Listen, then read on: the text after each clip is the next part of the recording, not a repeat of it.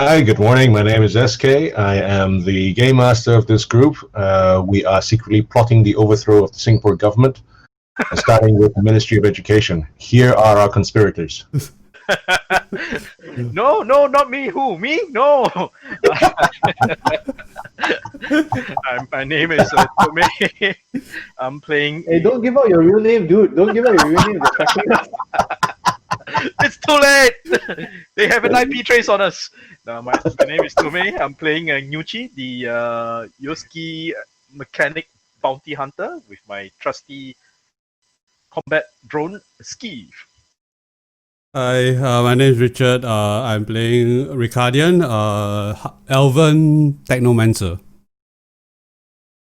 Hello. I am Casey. I am playing Rin Nova Daxamir, Solarian Lashunta, and wannabe social media star. And I have so much hate for the Ministry of Education. You think this is bad? You should have heard the 5 minutes before we started recording. Okay, there were vulgarities being hurled at MOE. I hate MOE so much. Okay. He's the ringleader. If anything happens, it's him. No, if I'm going down, you're all going down with me. I will finger all of you. Claim Jon Snow defense. I know nothing. You'll never get a 2A clearance in OSA anymore, ever. You will never get a 2A clearance. Hi, my name is Terence. I'm being held hostage against my will. They have threatened my family and my loved ones. I'm here unwillingly. If anybody hears this message, please help me. Oh yes, I'm also playing Anton Decker, a halfling operative. Alright. Now then. The first order of business is to smuggle in bazookas. I'm sorry, I can't let it go. So let's play the game of the day, right? The meta game of the game today, right, is to work in as many politically exposed persons into the conversation as possible, right? So if you're listening in, right, this is to help our dear friend Tome get an interview with. Hey guys, you're going to post this online. Can you like seriously think about it? This is the band's career here. I recuse myself because it's too easy. I would just insert random names as NPCs. You know what? Yeah, you're right. I can so see that. You need an uplifted bear. What is his name? We need a poo. Guys, I think we have a Chisundran situation here.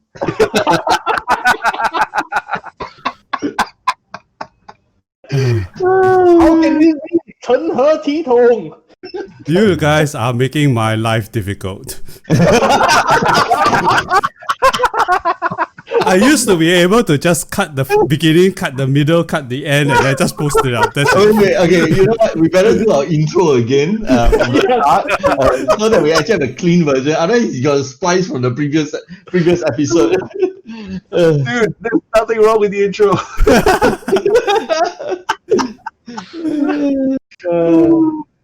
Okay. When last we left our 5 intrepid heroes, you guys were at Dr. Solstani's office, and you were checking out what looks like an abduction. No. They were checking out the office. I was checking out the professor. That's true. Yes, you were checking out a professor. Yeah. Not at all creepy. Okay, so Rin, can I take the video notes from you and put it on my AR feed?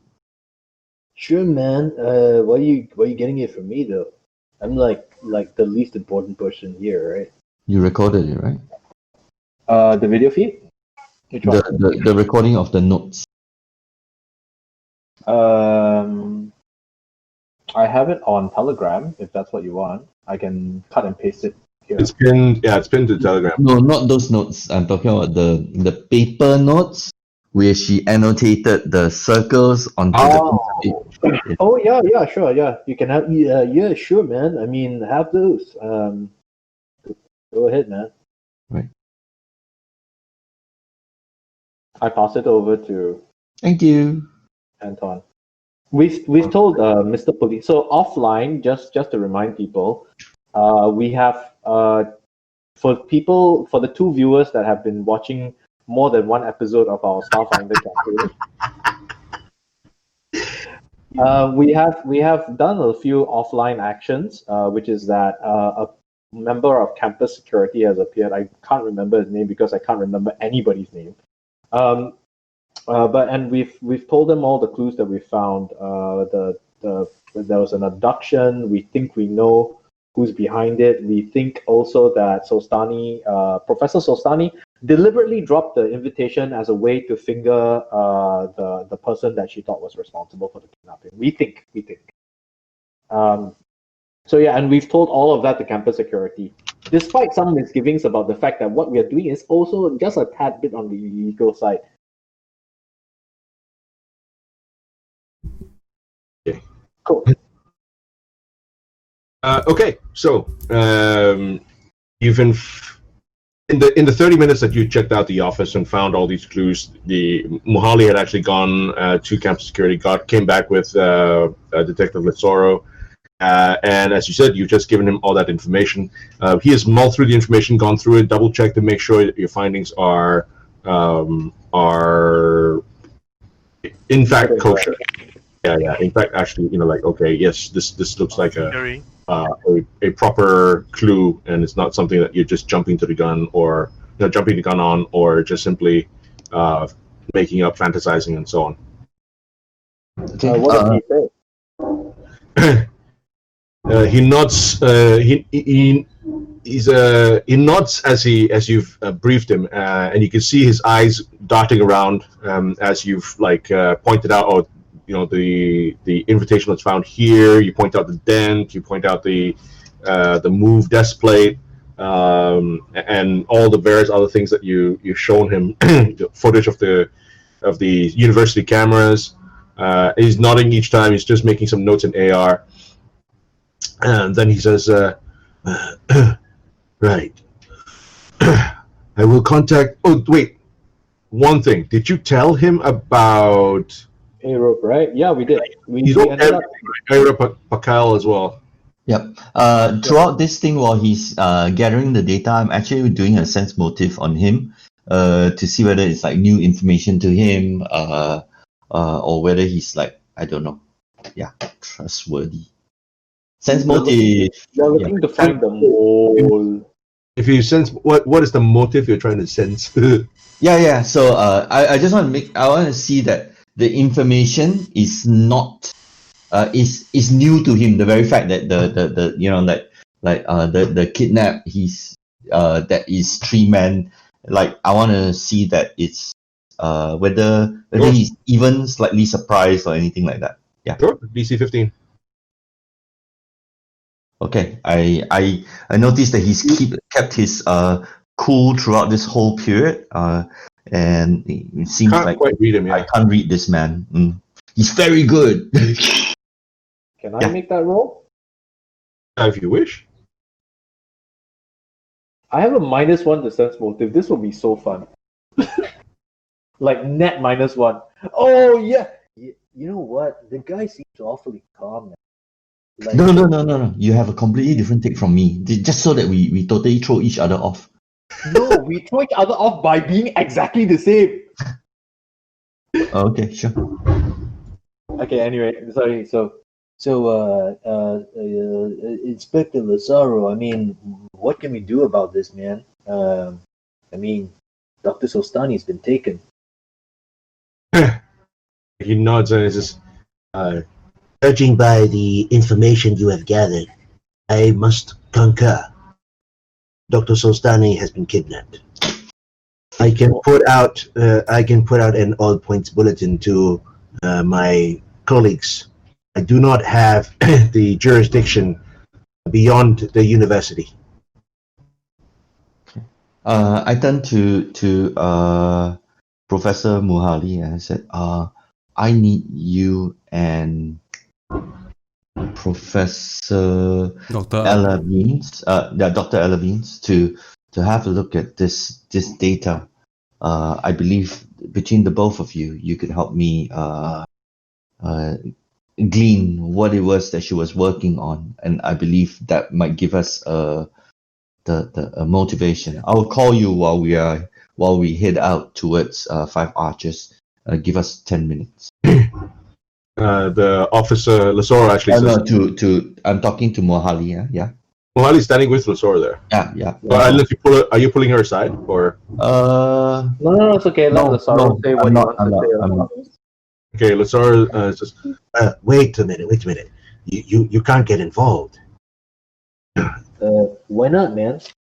You're not even, well, I would say you're civilians, but you're not even citizens of this planet.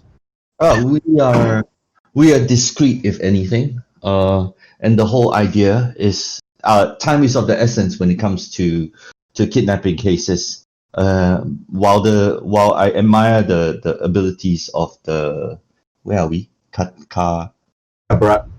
While I admire the abilities of the Kabarat enforcement team, every minute that we waste is a minute that she can be spirited further. If in fact most kidnappings after 24 hours, the kidnapped is never found. We totally understand that this is not authorized by the university in any way, shape, or form. We totally understand this. We're doing this of our own free will, and that we're going to, and we will go abide by the law of the. We will abide by the law of the planet and the jurisdiction that we're in. I've got my fingers crossed behind my back, by the way. And I'm absolutely clear that the university nor yourself have actually instructed us to do so. Lasor nods placatingly, puts out his hands. I understand your concerns, and you misunderstand mine. My concerns are that a civilian engaged, a non-citizen of this planet engaged in such things. We have very strict laws here. You are not able to do so. Even though you might be valued members of the Starfinder Society and your adventures with the Drift Rock might grant you some standing and recognition. Oh yes, I heard the news. It's not been broadcast on the planet yet, but I've heard the news. So I know who you are, but you misunderstand. We have very strict laws that do not permit outsiders from interfering in Machiavellian business. I would suggest that you perhaps just retire to your. Mohali interrupts, pulls him aside, talks to him quietly. They come back, and the Zora says, Professor Mohali. Turns to her. Mohali just says, I'm really concerned about Dr. Sultani. I've heard what, and he indicates the halfling. She indicates the halfling, and she says, I've heard what you've had to say. I would like you to continue to pursue after Dr. Sultani. Detective Lasoro has kindly agreed, and then here Lasoro steps back in and says, Yes. I'm amenable to providing you with a short-term deputation to investigate further. However, we must do things by Castravellian law. Noted. If you upload the law document to us right now, we will study on the way over. And any highlights to take note of? I will send you the relevant pieces. I also will register you now to show on the records that Kabarat University Police has deputized you. I must insist also that at least 2 of you wear surveillance bugs to provide some kind of accountability. And you will allow a pair of officers to shadow you at a considerable distance, of course. But in case of trouble, in case you need someone who's an actual peace officer, if you need to. Okay, I stick my wrist out and I say, "Well, tag me then." Anton, and I telepathically note Anton. You shouldn't be putting on that bracer. I don't care what the hell these guys say. You're one of the two people. Give the other to Nucci. Ricardian is still our chief hacker. This is all telepathic. Yep. Wait, just question. Can I think back to you? Can, right? I forgot. Yeah, okay. Yeah, you can. I say, Nucci and I will take the braces, man. That's fine. No problems. Nucci goes, "What? I will."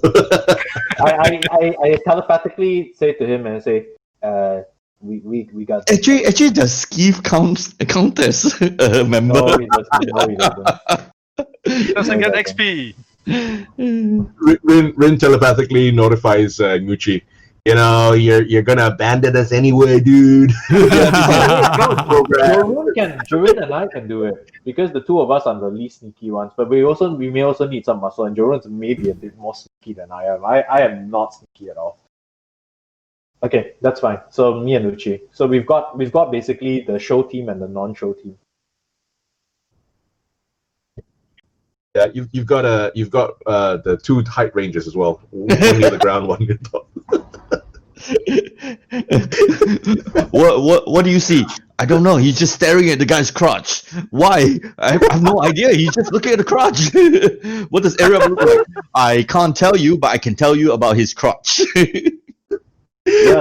Yes, he's looking King Jong-un in the eye. That's the first point for me. That's the first point for me. Ow, that's so bad. First point for me. I'm totally claiming the point. The point do nothing, by the way. It's like, yeah. Like, whose line is it anyway? Yeah, it's like, whose line is it anyway? Exactly, right? Okay. This is a poor man's.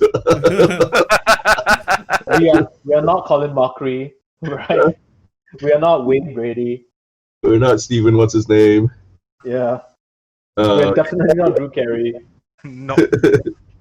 Okay, let's go. Sora continues and says, I believe that the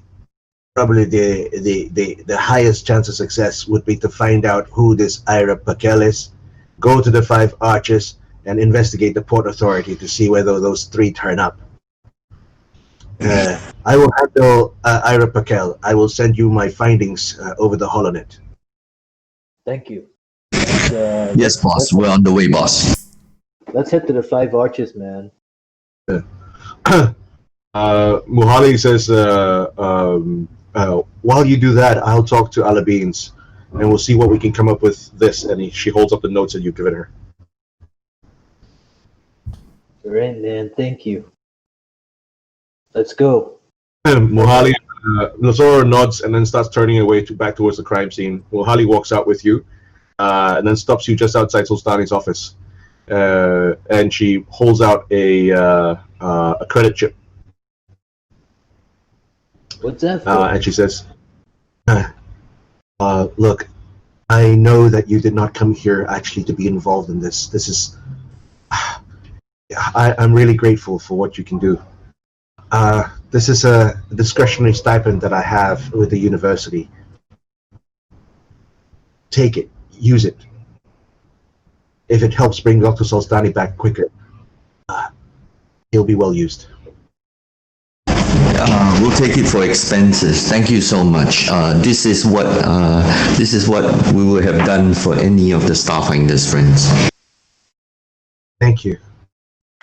Yeah, we take them out for dinner too, right?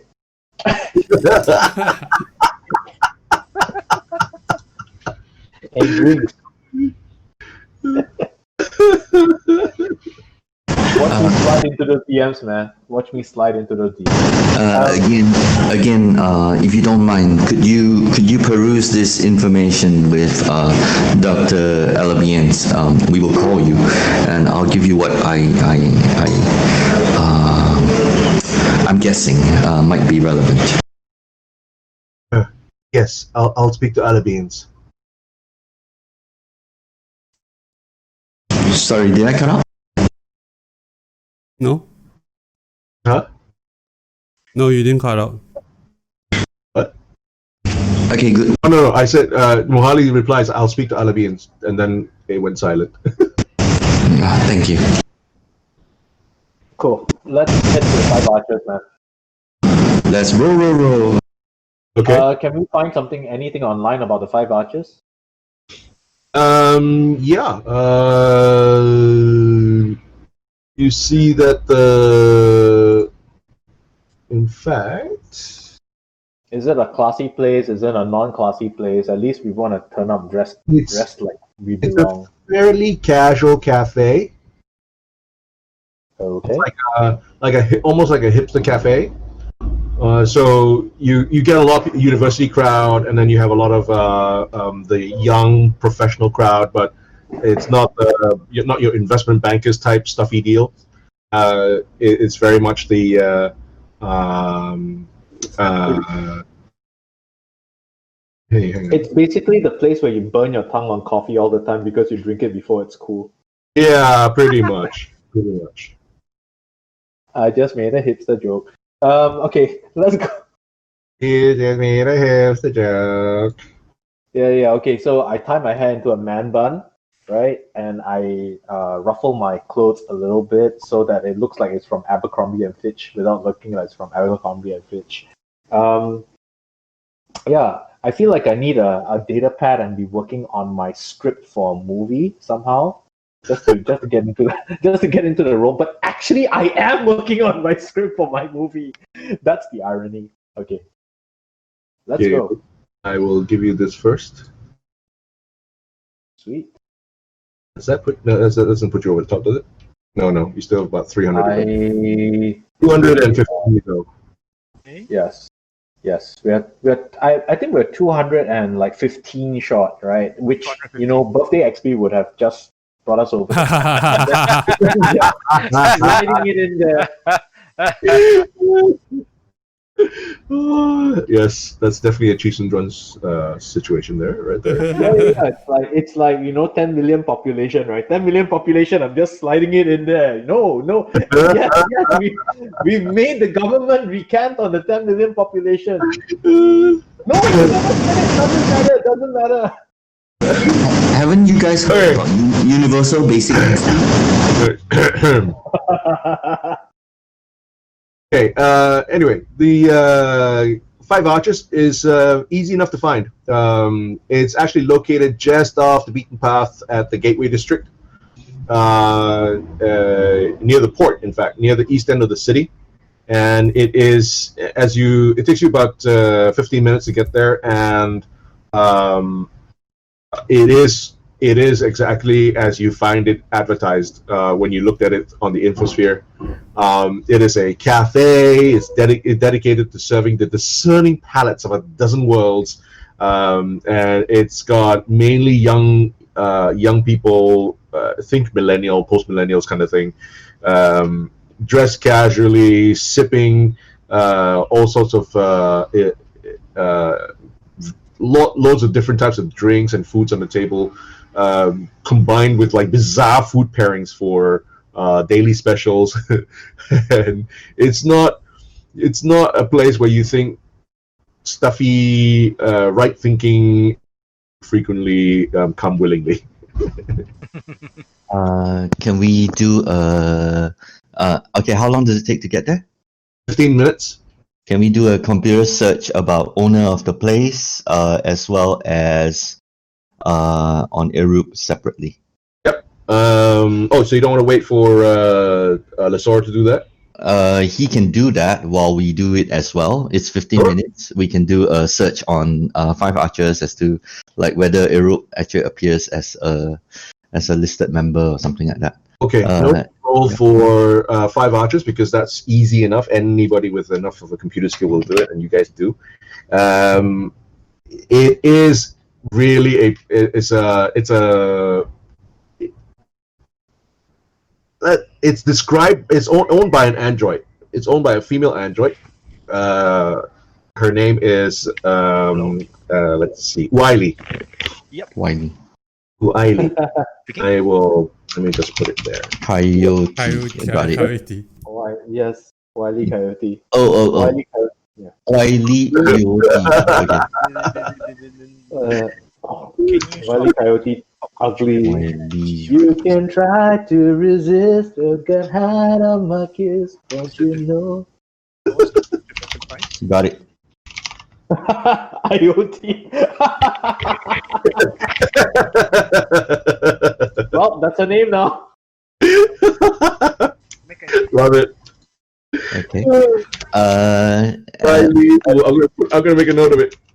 Wiley Wiley IoT. IoT. While we're at it, see if Ricardian can hack into its membership database to see whether Europe is like a frequent coffee drinker or something like that. Hold on, I'm just making notes of Wiley IoT.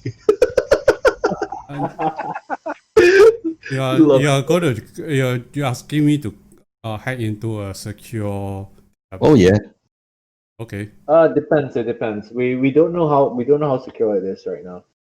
Okay. Anyway, the Wiley Wiley IoT IoT. UOT. Okay, Wiley IoT. It's a female android. She owns and runs the Five Arches. She describes it as an eclectic dive with an eclectic mix of food and drink, curated from the pack wells, all of the pack systems. So there were two eclectics and one curated already. I'm just waiting for the next hipster buzzword to be used. By all accounts, she on the infosphere, she runs a fairly efficient business. It's the only complaints that you find. They're all in good. All of the complaints that she has, they're all in good fun, because apparently it's a really nice place to visit. So she gets rave reviews, and marred only by her insistence on developing new recipes with her muted sense of taste. Is this a farm to table restaurant? Is this urban zen?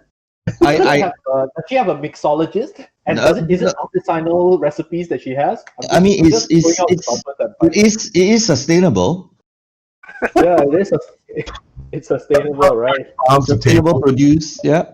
Not quite farm to table. I mean, it's from a dozen worlds. Yeah. She has artisanal pastries. Yeah. Yeah. Anyway, so she says she describes herself. She's a self-described aficionado of food, and she delights in creating authentic off-world cuisine that is utterly inconsistent. Okay.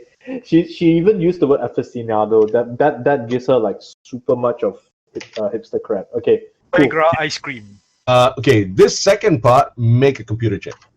You can make a computer check or a culture check. Computer check is going to be higher DC. Culture check, lower DC. Culture check will be 8. I'll make the culture check. I will make the computer check. Do you want to roll?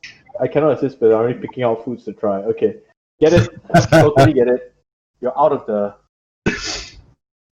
I roll a 14. Okay, you don't make it, but Ricardian does.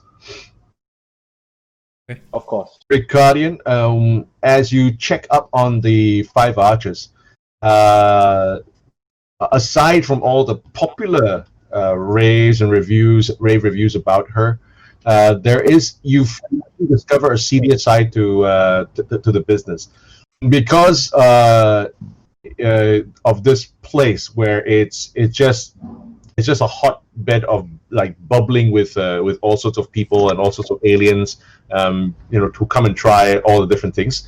It also attracts. It's a great place to blend. It's a great place to hide, and apparently she makes quite a significant income from various low-key criminals and gang members, who, by the way, know how to skip the menu and just order drinks. And you find this out actually because you note as you search on the infosphere, you note that one of the things that is consistent about her, that has been written about her, is her. Every single patron knows and honors her unwritten policy to take fights outside. So it's a safe place to meet. Okay. So even people from competing organizations can go there and meet. And it's not because she has some kind of clout. It's just because they like her so much. And so everybody just honors her wishes to just take all fights outside.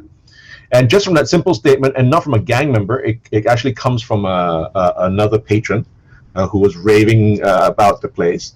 You actually follow through on that lead and find that actually there are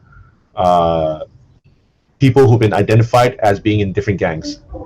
Not hardcore, just low-key criminals. Okay. Okay, it is not hard to miss at all. By the time you actually pull up in a robo-taxi, the place is readily apparent from the streets from a distance, from a block away, thanks to a huge glaring neon sign suggestive of numerous portals in the district. It's a riot of different worlds, souvenirs plastered against the walls, the tables, the booths, the benches, and all of them, each one of them bears like a name of the packed worlds or some of the inhabitable moons. Like, so, you could be sitting in the Liavara booth or the Aposte table or the Eox chair, that kind of thing. The Akaton table is a pile of dust next to the janitor's corner. Okay. You arrive. It takes you about 15 minutes, so the time now is roughly, call it 3:30. Examine the invitation. Does it have a specific table or specific location within the Five Archers? No, it didn't say anything of the sort. And when you get there, you see maybe about a dozen people, either nursing drinks or wolfing down food. And those people who are eating are getting snickered at by other people who are not. And there are about a dozen or more people. They're either alone or in pairs that you see. Hey, Anton, that's a challenge, Trying to eat the food. It's a challenge. Yeah, I guess I would be ordering drinks. You can see a However, large flashing board that says the daily special today is an unidentifiable avian cutlet smothered in like fig-like fruit compote and served alongside a mashed bitter tube from Triaxis. okay, I roll culture to look at the faces of the people who are eating that are not android, to see how much they're enjoying their food. I think that's a sense motive. I'm pretty sure that's a sense motive. Right? It's like Pretty sure they sense all motive to failed see their how many of contract. these guys are actually paying for their food, and sense motive to see like, Oh, I failed. Okay, just kidding. awesome, Okay. it looks delicious. Enjoying it. The superb cuisine here. No, but anyway, we need to start with the blend in portion. We actually start by ordering drinks, and is Wiley's face on the. Wait. Before you proceed, the other thing you said you did during the 15 minutes was trying to check up on Yes. Ira Yeah, Pakal. that's right. So who was doing that? It would still not be me because I was distracted. I think Nucci, right? Because by definition, the two of us were checking up on it. Nucci is the only person that. Okay, where'd you go? Computer check. Okay. Da. I see nothing, I know nothing. I plead the Jon Snow defense. She gets distracted by the pop-ups and started changing. No, he spelled name wrongly. Okay, so what you do get with that role is that you find a series of articles about elven ruins that he has published over the past 6 years locally here on Castrovel. And at first glance, he appears to be a moderately well-established academic. But most of his articles apparently have been attacked or criticized for being poorly vetted, or they are published where they're published. The articles are published in secondary kind of magazines, in third tier kind of magazines and journals, scientific journals. And they cite him as one of numerous secondary authors. So he's not like a He's not a Sultani. yeah, exactly. Yeah, he's not like the expert in his field kind of thing. The weird part about it is that, just to point out, Muhali and Alabians both don't know who this guy is. Correct. So yeah. Correct. Okay, so you can either make a DC 15 culture, life science, physical science, history, profession history check, or you can try for a DC 21 computer check. Can I make the culture check? Sure. Can I ask one question? Okay. Sorry. Was he listed as a secondary author for Zan's work? No, he wasn't. Okay. Good question. Time scale is wrong. Ricardian, do you want to make the life sciences role or the physical sciences role? No, he would have been. He's occupied actually with looking up. Okay. So I didn't make the role. I didn't make the culture role. Correct. So this is all the information you have on Ira Pakal as you pull up to the 5 arches. Now you can proceed. And then I flick the information to Ricardian and Anton as we reach the 5 arches. Yep. That's cool. Okay, your pop-up is blocking my menu, man.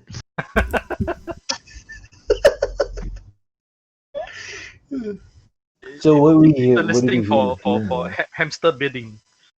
The robotaxi drops you right outside at the entrance of the 5 arches. Nobody really takes note of you. There are other robotaxis going by. There are passengers alighting and passengers getting on.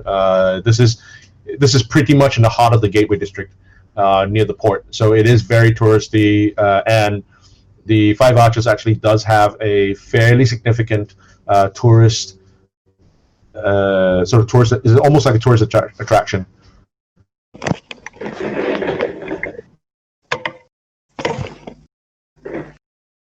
Look around, I guess. Okay, I'm looking out for Wiley's photo or something like that. Like for Wiley based on her photo.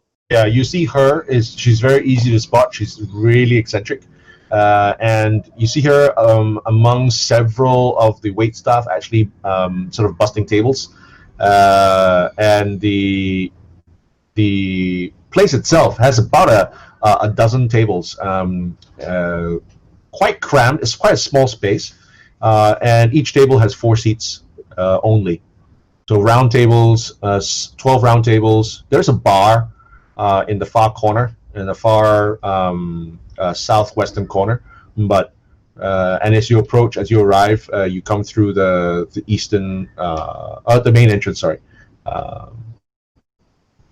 So yeah, you do see her there, and it is about half the tables are occupied right now.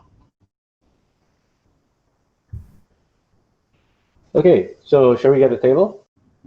We shall. Yeah, Okay. in a more in a corner of the rest of the place, and actually Helping to order second breakfast. specifically, I asked for Wiley. I asked for Wiley to have a short discussion with us when they come and take our order. Sure. Okay. You just take a random seat. In a corner is a more secluded, so that less listeners. Okay. Pick one. We came in. Yeah. Okay. The main entrance is here. Sorry, right there.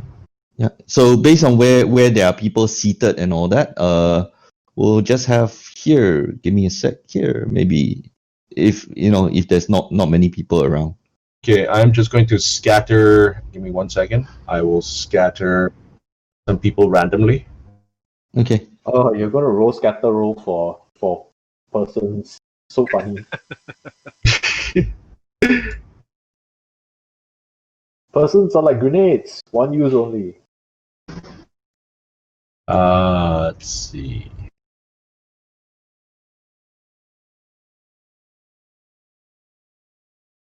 Ooh, it's crowded. 7, 8, 9. It's crowded if you apply social distancing. If you don't, it doesn't matter. Yeah. Okay, there we go. Okay, we sit at the bar. Okay. Cool. I pulled. We could sit at the window if you wanted as well, but yeah, we can sit at the bar. Anton will sit nearest to the food, wherever that is. The presentation is really good. The taste is boring. Okay, you sit at the bar. How many of you are there? There are 5 of you. So yeah, all the chairs are occupied. As in, you occupy the entire length of the bar. Hmm. And Steve can sit right at the end. Cool. Hey man, so we're gonna ask some questions here, right? So first we order drinks, of course. Solar flare, please. Like the only drink I know. I order a coffee-based drink, like a caffeine-based drink. Coffee laced with solar flare, please. Hackathon coffee. Hackathon coffee is Hackathon coffee. just the grounds, I like right? that. Just the grounds of the coffee, right? And you have to like chew the grounds. No, it's probably Hackathon coffee is you need a sock that has been. That No, has no, been- no. Yes, yes. No, Akiton coffee is the ground where the coffee would have grown. It's not ground. It's not ground coffee. It's literally the ground. Okay. All right. Anyway, you sit down at the bar. There are several bartenders behind. They are quite busy, actually, making drinks that are being served to the tables.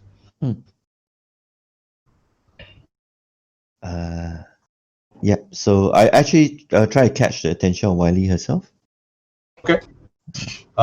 She's moving around the table, speaking to people who look like regulars. And she, one of the other waitresses actually notes that you raise your hand and comes over to you. Good afternoon to you guys. What would you have? I would like a Blue Hill coffee, please. Okay. Also, can I please ask to speak with Wiley, please? Oh yeah, sure. She takes your orders. Then you can see her go over to Wiley, and after a moment, after she finishes talking, Wiley walks on over. Hi, my name is Anton. Oh, Hey, Anton, welcome to the Five Arches. I'm Is it your first time? Yes, it is. I'm so sorry, but I'm here on official business. A colleague of ours was kidnapped, and I understand the clues have led us to this place. We're looking for an individual by the name of Ira Pakel. I'm hoping that you might know of him. Sense motive roll. What? Sense motive roll. Go ahead, go for it. So I sense motive, is it? I'm rolling sense motive because Sure. we are not paranoid, right? Oh, I'm not. I'm making my horrible sense motive roll. It's an 11. She's an android. It's like seriously, what you want? She is. Yeah, anyway. Okay. No. Yep. So. Okay. Go ahead. Okay. I come to the wrong conclusion, whatever it is.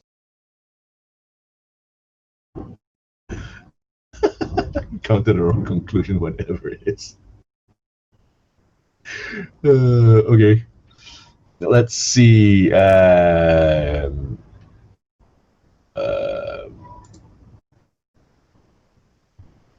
Oh, is she good looking, by the way? Oh God. No, not really. Oh, darn it. And she's like, after her little joke, she says, Ira Pakal? Ira Pakal? It doesn't ring a bell, honey. Do you have a photo yet? Yeah. No, you don't have a photo, unfortunately. Who do you think he kidnapped, and why do you think he came here? He actually sent an invitation to this location to meet with our colleague, so Dr. Sostani. Dr. Sostani. Oh, Dr. Solstani. Is she like a a medical doctor? She's one of the professors at the university, man. And yeah, I mean, anything you could do to help us out is gonna be helpful. Anything at all. I'm activating my detect thoughts. And I'm focusing just to see what her thoughts are. That's actually good. Well done. Oh well. Yeah. She gets a +2 to the saving throw though. So to tally. Yeah, she won't. I mean, she's got nothing to save. I wonder if I should add paprika to the next dish.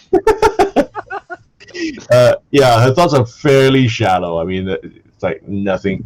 I don't know anyone by that name, honey. But I'll keep an eye out. This sounds important.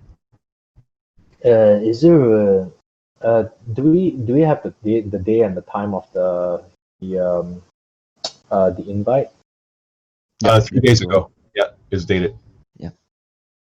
Can we also get the photos of the 3 people and the port authorities and the 3 people that supposedly broke into the Good one. the Sostani's office? Yeah, you could do that. Okay. And it's just to crop their faces and all that, right? Just to show that it's not in the context and all that. I just say, what about these 3 gentlemen? I mean, do you know who these people are? Have you met them before in this outfit here or something? Oh, that's rather dark. I enhance it. I can. Just give me a moment, right? I can do my profession videography to enhance the photos if I need to. I would assume that you would have done to get the best picture you could, right? Yep. Yeah. She looks at it. Yeah, give me a second. This one looks a bit familiar. Oh my goodness, where have I seen him? Oh my. Let's see. Oh my goodness. No. I know all the Port Authority guys, and these aren't them. Really? Hold on. Can I take this? You give it AR, right? Yeah, sure. Let me go ask a friend of mine. I think that he would be able to help. And then she walks off. Thank you. Actually, I keep an eye on Ricardian. Actually, Ricardian. Are you able to hack the cameras for this place? Maybe 2 and 3 days ago, so we'll be able to see the people that were here. Just assuming that I can get the signal. Yeah, let's see. One of the I'll patrons. detect them. One of the patrons comes over from the tables just next to you, and next to Rin, and very low. Nucci can hear it because he's in between Nucci and Rin, and he, in a very low voice, he says, "You're looking for Ira Pakel?" Yeah. What's it to you, man? I mean, not in a hostile way, but neutral. What's it to you, man? Can you get a perception check? Me? Sure. No. Only Only Rin. And I telepathically call out to Anton, and I say to him, "Someone here is looking for Ira Pakel." He it's a Lashunta.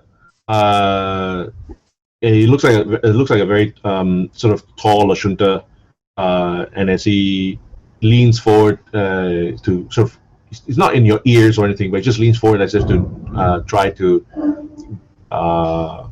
be a little bit more discreet. And he leans forward. He says, "How do you know Ira Pakal?" We know him in passing. We're just looking for him. He's supposed some kind of expert on elven runes, and we wanted to talk to him about that. Huh. You interested in going to the Elven Ruins? Possibly, but we need to speak to Arab first about it because something about writings and stuff like that. Know anything about it, sir? I didn't get your name. Well, I might. Tornus N. Thomas N. Nice to meet you, man. Yeah.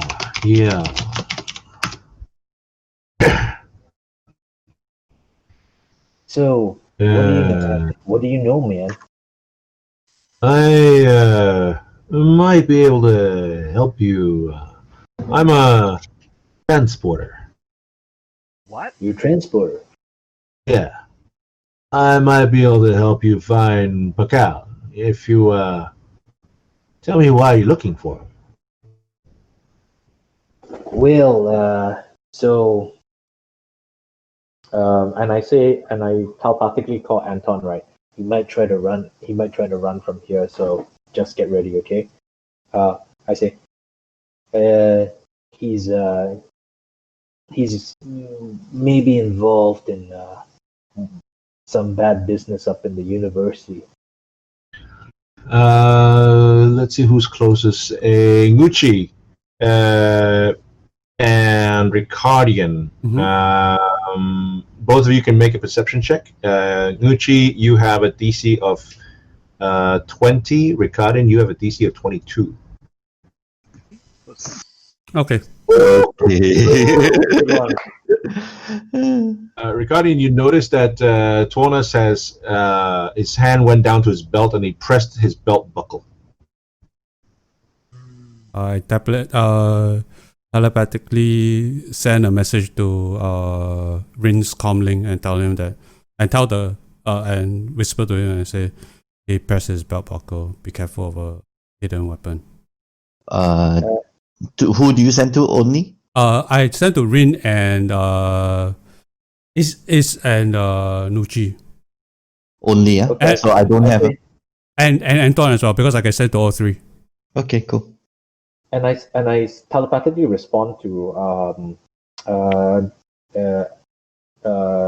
Ricardian and I say, could be a signal device. Can you find the signal on that thing? Okay. So what's it to you, man? I mean, Okay. Just to note. To GM, right? When he moves, I will move as well.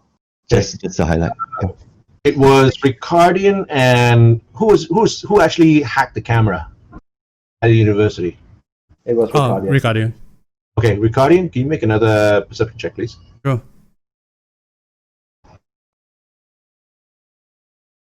17.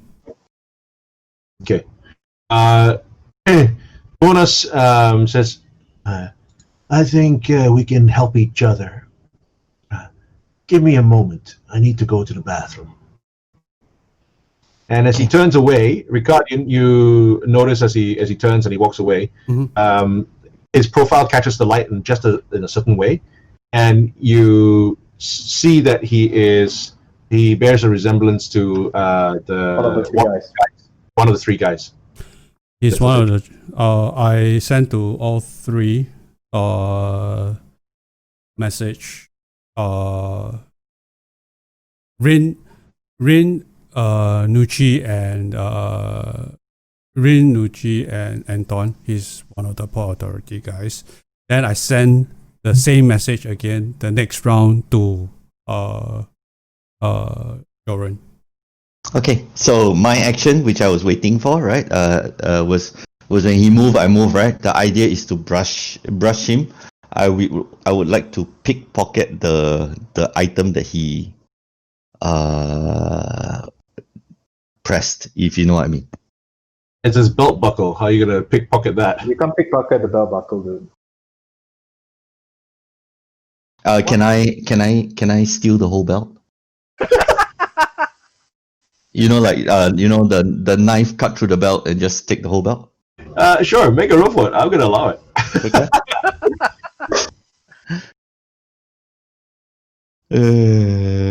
While he's doing that, I'll flip out my custom rig. I'll scan for signal. Oh my god. Okay, I'm using my daily reroll. 14 is definitely not enough. Hey. It's 14 again. Okay, wait. Now it's for him to make a perception check. Yep. I will give him. You're gonna jostle him in some crowded thing. I'm gonna give him a -2.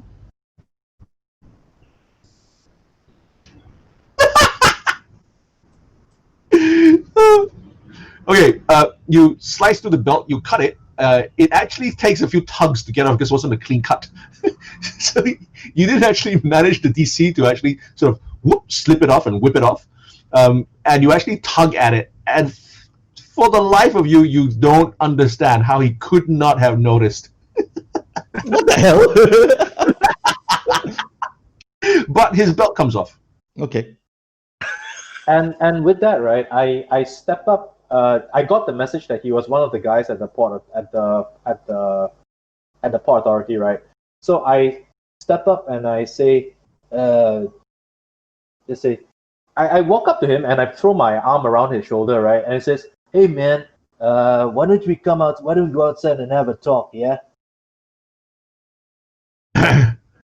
Yeah, I need a bathroom first.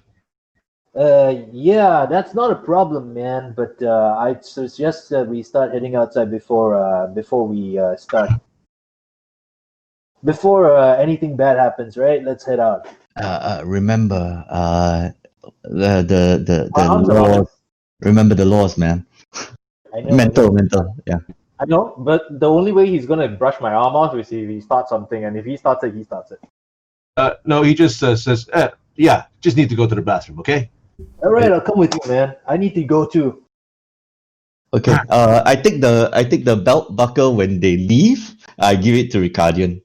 Yeah. Work this. See what it sends. I'm going with him. My pass arm is it around him, by the way. I pass it to Nuchi and then say he's the one with the sensor. Oh yes. Okay. Pass to Nuchi. Work this. See what it sends.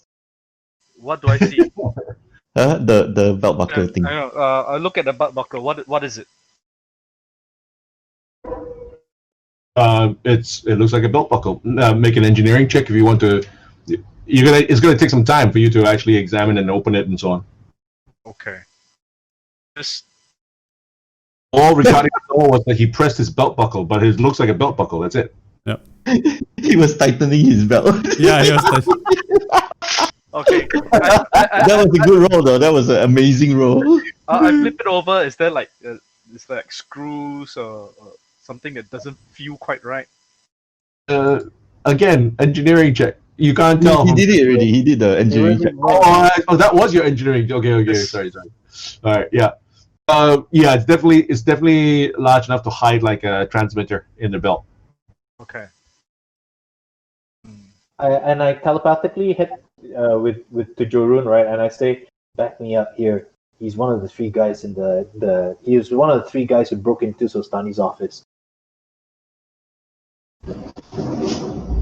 Okay. Uh-oh.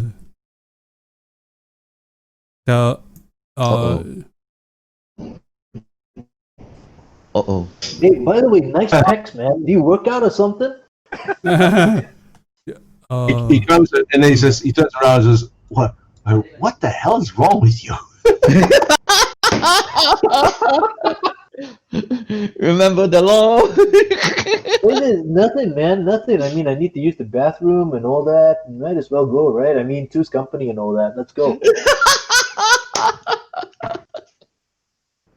Okay, he stops you. He stops right there. He turns around, and you see these two guys at the table, and they push aside their jackets, and you see weapons, their hands on weapons that are actually at their belts. Tornus does the same. He flashes a smile back, a rather cocky smile back, and he says, Now, you're coming along with me, you said? You're going to tell me everything I want to know about Pakal. That's awesome, man. Sure. Where are we heading out to? I say three guys on the table with weapons, man. okay, I'm going Are to they- just roll to see whether he notices. First of all, Rune needs to make a stealth check. Ooh, nice. Good Ooh. roll. And, Ooh. okay. While he was talking, the other two were also paying attention to you. Jerome comes up behind him. Okay. She sticks you see something, you just don't know what. She closes the distance beat right behind him, presses her body right up against Tornus's back, and you can hear her lean forward into his left ear and said, "Oh, I wouldn't." The other two guys react, and they're about to draw weapons. Jorun looks at them, shakes her head. I go to the. Looks over. I go to what? Yeah, I go to. Yep. It says you got it covered. Well, didn't they say that nobody starts a fight here in this restaurant? Yeah. It's I telepathically called Anton. We got three guys with weapons over here where me and Jerun are having a party. You want to step up and start asking some questions. So I just want to ask you a question. I look Thomas right in the eye. Where's Dr. Solstani? Ricardian. Mhm. Nucci. We're about to roll initiative. Let's move. No hands on weapons, no nothing, not starting a fight, right? Hands open up there and I just say, where's Talk Dr. outside. Solstani? Yeah. So let's move first. Where's Tuan? Where's who? Tuan is here. Tonus is here. Bonus. Not Tunas. Yoli. Wiley. Wiley Yoli. Wiley Yokoti. Wiley Yoti. She's not there. She went into the back office. Ooh. And I say to them, so, all right. Don't forget, you've got two police officers that are assigned to you. Huh? Yep. Oh, I okay. know. Can we call for them? Yeah, if you want to. Let's call for them. It'll take them time to arrive anyway. They acknowledge as it. Rolling in. Be there in 8 minutes. I say, Sorry, not 8 minutes. It's eight rounds. Sorry. So Okay, thank God. oh my God, they're the Fight Hong will be Kong over police by department. Not that far. Yeah, so I say to Tonus, where's Dr. Solstani? Don't know who you're talking about, man. Really? Yeah. I could have sworn you looked really familiar. She shrugs.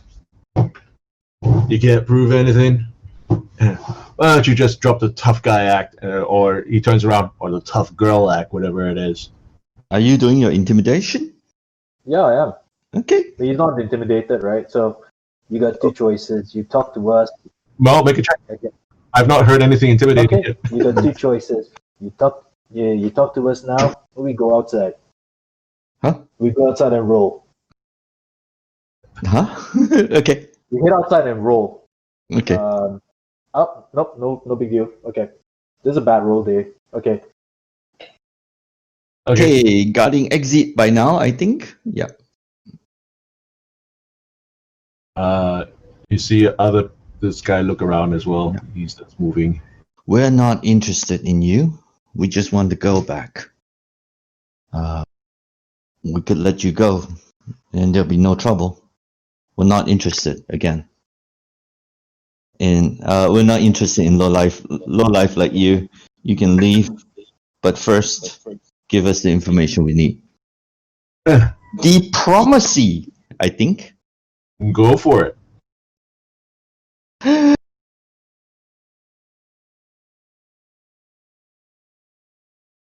Okay. Ish. Okay. That was a fail. Okay. The guy looks at you. As this. He takes a seat. He's still got his hand on. He's still got a hand on what looks like a pistol. His goons, his other two compatriots also do the same thing. One guy, you can see, is positioned himself towards the door.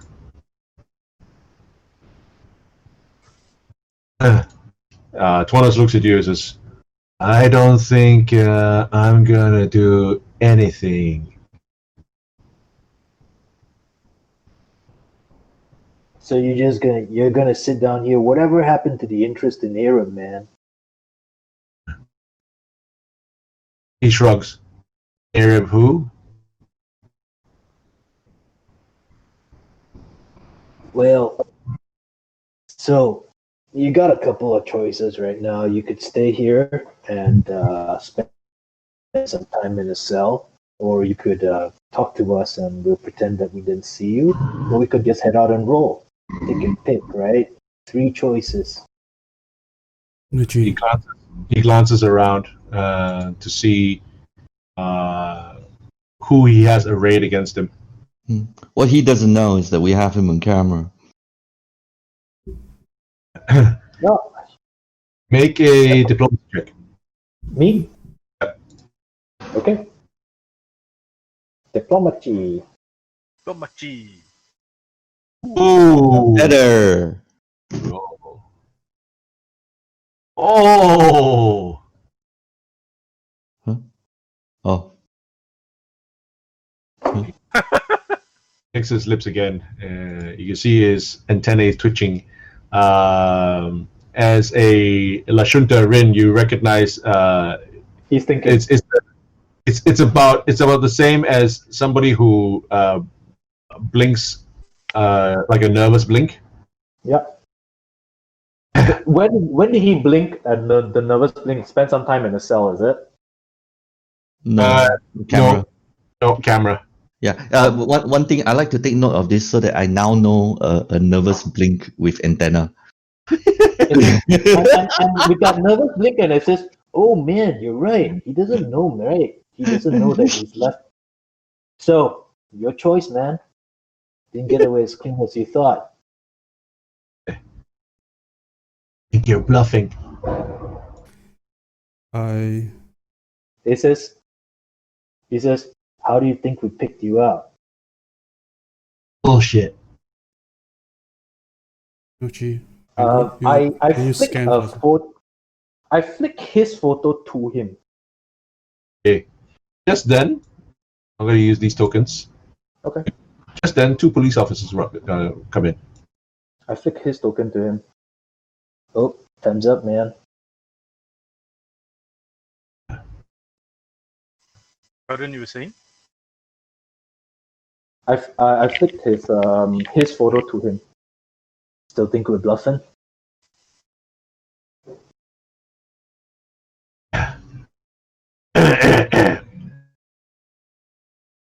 Alright.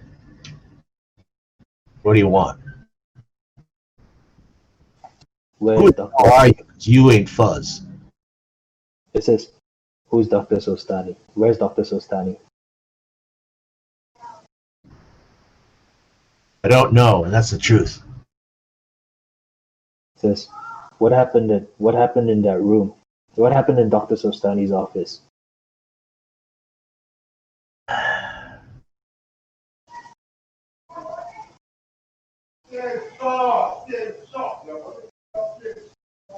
Alright, look. I'll help you. And in return, I want a guarantee. Depends on how much you help us.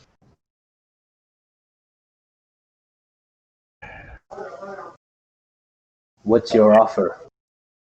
You guarantee my safety and that of my two boys. What? What do you say? Sorry. Guarantee his safety with his and his two men.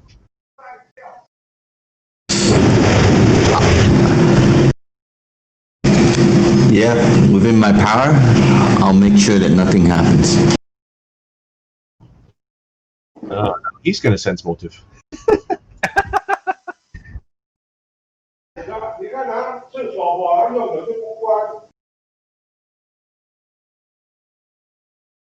Okay.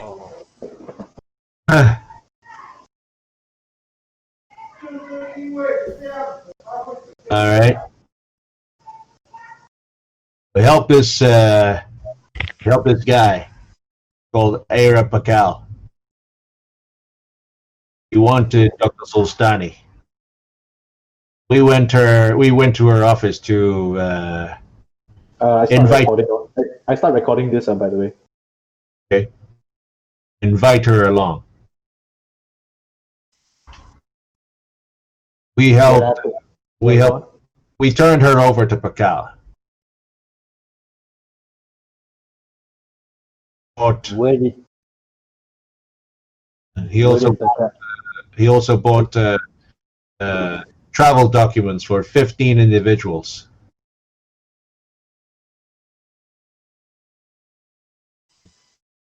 where were the travel documents to? For Halu Point. How long ago? 2 days ago. Then the travel was for that day itself? A week. You got the copies of those documents? No, man. You think I'm stupid? Where did you hand him over to? When did you hand Dr. Solstani over to him? 2 days ago. Where? I said where, not when. Just outside, on one of the corners, just outside the university. Hey. Where were they headed? To Kulu Point. That's the Halal Point. Yeah, it was to allow the visas were allowed to allow them to actually use one of the local portals here to reach there and give them authority, give them a permission to go to Ukulam.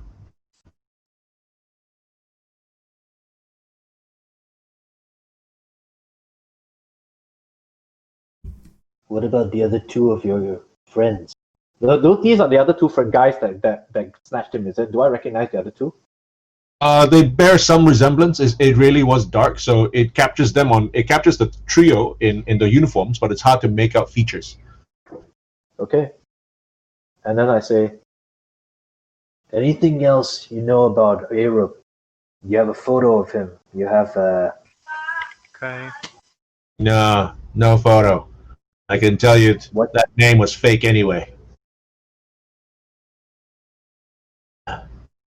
He had ID when he first came. I know counterfeit when I see it. My business. I see. And you're looking for him now because he's landed you in a world of trouble, is that correct? Not quite. I always had my suspicions about the guy, but he paid well. Thing is, he didn't pay me the full amount. He stripped you. Yeah. God damn it.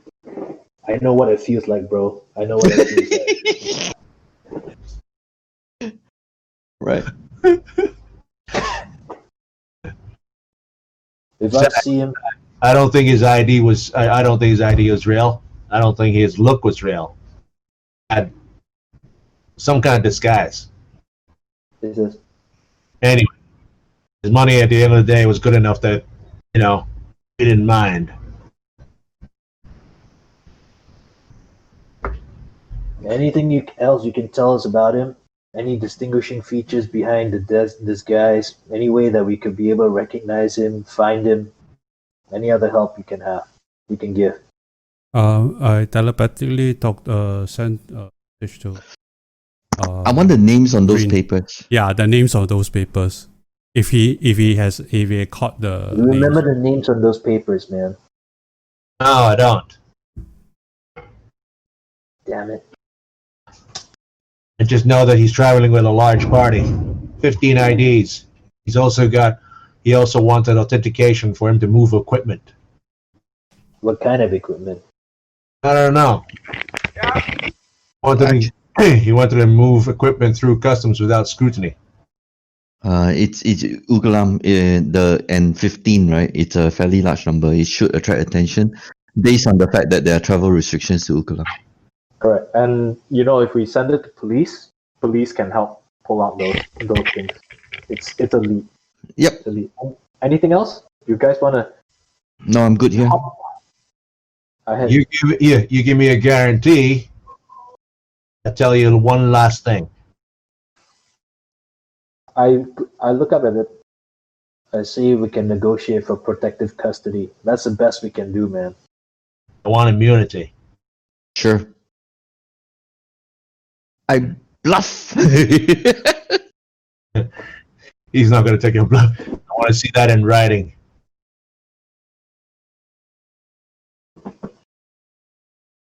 Contingent on us getting Sostani back. I don't see a problem with that. I look to I don't see a problem with that.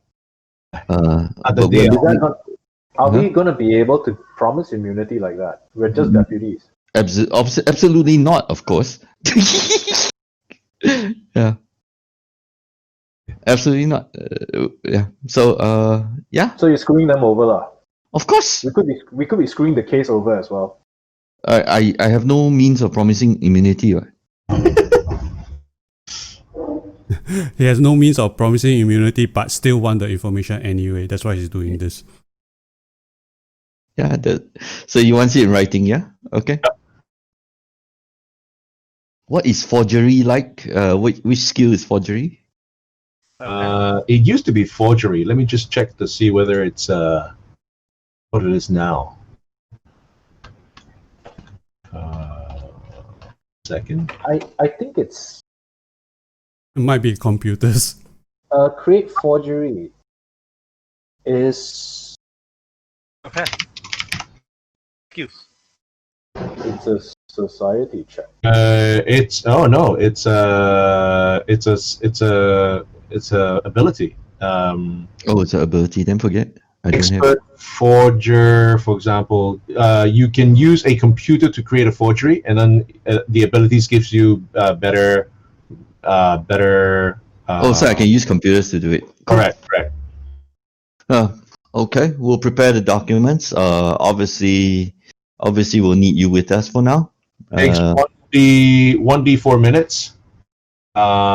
You roll. Get Ricardian and Nucci to help you. Yep, but I can't do this in this room. We need to leave with them. Take them into custody. We'll prepare their documents. Says Okay, the two police officers come in and they arrest. They take the not arrest, but they detain Irap and his two associates. Not Irap, sorry. Spooner. Damn, was Arab here all along? Dang! We see somebody leaving for the toilet again. The toilet is the bottle. do we have inspector what's his name's Comcode. comcode? Yes, you do. Because so I said, Anton, you got to talk to the inspector and tell him that the visas to Ukulam, party of 15 left about a week ago. Yeah. Call the boss. It's Send not a him week the. ago. It's not a send week him- ago. It's 2 days ago. 2 days 2 ago. days ago. But it's going to be there for a week. So I call the boss and I simply send him Rin's recording. But you have to tell them, annotate it, lah, dude. I mean, Yeah, send the recording. You have to go through the entire thing just. Of course, yes. Boss. Lazaro answers his com code. Hello? Hi, this is Deputy Anton Decker speaking.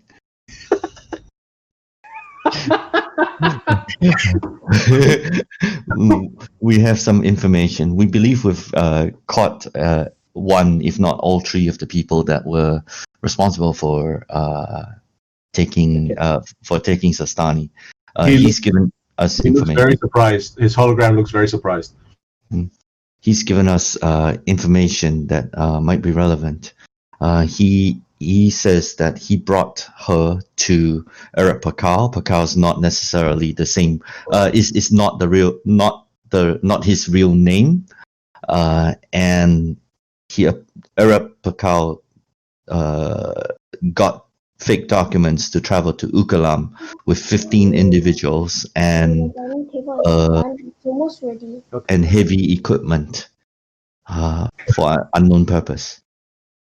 This would have, if anything, if anything, they should probably have already left. And as such, if you can use that information to get to tell us where they might be headed.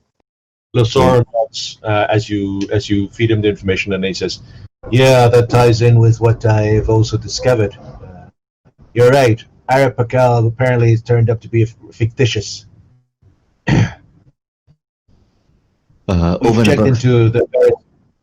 We've checked into his identity, and there's no such person on Castrovel. In fact, there's no such identity anywhere that we can find on our Pact World's shared criminal database system. Look, the other thing is that someone able to manufacture this kind of identity is not an individual. It's not some small-time hood. It speaks of a very well-organized syndicate. If they're moving heavy equipment to Ukulam, that suggests an expedition of sorts.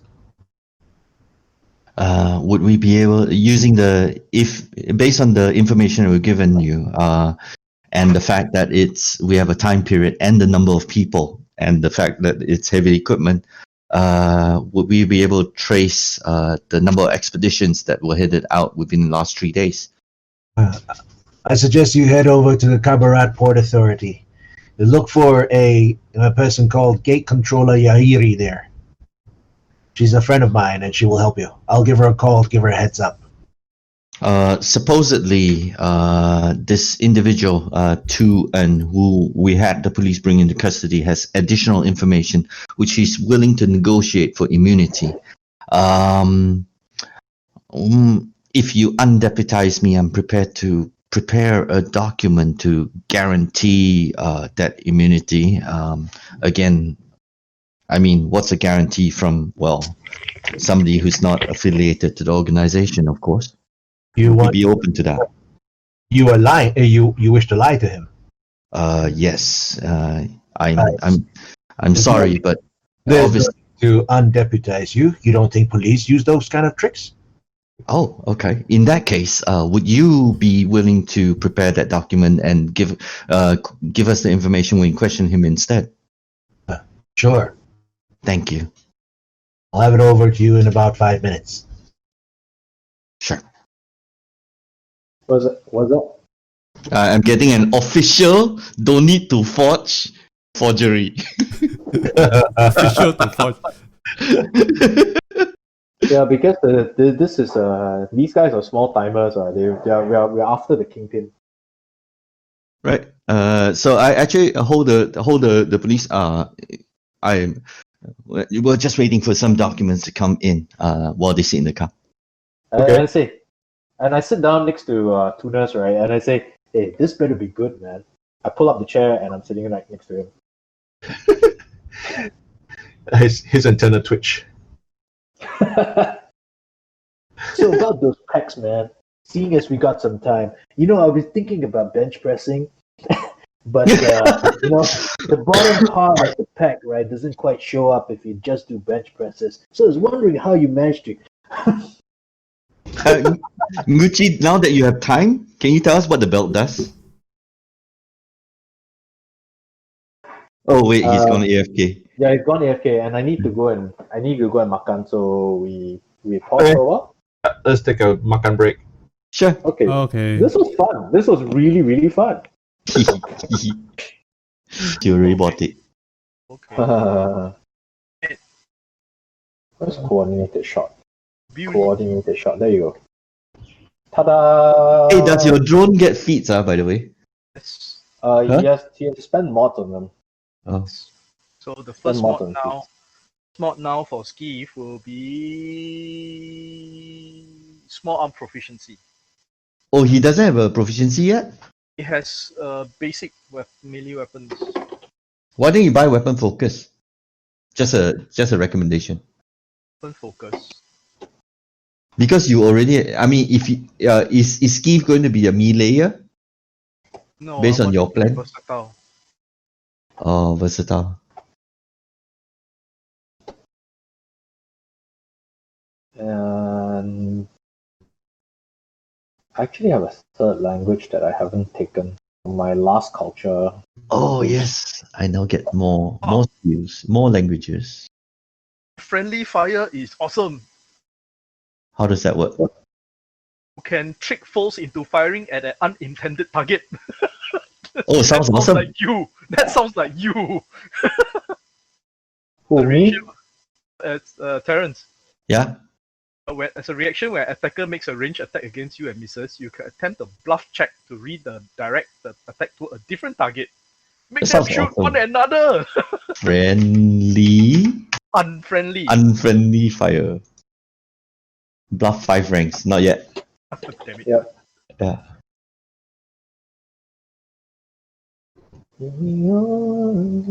Okay, what else does a third level Solarian get? I should be getting a whole bunch of weapon specs, but I have to get it manually because it doesn't show up in the class feature, right? Oh no, it does. It does show up in the class feature. There you go.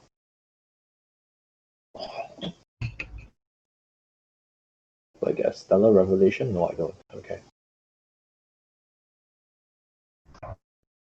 Solaren. I'm a Solaren. Solaren have. Yeah, it's still 1d6. Okay.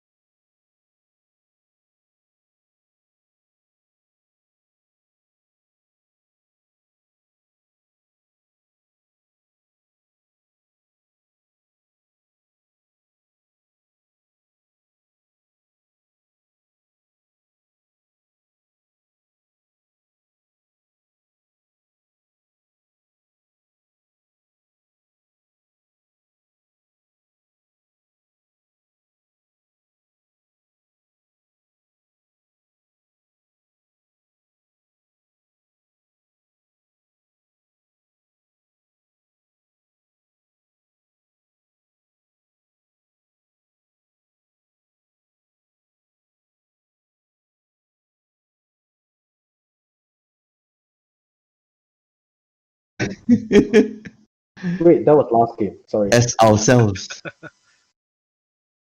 I say that's alright. But I hope that we find her. I telepathically ping Ricardian and go fungal spores. What the hell? Do you wanna? It really Okay. Sounds depends like on something what. to. It really depends on what the fungal spore does. Is it native to Ukulam or Castro? Or In fact, the fact that he transport there is obviously it's not a Ukulam fungal spore. The fact that Ukulam is like this protected area, right? If it's anything, it would be like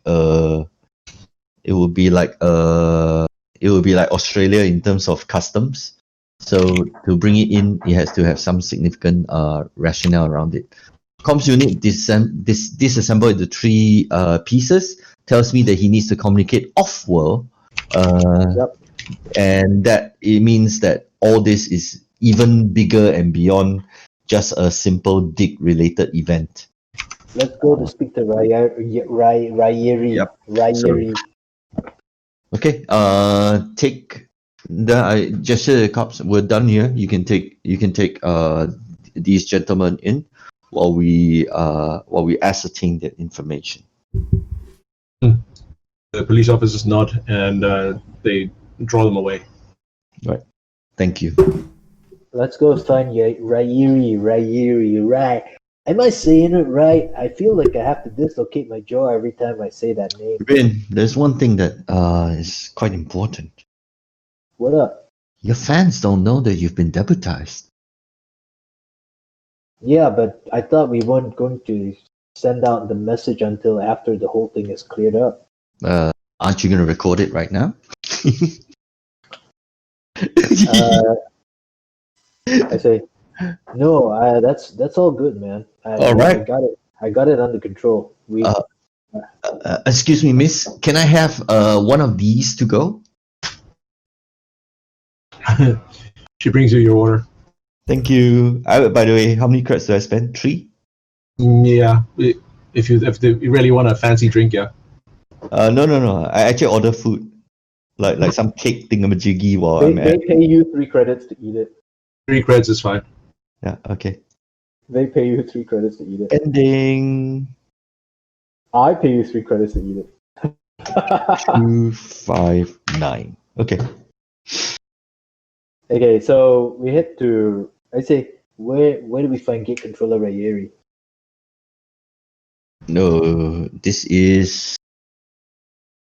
He Aodara. said something about the port district or something. Port. The Ayadara facility, Yep. Okay, let's go there. the one that you went through. Yeah. Oh, the gateway port. Okay, got it. Yep. Call a taxi. Okay, robo taxi takes you there. It's literally around the corner, about a short 10-minute drive. Right. Okay. Meanwhile, in the 10-minute drive, I actually call back to Muhali and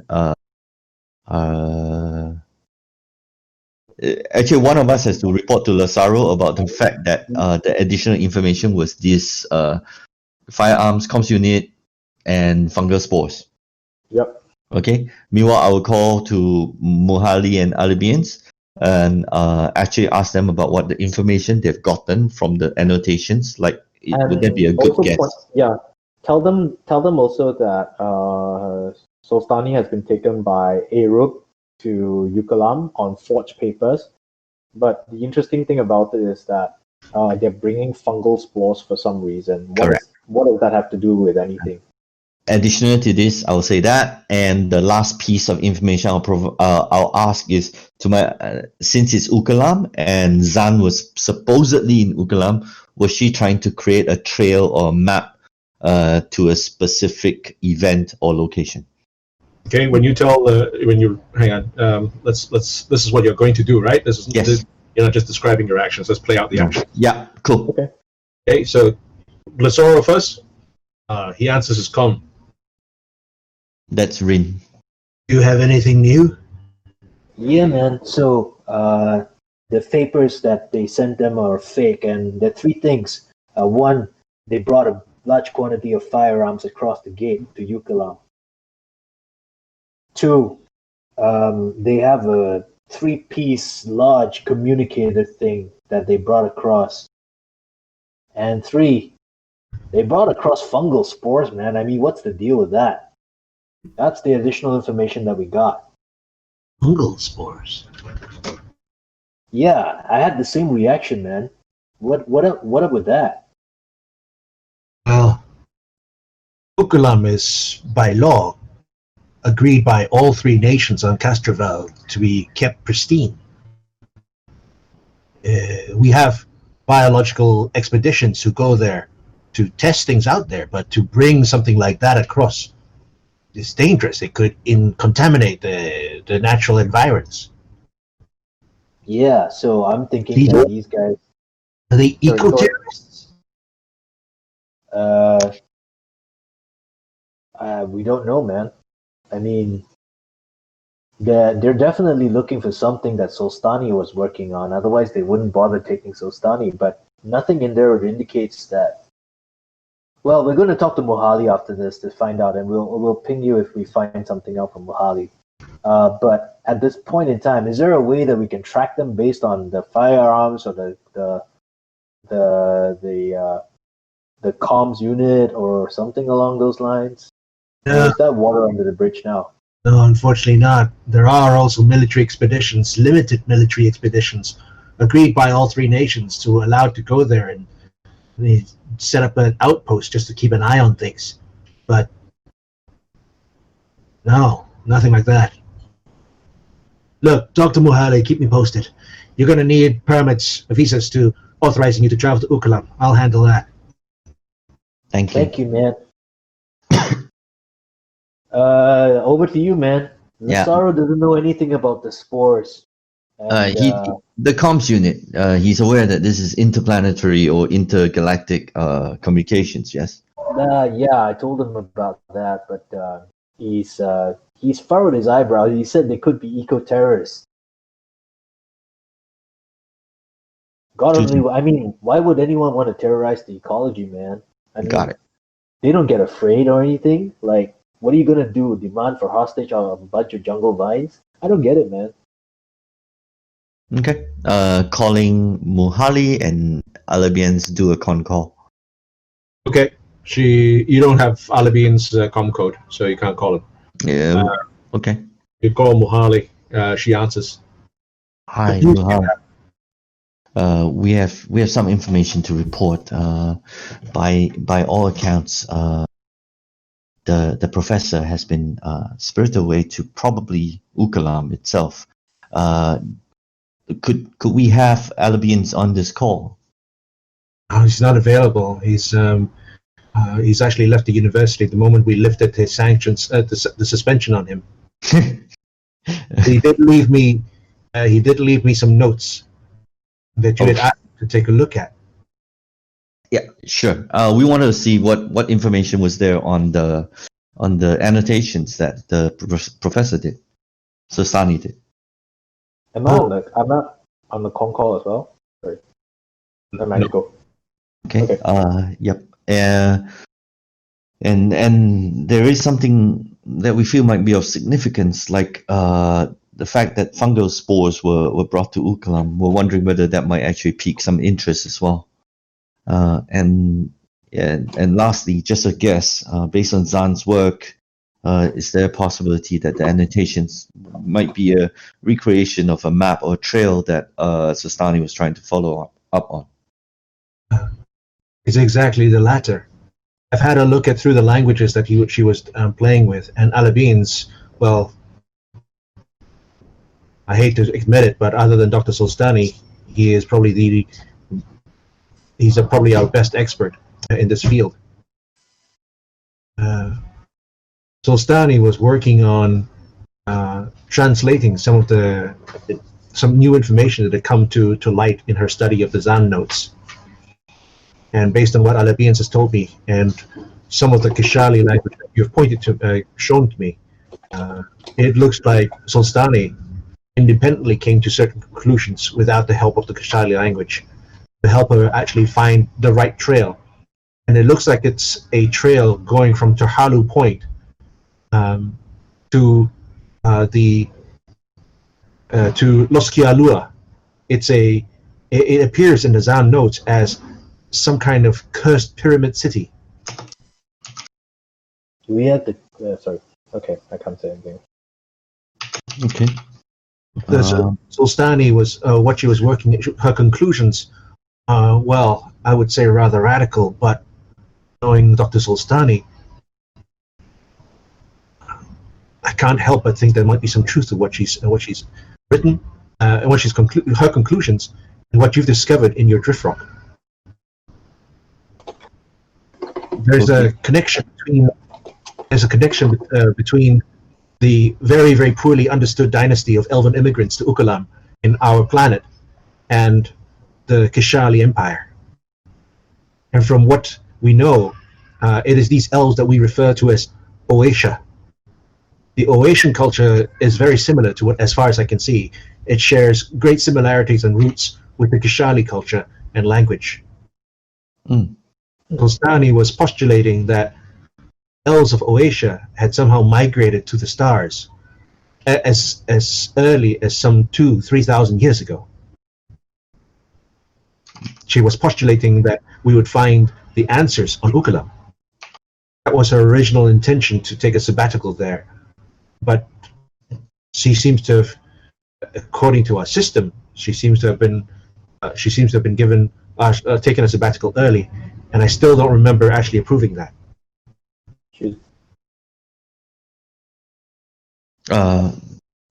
Based on what we know, she was probably kidnapped, so somebody must have triggered it such that the sabbatical.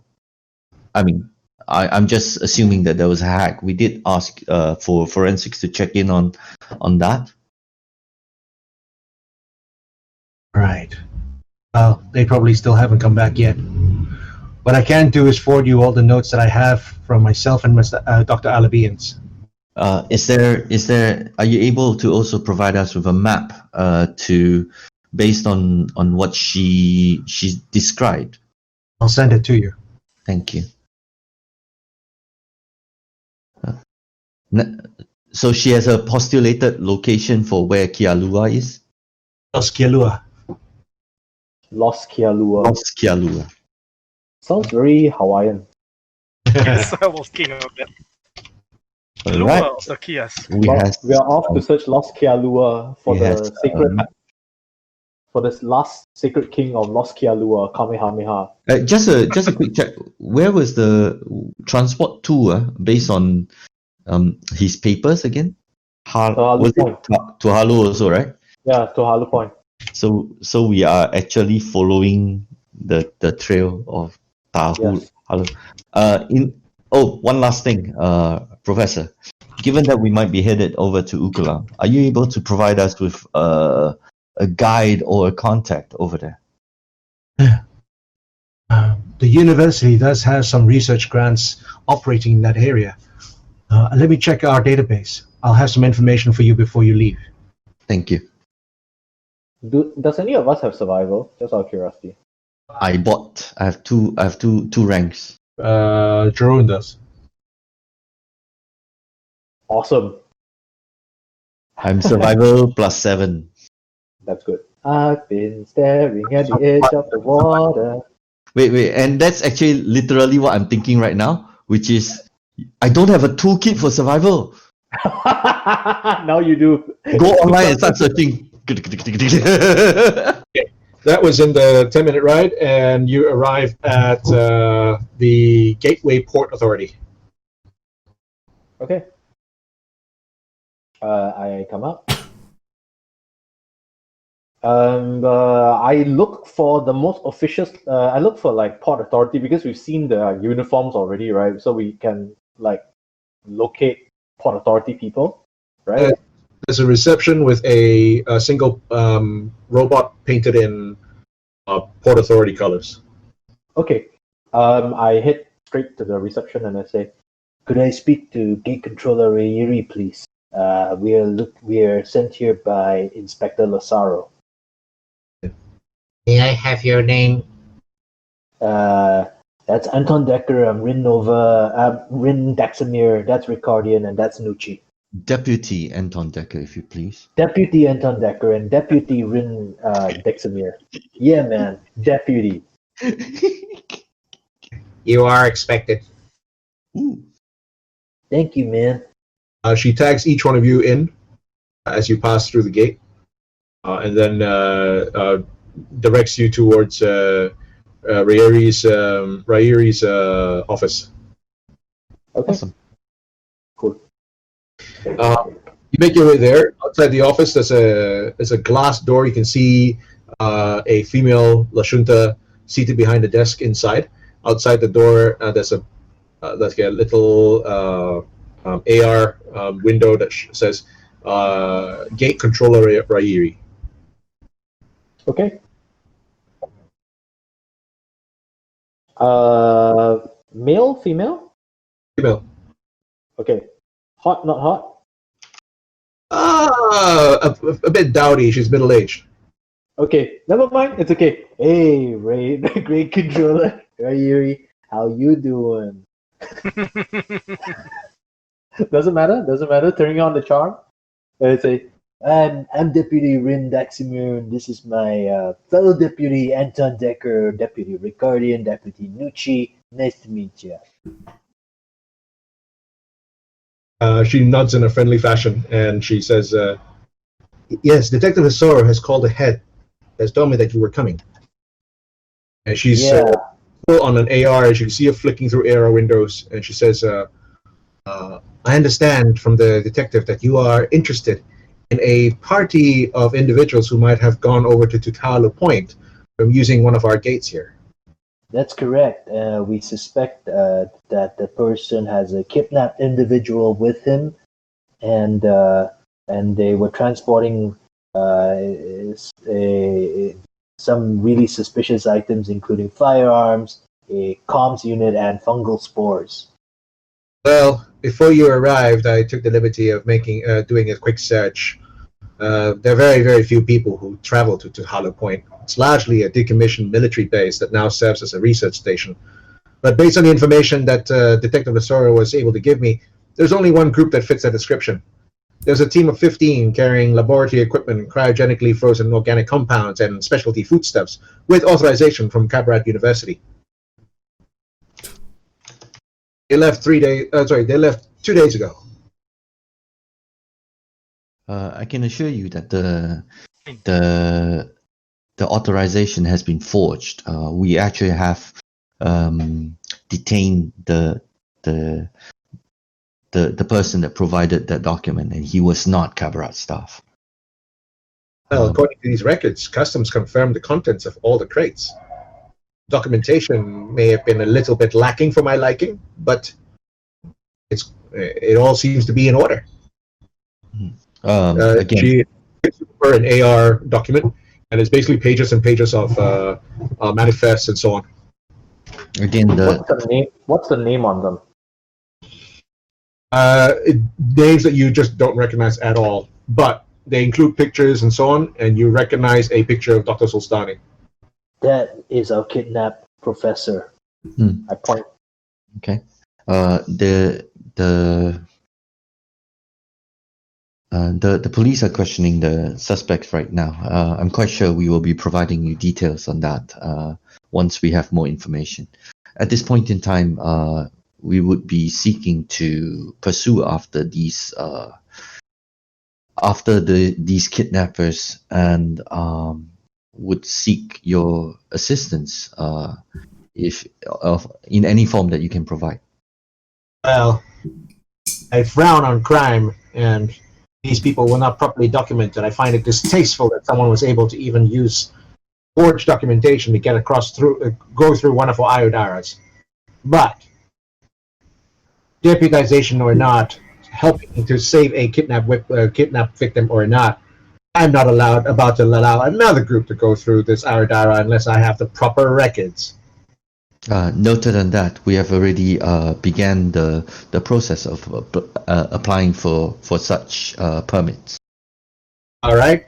Well, until you can show me proper authorization, travel to the continent Ukulam is not permitted.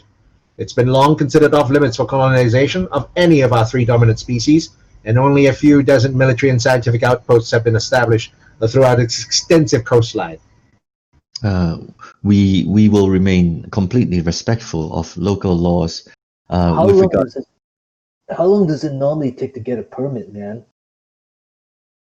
It depends on what you're looking to do. If you're someone who's sanctioned as a resupply organization, permits are usually quite fast.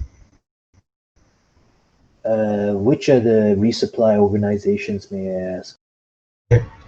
You may not. Is the university sanctioned as a resupply? Come on. I mean, should be public information, right? And I don't know where you're from, you fake Lashunta. I assure you, I gestured myself very, very real. Make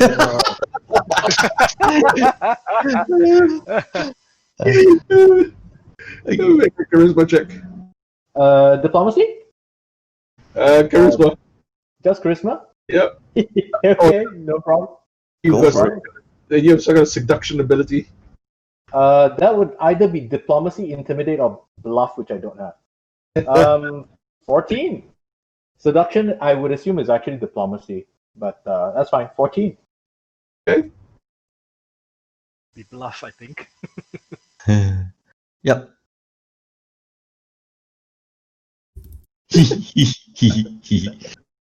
Now you are interested in her. Yeah, I can't get enough of these middle-aged women, man. Did you say that out loud?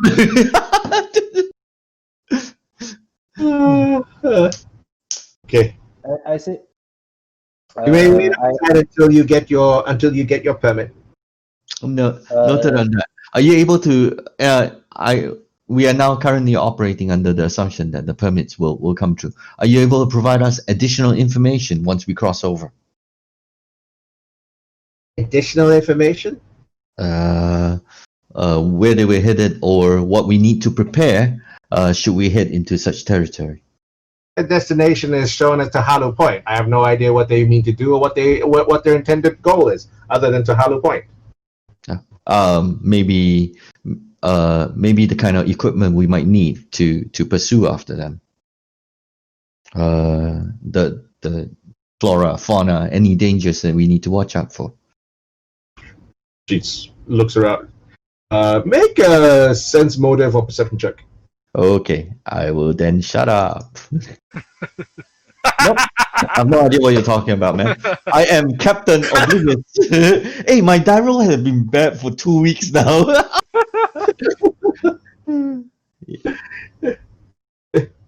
She presses her lips and then just ignores you. And I say, just out of curiosity, is there an expedited path for getting the permits that we require? Just trying to do our jobs, and I'm sure that you were trying to do your job when these people left with large amounts of illegal equipment. But I would really like if we could just expedite this in a way that could let us both get what we want. Make a diplomacy check. Okay, I am attuned to photon, so I have a plus 1d6 on this as well. Ooh, wow. So power. Yeah. Nice. And Plus plus D6. 1d6. Wow. 25.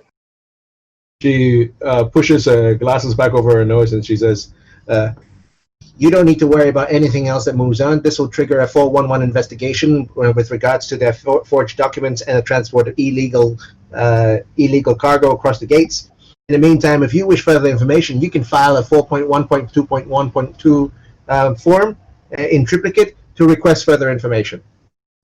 Can Could we pick up the form? I telepathically go to Ricardian and say, could we pick up the form and fill it up real fast? Okay. In fact, I may have it right here. Just give me a moment. Hey, Ricardian, do you have the form with you? Thank you, Controller Rairi. Thank you for your time. I look for the form, whatever form that she has spelled out. You got to speak bureaucrat to this person. This is like dealing with Singapore authorities. Got to speak bureaucrat with them. Come. I look for the form. I see if there's any form. Can I culture this to know that she's just giving us a run around, so that she doesn't have to deal with us? You can make a culture check, yes. Ooh. As far as you can tell, she doesn't seem to be trying to give you a runaround. Seems to be literally just like I said. If she's a Singapore bureaucrat, she is literally by the book. Okay, go ahead. 4.1.1.2. Yes, 4.2.1.2. Yeah. 4.1.1.2. I actually wrote it down. Okay, cool. ISB code. You find the ISB code under section group section A under the a form request for further information regarding, and then there's a whole bunch of stuff like different forms for different types of information, and you find form 4.1.2.1.2.1. Okay, and we fill it in triplicate. You can submit it. Yep, and I immediately said, "We have the form right here." And just as we pause, I flick it over to her and says, "All done." If you read the instructions, the form doesn't come to me. You submit it electronically. I see. So once we submit the form electronically, we can come back to you and talk to your charming self, right?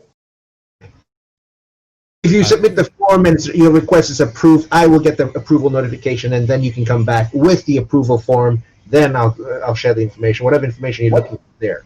What does the approval form look like? You have no idea. I'm asking Ricardian. Do we know what the approval? So just so that we get it right? Just so that we get it absolutely right, because I don't want to waste your time here. What does the approval form look like? You are wasting her time. I am totally, but. I'm just going to VR fill up all the form, read through the entire document through You actually submit the form? It's a form for a request for further information, right? Yeah. Very specifically, request for further information with regard to cargo being transported through the Ayudara. Yeah. Oh, okay. I look at Rin. Why are you asking about further transporting of cargo? Because I want to know what those fungal spores are about. You need a botanist to know what the fungal spore is about. That's what life science is for. That's what your life science is for. If you know what the samples are, we'll have a lead. Yeah, but you don't know what the samples are. Because the manifest is not fungal spore. So you will know what the fungal spore is unless you go there, get the fungal spore and find out what it is. Let's go on the off chance that we have a scan. And let's put it this way. What else do we have to do here? We're stuck here. We're literally stuck here until we get a permit. Yeah. So okay. What else do we have to do? So you're following further information about moving of cargo, of which they're going to give you the whole bureaucratic step of transporting cargo and not the manifest. So she said that the cargo was thoroughly scanned before getting past. So what I'd like to be able to get, if anything else, are some of the scans in there. If there are all fake scans that have gone through, which I doubt, because I don't think there's anything in the world that would allow you to fake a scan in the system itself, which would be incredibly hard to do. The forgeries I can understand. So if there is no scan, that's fine. If there are scans, then let's follow up on it. Okay. So I looked through the directory for requests for information of scans off for other other For the travel contraband. for the other travel parties. Because what you're asking for is basically more information on how to transport cargo. I'm looking for specific stuff. So I'm looking for requests or scans for other parties that have gone to Ukulam, specifically Tahula Point. Okay. Okay.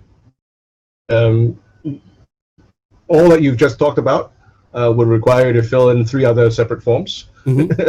Requests about, like specifically about those other areas. Okay. I'll fill up all 3 separate forms and then I'll send it out. Okay. Every time you fill out a form and you send it off, you get an electronic response immediately that says, "Your request has been received. Your request is very important to us. We will endeavor to get back to you within the next 3 to 4 weeks." Yeah, that's what I was saying, right? That unless we intervene, right, we're going to be stuck here for 3 to 4 weeks. Then, or do something within the next 3 or 4 weeks. But the requests have been filed. So they've been sent off. Anyway, in the meantime, while you've been doing that, Lasor comes back and sends you the visas to travel to Ukulam. We have the visas to travel Ukulam. Rayuri looks at you skeptically, picks out the visas, goes into her records, and says, "These check out. You may proceed at any time. Your window of travel is 24 hours. I say, so we filed the request, but we were about to travel and we're trying to find. So, is there anything you could tell us? We filed the request, and it's up to you to approve it. But is there anything you can find? Let us know about that party that traveled to Ukulam. I am simply the gate controller. I have no power to approve your requests. You have that. You are mistaken." Who's got the power to approve that request, man? Sorry, say that again. Who's got the power to approve that request, man? Oh, that would be higher up than me.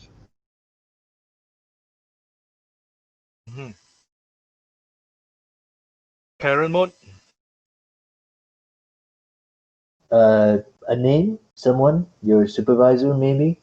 At this point, can I just step out of the room and I call Mohali? Okay.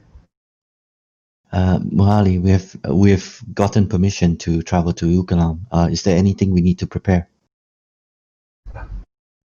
I'm not sure how much you want to prepare or what you want to bring with you. I mean, it takes time.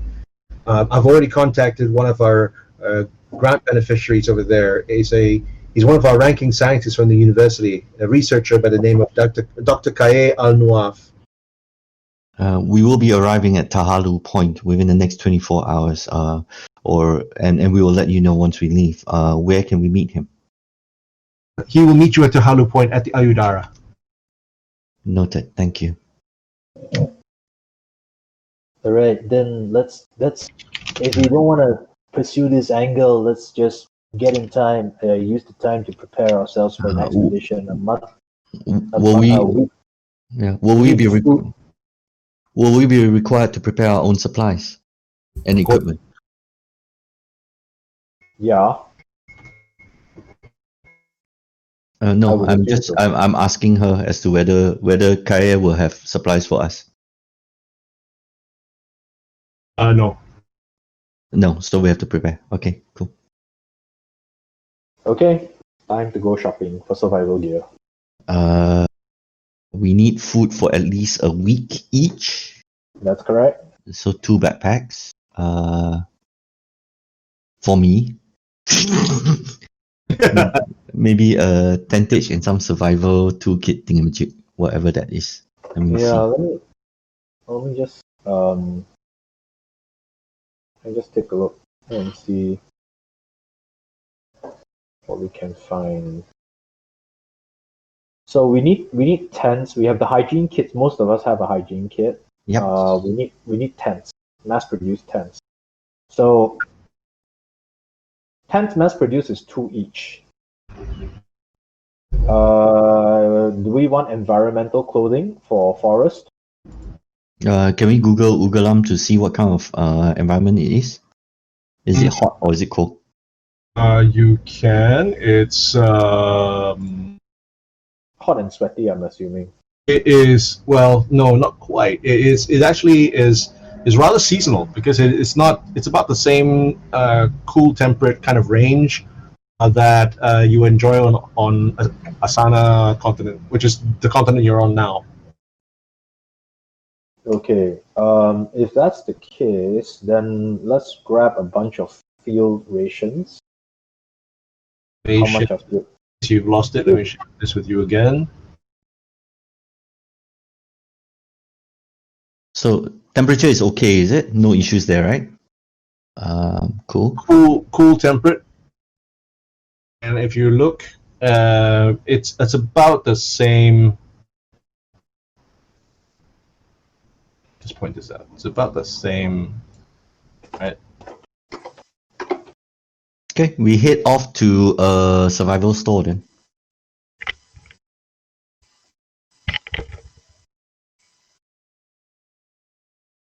Yeah, so yeah, I'm gonna. Is it gonna be possible to wear full armor while I'm there? That's the question that I have. I'm gonna be armoring up because I'm expecting trouble. I mean, this is a full on out. I'm assuming this is a full on out hostile environment expedition. Yeah, we're up against 14 people. Potentially 14 people. Yeah. Okay, no problems. Let me. So food for a week is 1 credit for few rations, which I already have. But if you want to buy more, that's fine as well. A tent is 2. A tent is 2 each. 10. Yeah. Just food again, sorry. Food is 1 per week. 1 credit per week. Yep, 1 credit per week. So I think everyone kaki to kaki, okay? Okay. Please. How many people sleep in one tent? Let's see. 2 people I think per tent. Oh, 2. Okay, then I will get 1 and Anton will get 1. I can't carry it, so can one of y'all carry that? Okay, I can carry 1. I can carry 1 totally, no issue. One other person carries 1, and Joru needs 1 as well because there's 5 people. Yes. So Well, technically, I and Gucci count as half people, but yes. I'm buying a toolkit, a survival toolkit, for navigation. okay, I'm tempting. So 121. I already have 1 week's worth of fuel rations. I'm gonna buy another week. So just make sure that everyone has 2 weeks worth of food just in case. Yep. Because running out of food in Ukulam would be sad. That Yeah, don't worry, I won't run out of food. okay. What other? Bring your med kit, right, Rich? Yeah, I have my med kit. Okay. I will be wearing my.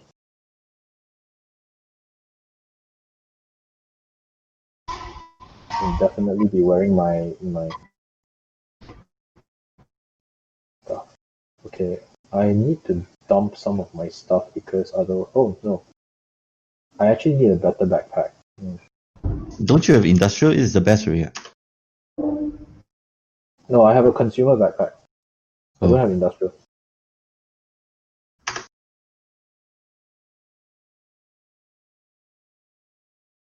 Okay, industrial is 2. Is there another backpack in armory that I don't know of? Yes, there's a Starfinder backpack, but it's a magic item, 750. Okay, so I will have an industrial backpack, and how much is that? I'm totally going to buy that next. 25, okay. But I do have that. Starfinder backpack? Cool. Industrial. Oh, industrial, yeah, I have. Fuel rations. I have climbing gear. I have. Yeah. Let's talk about environmental. I need something for.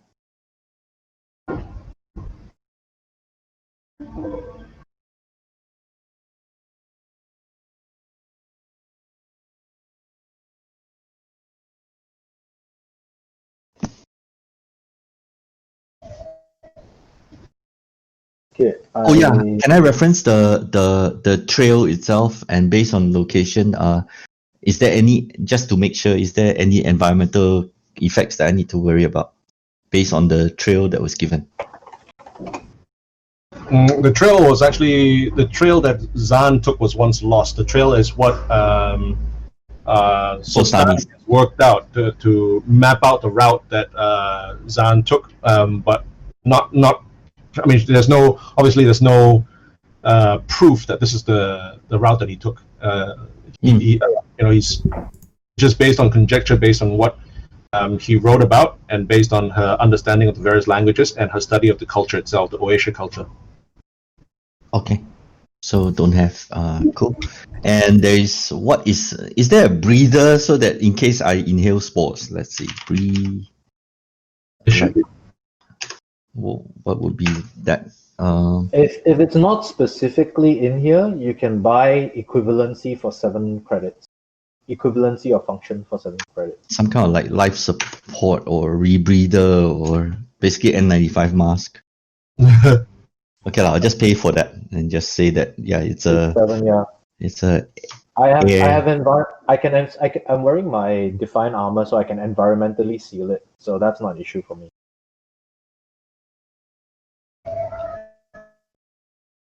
I'll pay 7 for that. Yep, 1. Got it. I'm good to go. Everyone else equipped. You med packs all done. Sorry, any other things that we may need? Okay, I'm encumbered. I'm carrying the tent and I'm encumbered.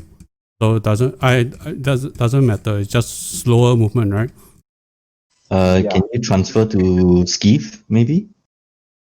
Skeef doesn't have a cargo compartment yet. Yeah, so it doesn't matter because I'm going to be moving as slow as Anton anyway. Right? Nope, I move at 30. Yeah, so if I dump one bulk, I can carry both tents. If I dump one bulk, let me go through my list and find out whether I can dump one bulk.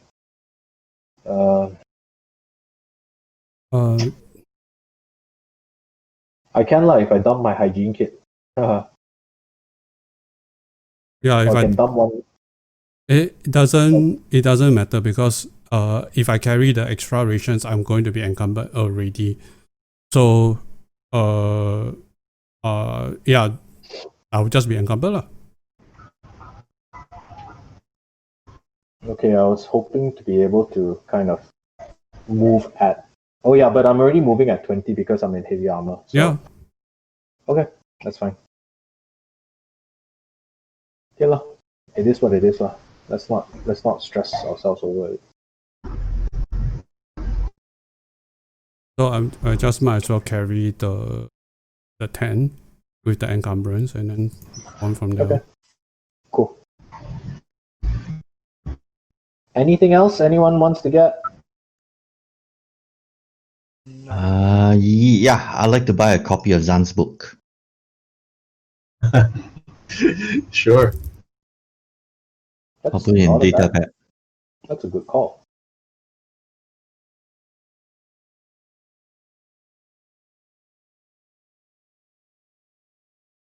Okay, I'm done on my end. I have nothing else, and let's just go.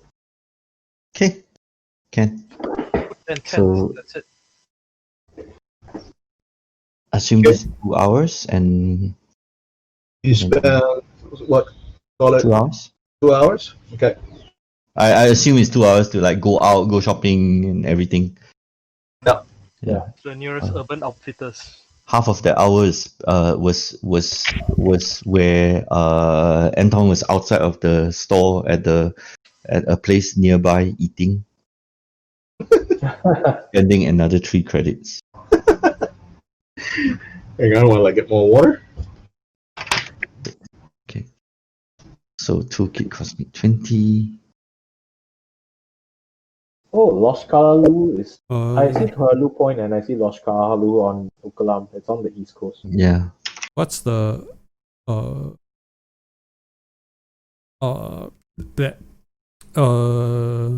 T? What's the rebreather called? The repeater? Rebreather. It's custom equipment. It's custom equipment. I just made it as a custom equipment environmental helmet or something like that. Okay.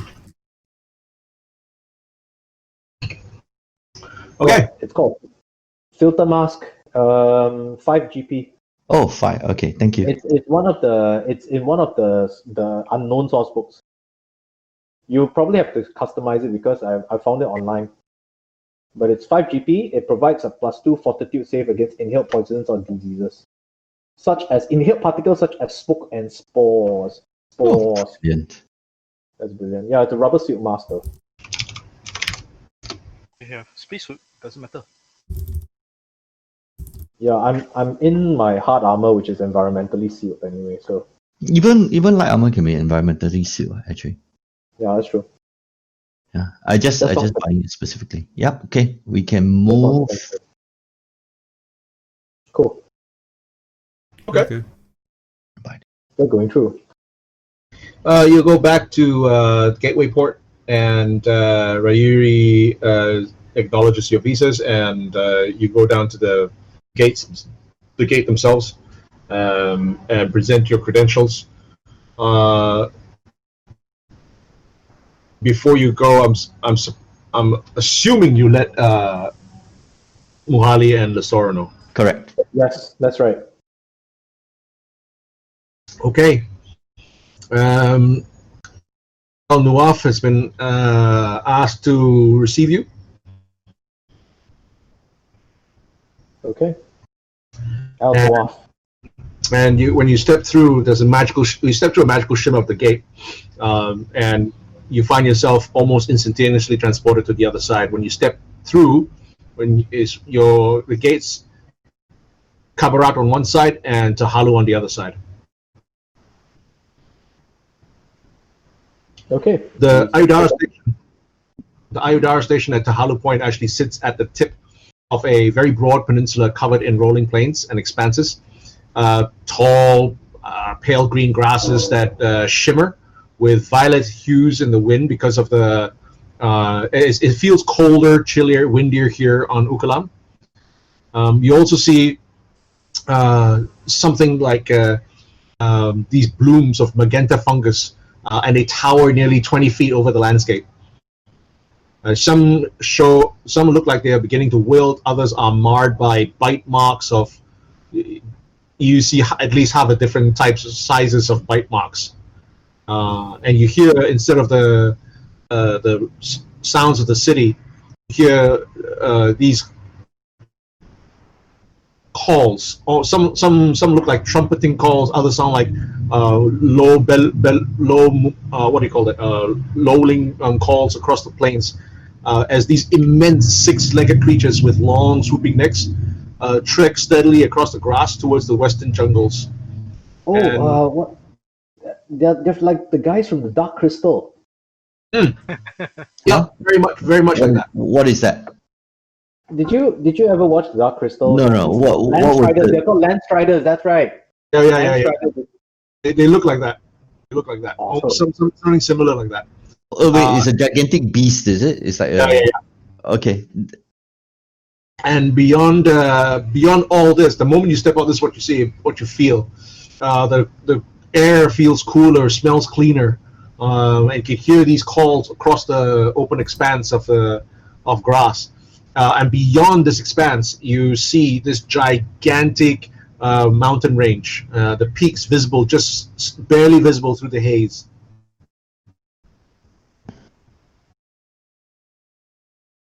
Okay, what was the bite marks on? Sorry.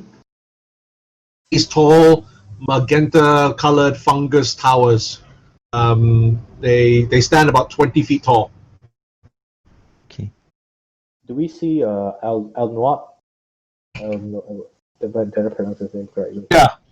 So that's the broad expanse, but immediately around you is a small military outpost.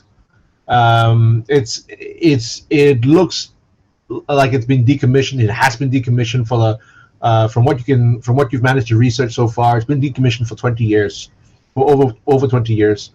There's a very, very token security force to keep the wildlife at bay, but it's mainly to guard this Ayudara Gate because this is one of the few transport points which allow transport with no loss in time from Asana to this point.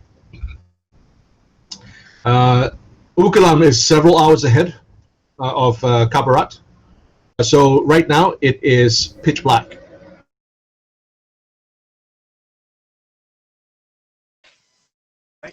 I If don't any know. of you are wearing like local chronometers or anything like that, essentially 7.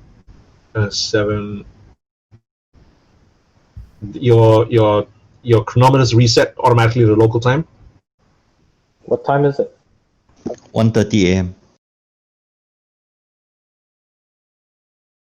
Wow. Okay, it's 1:30 in the evening. Okay. No, in the morning. Okay.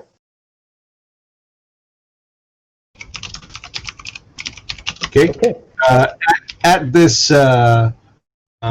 small little military outpost, you see a human step up towards the gate, and he comes up, shakes who stepped through first. I'll step through. It's fine. Okay. I step through Okay. next. As you step through, Anton, this human comes up, adjusts his glasses, shakes your hand quite vigorously, big smile on his face, and he says, you must be Rin Daxamir. Welcome. And you are? And you are? Higher. Huh? I am Dr. Al Nawaf. Sorry. Good day, Doctor. I am Deputy Anton Decker. I see. Hey man, I studied on the- Rin's a little smaller of stature. I tower over Anton and I say, "Hey, Rin Dexamir here, man. Nice to see you." And tap him on the shoulder, and I say to him, "Hey, thanks for coming out here to meet us, man." Well, welcome. Yes. Welcome to Ukulam. The university, Professor Mohali has instructed me to assist you in any way you might need. I have additional gear from my project inventory if you need it. But we don't have much. But whatever we have, we can share with you in order to assist in your mission. Nasty business. This thing with Dr. Solstani. Nasty business. I can't imagine how the horrors she might be going through. What can you tell us about the trail to Los Kialua? Oh well, I mean, I've been studying together with Dr. Solstani about the Oasia elves for many years. That trail, I mean, things have changed in 300 years since Zan was here, and of course, most people dismiss Zan's tales as just fiction, laced with a bit of truth in them. And so we've had a hard time trying to find the proper trail to Los Colia. But these days, in order to even get to Los Colia, you'd actually have to take a transport, and transports aren't allowed to overfly Ukulam. Exciting it was. It was when Dr. Solstani told me several days ago she had cracked the code. Then she went missing. We no longer have that. Sorry, what was that? Unfortunately, she then went missing, and now we no longer have Dr. Solstani to advise or any of her notes. We have managed to reconstruct as much as we can. Take a look at this. Show him the notes that we've put together. You can see him getting more and more excited as he reads the notes. This is incredible. This is fabulous. Will this allow us to find the trail? Yes, absolutely. It actually, I can already see it. It puts I mean, it puts us near several landmarks, which Zan described. Just so that we hedge our risks because we know what happens to NPCs that know too much. What are those landmarks? The guy who metagames way too much. I'm so sorry. You talking about being paranoid? No. We all know you're going to die anyway, right? So, why don't you tell us everything you know? Which landmarks in particular, man? I mean, there are numerous ones, several of note, others of minor concern. But I mean, he looks at the through the notes. I think using this, I mean, probably be able to take us to the abandoned city, to the lost city. Probably about 10, 12, maybe 14 days on foot. Is there a way that we can get there faster? Because lives are at stake here, right? Well, I understand, but you see, Ukulam has never been developed. It's difficult to get anywhere. If you need to get anywhere, it's by foot. How about riding animals? Oh, impossible. Most of the animals here, most of the animals here on this continent are predatory. Even those? I point at the Landstriders. Yes. Impossible to tame. Those aren't carnivores, but they're strong enough to defend themselves against almost all comers. I nod and I say, then we should start heading out as soon as we can. No pack animals, because those will take carnivores. We're gonna have to travel. You're gonna be traveling with us, sir. I wouldn't miss it for the world. All right. That sounds great. I mean, can you keep a quick pace? I mean, I don't wanna cast aspersions to Deputy Deckard over here, but he walks pretty fast for a guy his height. I look at you, considering that you walk slower than me, and like, oh. I know. Have no worry about me. I may be an academic, but I'm a field academic. It sounds like my kind of academic, man. So, shall we? Do we want to head off at daybreak, or do you wanna start now? Would you recommend traveling at night or in the day? Oh, I would never recommend traveling at night. The other group that came out here, I don't know what kind of trouble they went got to. They started out before it was light. There was another group, so you know of them. You've seen them. The other group, yes, another large group, another expedition that came through here. That is precisely the group that we are following. We believe that Sosrani is with them. I did not see the good doctor with them. Uh, Are you She sure? was with them already. Yeah, we saw papers with her face on it, with a fake name. wait, this group, can you describe it? Oh, over a dozen. It seemed to consist of a large, well-armed group of Lashunta mercenaries, but that is not uncommon for expeditions entering into the jungles. And it arrived 2 days ago. Yes. I did see a Kasata, but there wasn't Dr. Solstani. I'm certain that is precisely the group that we should be following. Would we be able to follow their trail? Follow the trail. Well, they, unless you're telling me they know exactly the same information that we have. They probably got If Sosani is with them, yes. And we're pretty sure Sostani's with them. We saw the documents. Oh, I mean, we could follow them. We could follow them, and then we could compare it with the notes that you have here for me. Okay. So let's rest so that we can pick up the trail tomorrow because we can't see it in That's the park. light. Yeah, First first light. light. Do you have a place for us to bid? He directs you. He leads you towards the research outpost. You can see from this the decommissioned military base. You can see like old gun turrets and bunkers have been converted into greenhouses and biology labs and stuff like that. Do the electronics work here?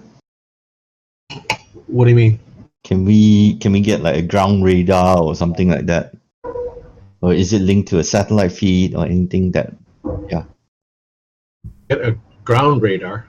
I don't know whether there's being an abandoned military base, right? Would there be? Oh no, there's no Yeah. military equipment. This is a There's decommissioned. only, yeah. It was decommissioned over 20 years ago. Okay. So there's no equipment in here. There's just the structure. Right. The structures have been converted into labs, into greenhouses, into hydroponics and stuff like that. There's one question that we have. If somebody were to bring fungi, we do not know what fungi. Actually, we have from the manifest itself. Fungi to Ukulam. Ignoring the biological restrictions. What could possibly be useful as a fungi? Did Zam ever say? Zan mentioned nothing about fungi before. If you were to introduce foreign fungal spores into Ukulam, well, I'm no biologist, but I can only guess that Ukulam's fauna would either adapt and destroy the invading fungal spores or mutate. I'm just wondering what fungal properties this product might have. This might have. What this fungal product might have. The manifest, we have it, right? No, we don't. Oh, we don't. Then never mind. Okay. And besides, they just said fungal spores. It was the bonus that told you that he had a permit for fungal spores. He didn't say what. Okay, got it. Yeah, he probably wouldn't recognize it either, right? So Yep. And we were trying to get trying to get better information about the fungal spores, but yeah, obstructed bureaucrat. That's fine.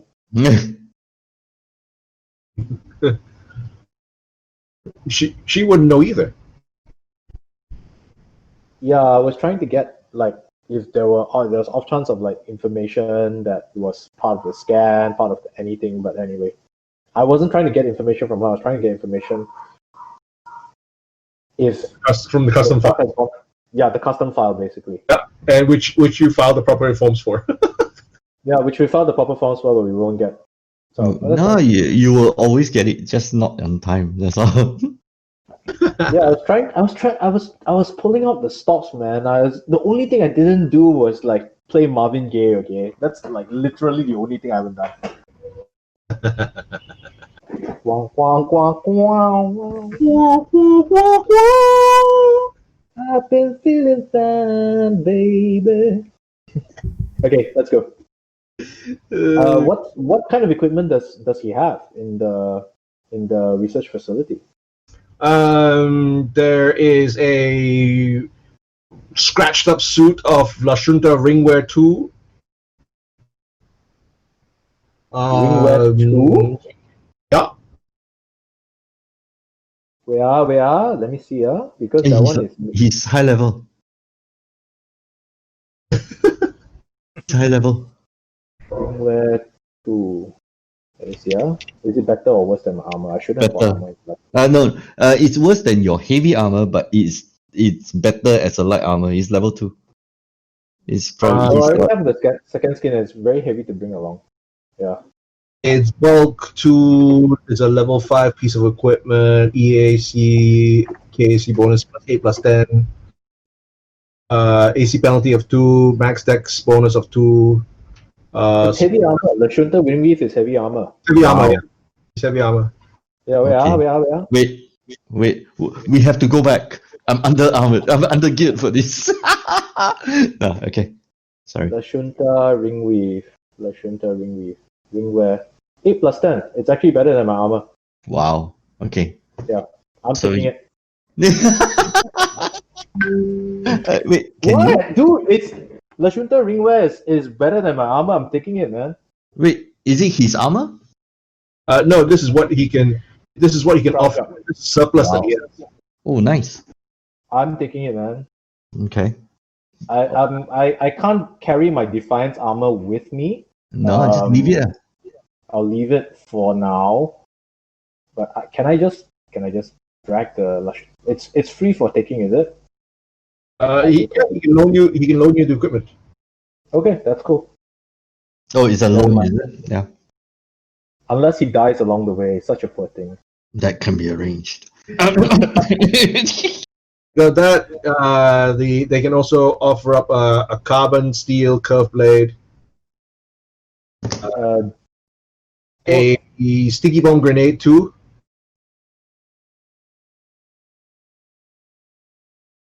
Anything, guys? What's the carbon blade do? Does Steve want it? It's a two-handed melee advanced weapon. Level 4. Wow. Okay, It can also a sticky bomb grenade too. Sticky bomb bomb I grenade. think is automatic Nguchi because I think he's the only Yeah. grenadier. Yeah. No, Jurun as well. Jerome as well, yeah. Ishan one lah. Hey, actually, does Jurun want my Defiance gear? Because she can wear heavy armor too. Yeah, she can. Okay, I'll give it to her then. Wow. Your gear you give to her. You take the better gear. Wow. Of course. So, hey, I'm the one who is up in front trying to get smacked by the alien, okay? I'm the one yelling, "Come at me, bro!" Sure. Define C squad. Okay. Just Yeah, stick pass it. it over. Just stick it in the party inventory. Oh no, I deleted it. I deleted it already. I thought you were gonna drag it. Okay, never mind. It's normal Define squad gear. I can just drag it into the party inventory. We are. Okay. Then 4 doses of tier 1 antitoxin. Tier 1 antitoxin? I want for sure. I want one. Morning after pill. Hey, I can't drop it into the parcel. Only DMs can. Eh? Used to be able to. No, you can actually do that one. Okay, I think I know why. Give me a moment, Let me test out. Yeah, I know just why. dropped my spacesuit in. Okay, I know why. Because it's not in my inventory, I can't drop it directly into Yeah, you have to drop it in your what first. Okay, here we go. Okay. Tier 1 antitoxin. Don't have. I don't see a tier 1. I'll just type it in instead because I don't see it. Antitoxin tier 1. Just antitoxin. Just look for antitoxin. I'm gonna distribute all the creds, Yep. Okay. Even there. Cool.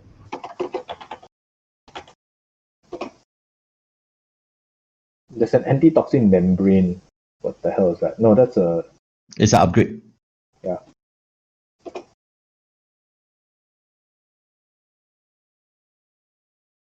okay. What's the carbon steel blade though? Does anyone want it? It's a two-handed weapon. It's advanced. It's an advanced two-handed weapon. Yeah, I don't need it because I've got my Solarian. By the way, I think only when Joram can use. yeah, only if she wants to. She's not a melee person. It's 1d10 Yeah. though.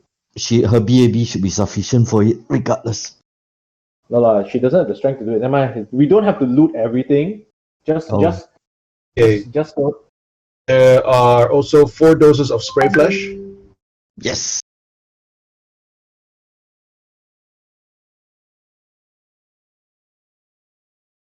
Have you guys dragged everything already that you have there? no, it's not in the inventory. So what I'll do is I'll create it and then I will put it into the. I can't see antitoxin in the items list though. Yeah, But- I don't see it either. Yeah. And I don't know what spray flash either, but it's fine. Spray flash got. Spray flash got. Is it? It's medical gear. Oh, okay. So it allows you to use medicine chats and basically patch up deadly wounds. So if you're about to die, I'll this put is the thing. the drag that. Oh, medicine check. Okay, medicine check. Please point to the only Yeah. medical officer. Yeah. Wait, Muchi, are you also a medical officer? I have life science. No, medicine. No. Uh, Antitoxin, yeah. So the antitoxin everybody can take. Yep. Antitoxin you is self-apply one. So Cool. everyone can take one. Okay, I'm just gonna. Just gonna dump the whole lot in here, and then you guys have not. You've not taken whatever yet, right? I've taken you the ring weave. I've taken the ring weave. Okay, I've okay. taken the ring weave. I just pull this in here and I delete the ringware. Okay, I'll delete the ringware. Yep. And the rest is up to you to divide. We already have the tents. We're taking the spray flash. We've got food. We've got enough food. What is 400 credits of standard ammunition? 100 credits worth of whatever standard ammunition there is you want to use. That one goes to Jorun, I think. She's the only one that actually uses that stuff. No, I have batteries as well, but yeah, I'll take a third battery. I think that Okay. should be enough. So I dropped by one. Anything else you don't want, let me know. We each take one. We each take one antitoxin. Oh yeah, I took a. Okay. I didn't reduce from there though. I typed it in. I took from there. I took one from there. Oh, it's medicinal tier 1. 350. Okay, got it. I'll take it from here, then I'll delete mine. Boom. Okay. And spray flash all goes to Ricardian. Yep. Nucci takes the grenade. Inventory. Oh, it's not a regular grenade. It's a sticky bomb 2, guys. Guys, Yep. we're really fighting above our pay grade now. You don't want the backpacks, you don't want the food. We have enough for the. It's 12 to 4 days, right? We're only carrying 2 weeks worth of rations with us, though. Oh yeah, you're right. Each person take one more. Yeah. No choice, lah. Hey, how come my fuel ration? Actually, don't need. Nah, Why? okay. We should carry. The temptation, right, is to carry it, right, and kill the other party before anything.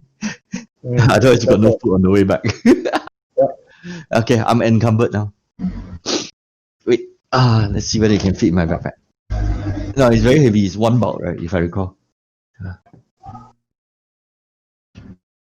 What's the difference between sticky bomb grenade 1 and 2? The DC safe, I think. The DC safe. No, it fits. I'm not encumbered. Let's see. Where is it? Get out. Food. Eh. Now. 30 points for the Oh jeez, I cannot hear him. Hang on. And what can I do to boost up the...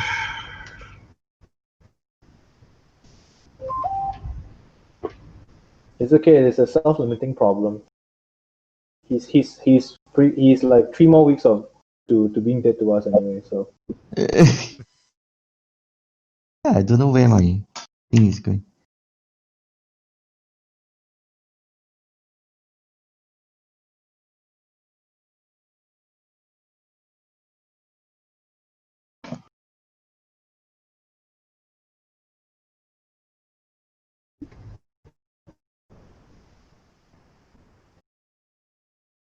See?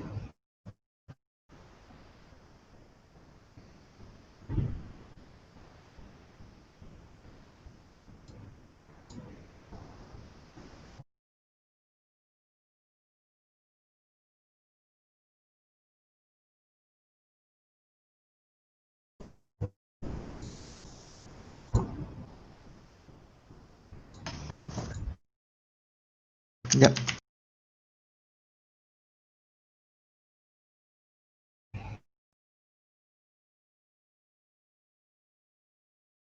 Okay, somebody say something? Yeah, I'm here. Okay. I'll put it on my earphones. Maybe that'll shut out the noise as well, so I can hear Tomei better. Hello. That's slightly better. Okay. Yeah, the Mac kit doesn't seem to come across. I don't know why. 100%. I mean, the mule kit doesn't seem to appear. Oh, okay. I'm going to delete the rest of the stuff here, yeah? Yeah, Yeah. I'll just type manually then. And nobody's taking the curved blade, right? Nope. Right. Be geared. Oh, Lashunta's ringwear looks pretty darn good, man. Isn't that a light armor? No, it's heavy armor. Oh, okay.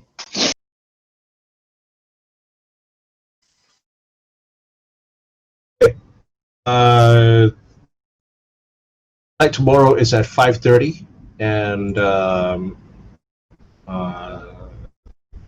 you're not gonna get a lot of sleep. Yeah, Yeah, 4 hours. we realized that. Yeah, 4 hours.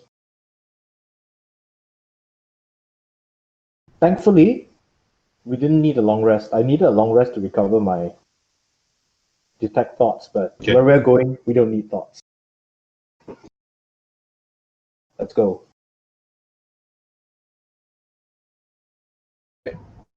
You wake the next morning, and Dr. Al Noaf is already ready to go. He comes up to you and says, "Good morning. Ah, such a wonderful day." Yeah, man. Feels like it's the first day to the rest of our lives. It's he sees all of your gear and everything. You better try and pack as light as possible.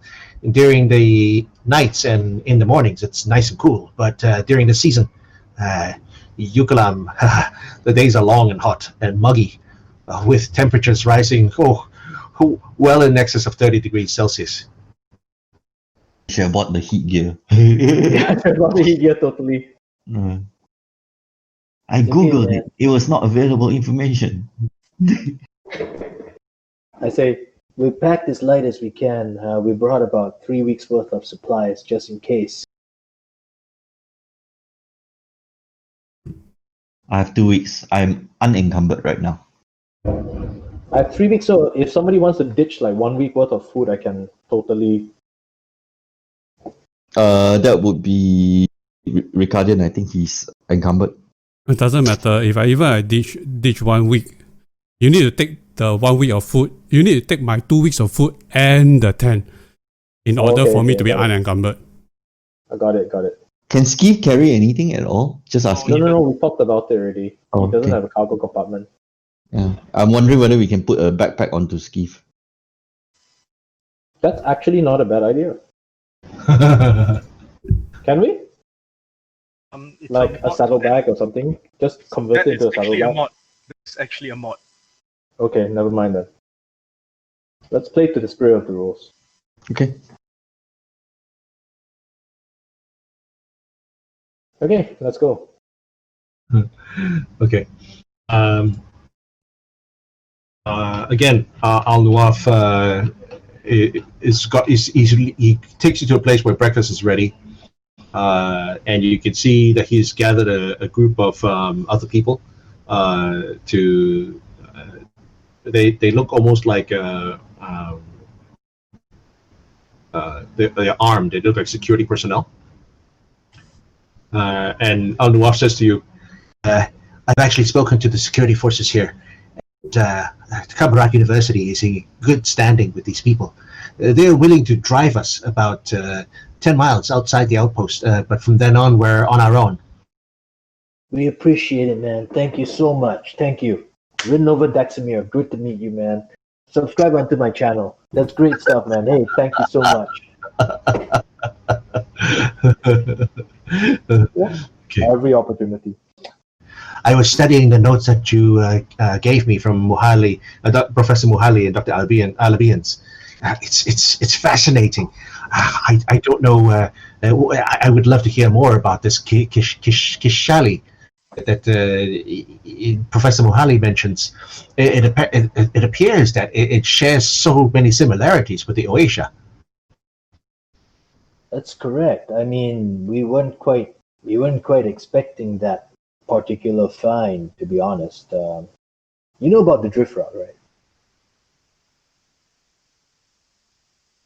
I'm afraid I've been I've been here for almost 3 years. Oh, Very little of the outside world information gets to me. well, a couple of weeks back, a mining ship found a large piece of drift rock, and parked it outside the Absalom station. All hands on the ship were lost, and we were the ones who cracked the mystery of the drift rock. That's what we found on it. I see. The writing. I see.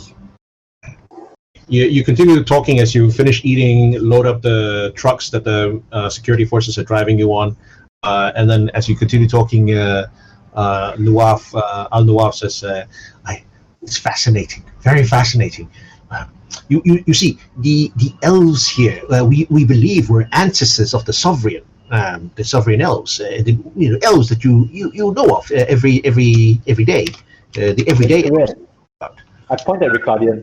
Hey, we got one here. Exactly. Where are you from, sir? Hackathon.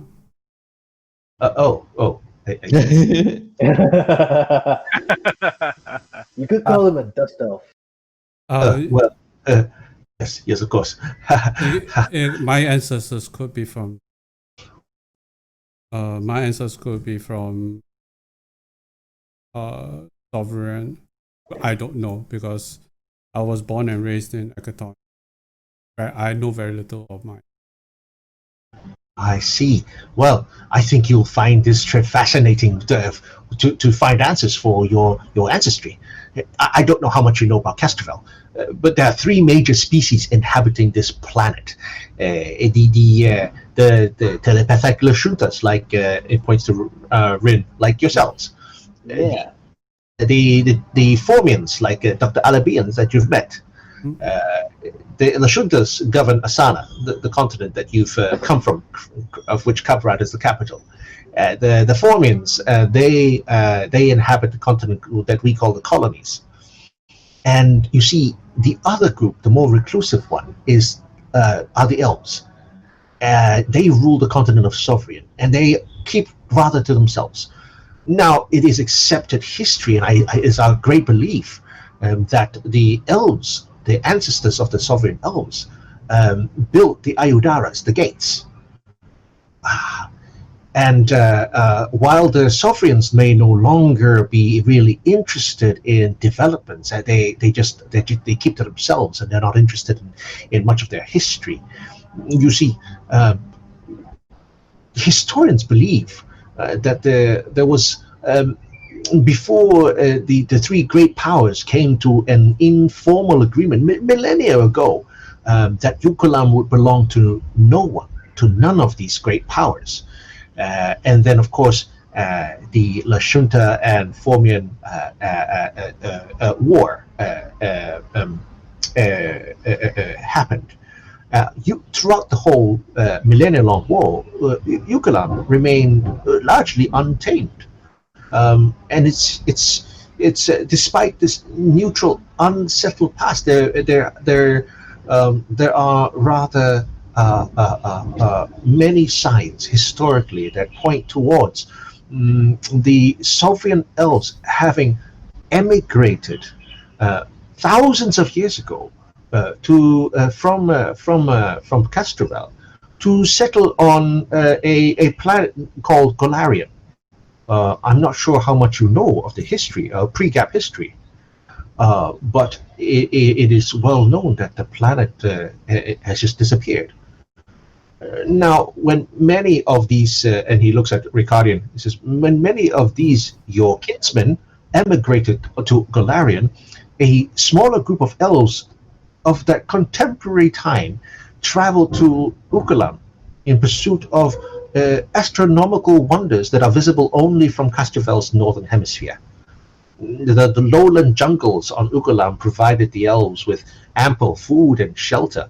And it is known now from the ruins that we have found that they founded a settlement called Los Kaliwa. The high mountains of Ukulam's interior provided the most unobstructed view of the sky. And we believe that these elves emigrated here, built a settlement in order to study the stars, the astronomical wonders that led them in the first place to this place. Judging by the works that Dr. Solstani, myself, Dr. Alabians, Professor Mohali have managed to study and uncover, these elven scholars made extraordinary breakthroughs in astronomy. Extraordinary, mind you, extraordinary. But their greatest obsession was with a perfectly circular array of 12 stars that they found, this constellation that they found in the skies. We know from our historical records today that they were intent on unlocking this mystery. And they built a complex on the mountaintop to study this phenomena, this constellation, and track its movement through the skies throughout the ages. This complex is what we now call the Temple of the 12, and that is what Zan was after those many 300 years ago. And this is where I believe we can retrace our steps in order to find it now, to uncover its secrets. Now that we have seen the roots of the Kishali add to our knowledge of the Oasia here on Ukulam. I tell you, gentlemen, it is stupendous, the discovery that we might make today, or rather, should I say, to be more precise, over the next few weeks. Stupendous. It's unfathomable. We could not have made this breakthrough without this additional information. You're welcome. The hypothesis, the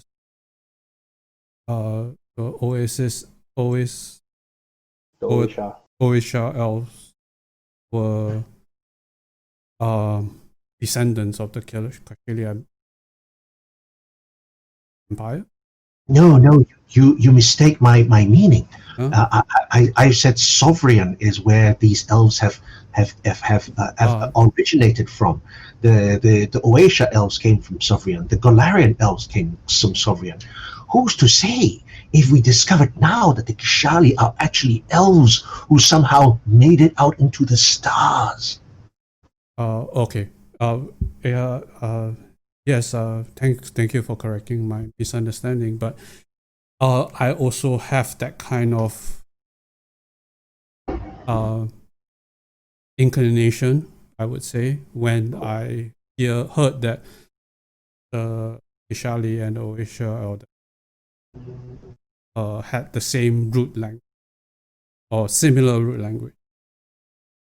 Yes, of course. I mean, this is what makes it so exciting. I mean, other than xenoarchaeologists like ourselves, or proto-Castrovelian archaeologists like ourselves from our department, much of the Oasia culture has faded from popular memory. Its sites, like the Temple of the 12, have fallen into great ruin. It only resurfaced when only a few decades after the gap, when Zan violated all travel bans to investigate the buried site. His scanners identified from space, much could have been actually maybe have been known had Zan, when he emerged from the jungles months later after his expedition went in, had he not been arrested and had his findings not been confiscated, had he had sufficient notes to publish his his book, The Pyramid People of Ukulam. I mean, sensationalist rather as it was. It ruined what might have been what precious information that he had was seized. And no one has really followed up on this work, not only because of an early contact with the Viscarium, but also because of the travel limits imposed on Ukulam right after that breach. I tell you, this is exciting, gentlemen, exciting. You're saying that the Oisha elves had early contact with the Viscarium? No. I'm saying, what are you talking about? Contact with the Viscarian came about the same time as Zan was released. Oh, I'm sorry, man. And it was his popularity then was overshadowed by the contact with the Viscarian. Oh, I see. So, yeah. Sorry, man. It's all good. It's all good. So, yes, what about this? you can imagine. Yeah, go ahead, Terry, man. you can imagine what a momentous this time is.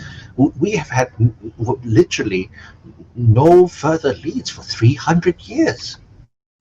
We're about to crack it. Yeah, and I believe somebody's trying to crack it before us or bury it. Well, I mean, if that party captured Dr. Solstani, they could not have taken a more eminent researcher and expert on Zan's works and on the Oasia culture. Tell me, what is this drift rock that you're talking about? The rock that seems to have been carved out of some kind of land. It was drifting out in the space, drift for God knows how many years. We didn't find it, but it was towed back to Absalon Station, and we found in the rock the remnants of a facility in the of the Kishali Empire. This is where we got the sample of the language that helped Dr. Muhali unlock the rest of the reconstructed notes. By Dr. Solstani. See, this is most interesting. So the Kishali references you have come from this drift rock. That's correct. Yes. Oh, incredible! We thought it might be, it looked like it was part of a big facility, and it looked like it was carved out of a much bigger piece of rock. And now that you mentioned that the Kishali had a city built of pyramids and all that, well, that makes sense now, right? Oisha. The Oisha had buildings made out of rock. That makes a lot of sense now. Could have even come from this planet, for all we know. The conversation continues for the very short ride that Actually, there is one question I want to ask. There is one thing though. I find it curious that Professor Shastani was able to come upon this conclusion at such a opportune time. Could you indicate to me what possibly could have been that motivation or that push, perhaps, that might have that might have driven her to come upon this based on the notes? I'm not sure. I mean, a month ago, we have a monthly call, and about a month ago, we had our last call, and she did not mention anything that would have led to this breakthrough. She must have had come across some other kind of evidence, or perhaps chanced upon some kind of information in the last month. You don't have her full data pack info, only those 15 messages, right? Yeah. Okay. Because, yeah, okay. I do feel as though that I look at you, feel as though it seems that she's I agree. if not. Tell me about communications equipment. Um, would it be strange to have interplanetary communications equipment on Ukulam? Interplanetary. No one brings equipment like that here. That would be too large to bring over here. You expeditions wouldn't carry that. It'd be brought over here by large transports. How big would 3 pieces of communication equipment need to be? What's the range for that? Cross planet? Three pieces. So what do you mean? How large? How large did we have? Did we get an indication? Large. Interplanetary is not man portable, even if you break it up into 3 pieces. Yeah, but within the planet, it is meant portable because, for example, can probably cover the whole planet. So this has to be beyond the planet itself. It was large, and it came here in 3 pieces based on the manifest that we acquired.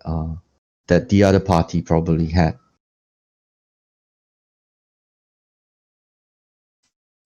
So you do find that strange, yes? To traipse along the jungle carrying 3 large pieces of communications gear? Oh, well, it's not strange. I guess it depends on how paranoid the expedition leader is. The jungle is it does a fairly good job of absorbing signals and reflecting signals, deflecting signals, refracting signals. Maybe the expedition leader, whoever it is just paranoid.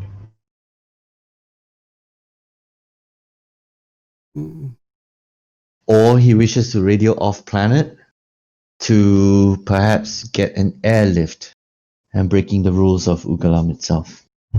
Possible. You would need something like that to be able to contact a ship in orbit. Okay, that's good to know.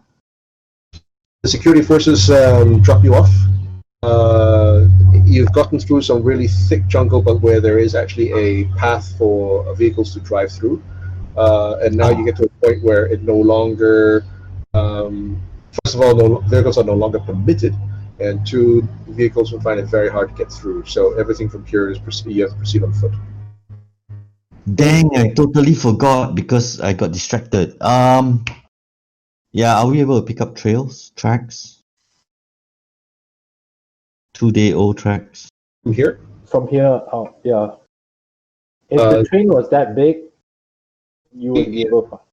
You're assuming they came through this way. Exactly. That's why I said I missed it because I was supposed to pick up tracks on the morning, but yeah, I totally forgot. I was busy eating breakfast. It's okay. I was busy eating breakfast. Totally in character. Where's the first landmark from here, man? Roughly about a day, maybe 2 days travel. We'll pick up the trail from there. It's a long way. It's all the way uphill from now on. It's about 120 miles west-northwest of Tohalu Point. It's a really... Quick check. Is Jerome fully encumbered? Jeroen is not. I made sure she is still quite light. But Does she have spare space? Oh no, she is. She is now because of the heavy armor. She is. Yeah, she is now. Oh, okay. Too bad. Since she is already encumbered, right? Ricardo should just load the encumbered people up. Honestly, it makes sense, right? Not until overburdened.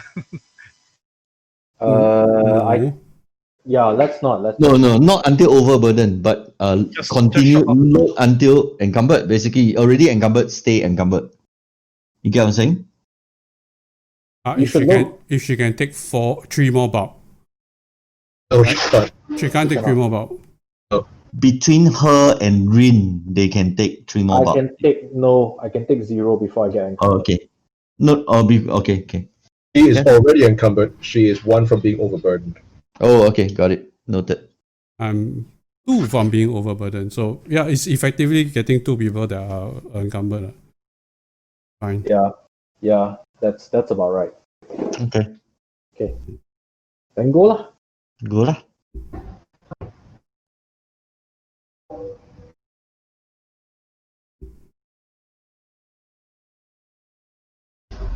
Oh, I'm waiting for you guys. Are you all done? Yeah, I'm good. Right. Yeah, we start the navigation. Okay, so Al Nawaf was saying it's about 120 miles from here, and it's all uphill through a rather trackless expanse of subtropical forest. I He think looks at all of you in your heavy armor, and he there's a look of concern. Your armor is probably going to get very hot in it. we'll survive. I'll survive. We're expecting a fight. We don't do that. I take off my armor for this leg of the journey. Your armor will provide you with a sufficient, because your armor can seal. If you seal, it'll provide you of enough protection against the circumstances, the surroundings, for 1 day per level of the armor. Right. So I can do it for 5. I can do it for 5 days before I need to charge up. Okay. You can do it for 5 days before it's like unbearable inside that armor. Okay. So I don't do it for the time being. I do it until I be tahan already. Then I'll put it on. Okay. I'm not wearing armor right now. And I will wear it later on down the journey. Okay.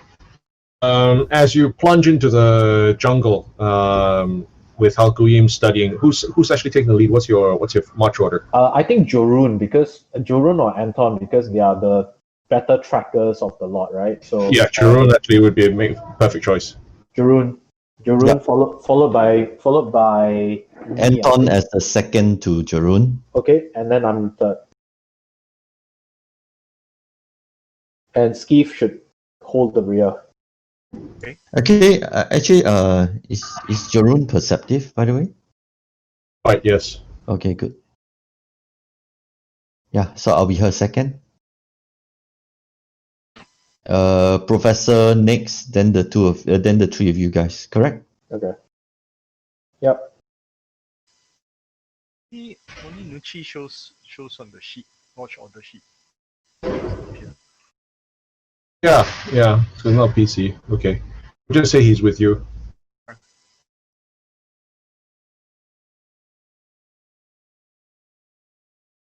I forget the professor's name already. Noaf. Noah. Noaf. Okay. Noah. Okay. You start going through the jungle itself. You can see an average, or the visibility is only about 90 feet on average. Sometimes lower, sometimes higher. You now that you see it for yourself, you understand why navigation is so difficult.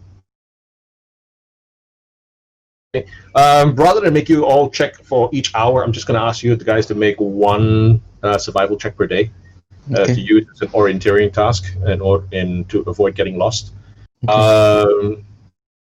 Let's see. Jeroen has a +7 in survival. Anyone else want to do? I have a 7 in survival, and I get a +6 because I bought the navigation equipment, +4, and then +2 because of the Notes. the notes. Design notes. Okay, in that case, you actually have the best. She will try to assist you. Okay, thank you. You get another +2, so you now get +8.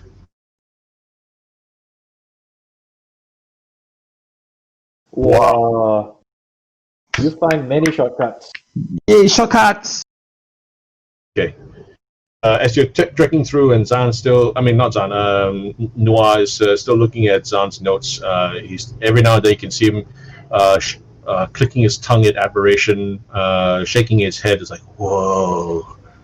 Why are there so many fruits along the way that you find? You can make a survival check to see whether or not you understand whether they're edible.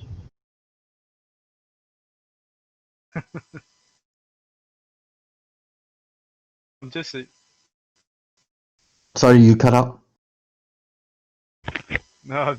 You do see some berries, some other fruits which you don't recognize, and you have no idea whether they're actually edible or not. We have few rations. If Anton didn't bother to eat it, I think it's pretty safe. I think it's pretty not safe. I'm just saying that Anton wrote the 20s, so the route that he brings us through is not just a shortcut, but also through all the stuff they can pick and eat along the way. No, we'll see. SK hasn't announced what the role actually means yet, so Okay. don't jump the gun, dude. No, it is pretty much that. He finds a good shortcut towards the track. You are actually like you can see, okay, this is where Zant went, and in order to I can cut through here to actually match a parallel to what he did, but save time, that kind of thing. Cool. And that's day one. That is day one, and you've made substantial progress actually through day one.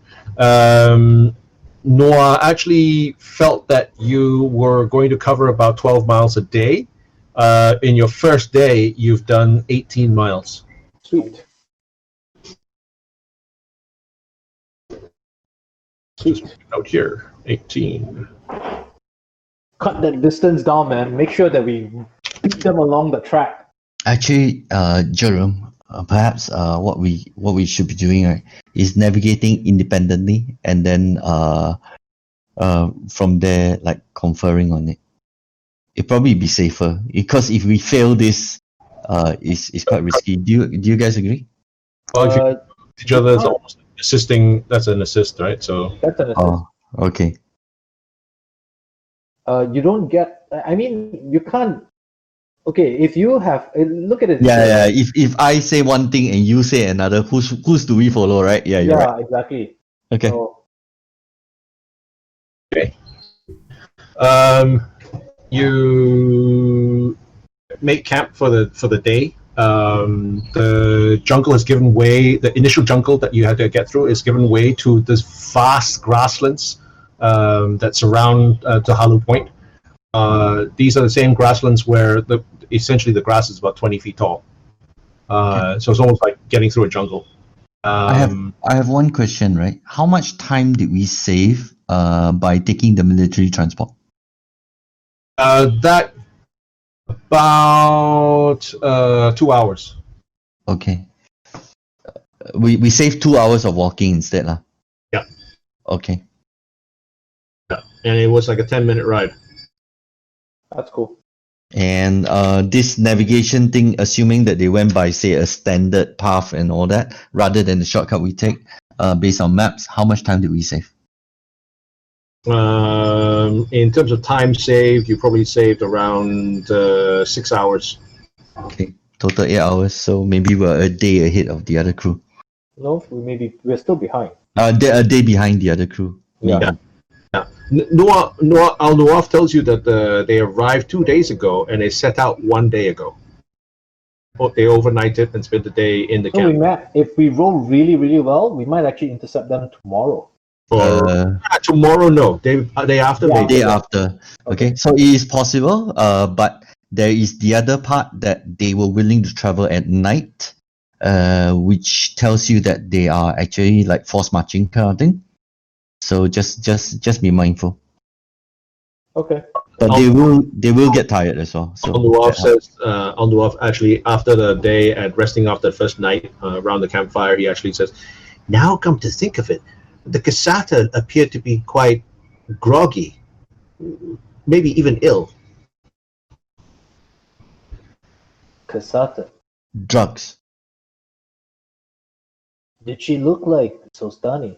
Or was she... Not that I could tell. I mean, I mean, now that I've had more time to think about it, it could have been Solstani. I just wasn't expecting Solstani, you know?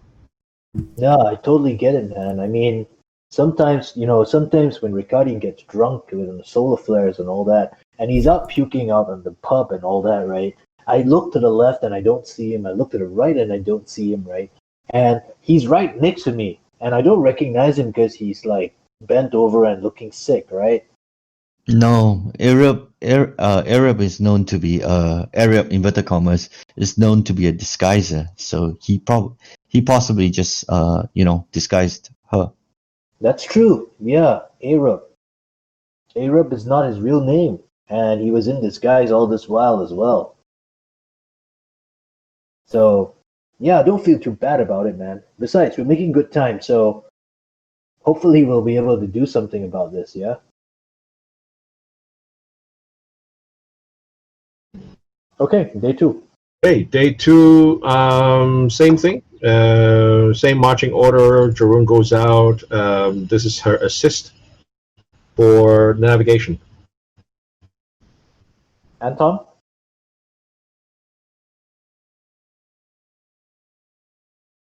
Not as good this time, but okay. Okay.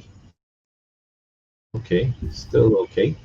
All right, you managed to cover about 12 miles for the day, for the second day. Grass seems to be getting shorter and now ranges about from 20 feet now to about 8 to 10 feet, in some places 12 feet. Okay. Nuaf, tell us when we hit the first landmark. Al Nuaf is still like, yes, we've actually bypassed that landmark from what I can see. You're making excellent time. Next time, tell us when we hit the landmark. We're navigating towards the Temple of the 12. That's the prize. The landmarks are just to orientate ourselves as to the path that Zan took. Yes, except that we wish to be able to. So we do not actually arrive at the foot of the landmark itself. Is that correct? Well, I mean, if we continue along this route, we will get to the first major landmark, the major one that Zan writes about in his notes. But all the ones that we've previously passed are the small ones. Okay, then we will attempt to pick up the trail from there. Okay. How far away is that? You should hit it on the third day if you actually if you keep at this pace, you should hit the third day. If we don't screw up. In other words, tomorrow. You would have actually got that the second day. Remember, he said if you keep at the pace, but the second day you didn't. So you would hit that on the third day. We should be still a day behind them. Tomorrow, let's suit up. Yep. Okay. So the third morning you basically suit up. Is that what you're saying? Yep. Okay, that's fine. And Varu see you.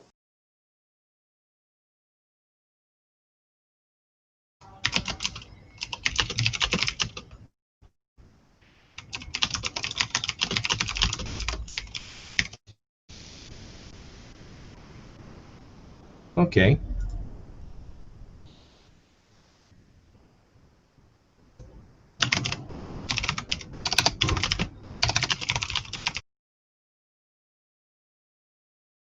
Okie doke. That's this. And it is you're up at first light again at your breakfasting. So on the third morning, this is the this is 23rd of Adius, and this is second day of the week. You actually wake in the morning and you start suiting up right after breakfast. Mm-hmm. Okay. Yep. Okay. As you start making your way out again, same march order. You see as you go out through the morning, as you march through the morning, The grass again has dropped in height. Now it seems to be anywhere between, could be as short as 3 feet all the way up to about 8 to 10 feet. And in the distance, whenever you get to 3 foot height grass, you see going up ahead of you, you can see you're nearing the jungles again. So you've actually almost crossed the entire expanse of the grasslands surrounding Tahalu Point on your way up the mountain. Okay. Make a perception check. Huh? I don't know. I didn't do anything to it. I don't see anything. Wait, I still have 21. No, that's a reroll because you shouldn't have a +8. Oh, yeah, you're right. Okay. Rolling perception. You lose your temper. All of us roll perception? Everything. Anyone who wants to can. I Okay. want to. I definitely want to. Yay, I have a 27. I have 14. Okay. In the distance, as you march through the morning, in the distance you see dozens of the very large beasts that you first saw on your arrival into Tahalu Point. They are leisurely walking through the area through which you need to travel. They're knocking aside smaller trees, and you can see them sniffing around the ground amidst the very tall grass. And Al Nuaf halts all of you. And he looks Do they get aggressive? only when threatened. They're very large herbivores. They're called Yaruk. I look at Ricardian. Any bright ideas?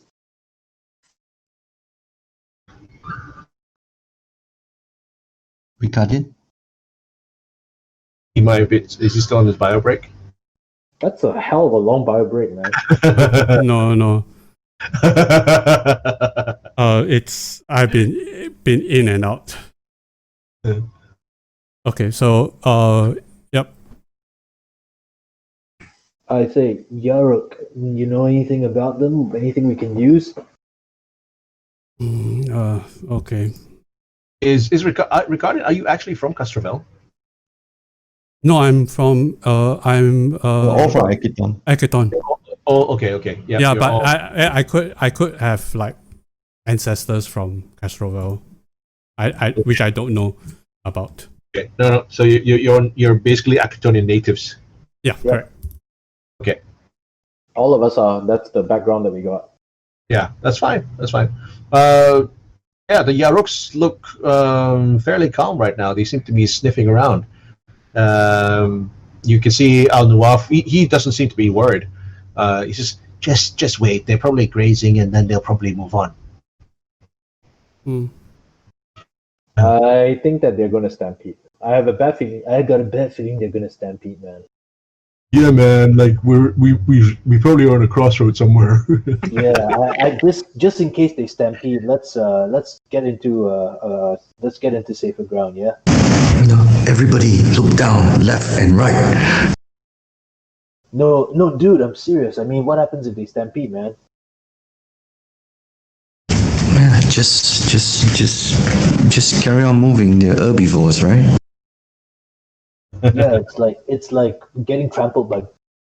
It's like getting trampled by Akitonian yaks, man. Just keep moving. Okay, keep moving. If you keep moving, it's in their direction, by the way. How many are there? Are there? It's like About a dozen of them. wow. That's We can give it some birth, that's all. Yeah, okay. Al Nuaf doesn't seem worried when you actually suggest that you'll keep going. He says, as long as we keep our distance and we don't make any threatening moves, they're fine. give it a If you whirl. see them stamp their feet threateningly, it's just a warning. So just be still. Don't draw attention. Walk away. Do not approach them. They should be fine. All right, let's do it. Sounds like elephants. Yeah. And yes. Yeah. Okay, cool. We do that. Okay. Um, uh, make a perception check. All of us? All of us. Yes, all of you. Let's go with all of you. 22. 15. Rune is Jon Snow. Rune Sable, Jon Snow. It obliterates. Rin and Ricardian. Okay. Rin and Ricardian, you do notice that as these large creatures crane their necks down to chew at the various they look like they're grazing on the grass, but the two of you notice that they seem to be sniffing out something. Which direction? Where they are right now, exactly where they are, and you're actually moving. You're weaving in between them, as in not between their legs or anything, but between the creatures, because there's a dozen of them that spread out so far that you can't go around them. So you're basically going through them, but you're keeping a distance by weaving among them. Okay. Can I get closer? I say, Ricardian, you see that, right? Yeah. Anton, I think there's something in that bush over there.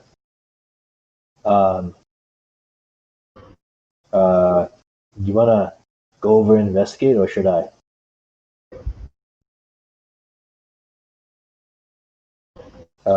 You're better at not making sudden movements, man. I'm all about sudden movements.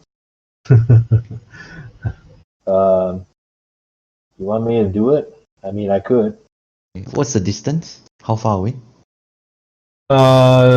You're moving among them right now. So at any given time, the closest you come to a Yarok is about 10 meters, 15 meters. So this thing that is sniffing is about 10 to 15 meters away. It's sniffing around its feet. Feet. Make eye contact. Feet. Okay. All of them are sniffing around at its feet. No. One particular Actually, Ricardian and Rin, now that you actually asked that question, when you look around, all of them are doing so. There's Okay. There's something about this patch. Can I reach to the ground and start sniffing the? Oh wait, no, my suit's sealed. No. Sniffing the local wildlife probably not a good idea. Yes. I actually try to. I reach the ground and rub it across the hands, and then do a. Oh, I borrow Anton's spectrum and try to analyze the soil. Is that possible? No. I get what you're trying to do, but you've got the wrong equipment for it. The spectrum analyzer does not analyze soil. Oh, okay. Yeah, sorry. It only analyze the energy stuff. So It's broad spectrum scanner. Yeah. yeah. Right. So okay. I don't have the geology equipment. Okay. Life sciences. Life sciences. I actually go over. I try to walk closer to the. Don't do it. Why? Why? The you want to approach the Aroko thing, is it? Yeah. Is everything that Rin was trying to avoid, right? Yeah. Well, as he does, even as he spreads to get down to the ground, he spreads to get closer to where Yarok is. That Yarok actually it towers above you. It towers like almost 10, 15 meters above you. And so as it comes, looks around and sniffs and sees you, it starts going and it stamps its feet. Oh, okay. I stop. Okay, I stop and let's leave before he gets stampeded on or stepped on. Back away slowly. Yeah, back away. Okay. Make a perception. You can make a perception check, Ricardian. Okay. 19. Okay. You do find nearest to where the Yarok was. You do notice a number of spore-like pods. spores. Pods. Spore-like pods. So. What? The pods here? Spore pods. Is that what-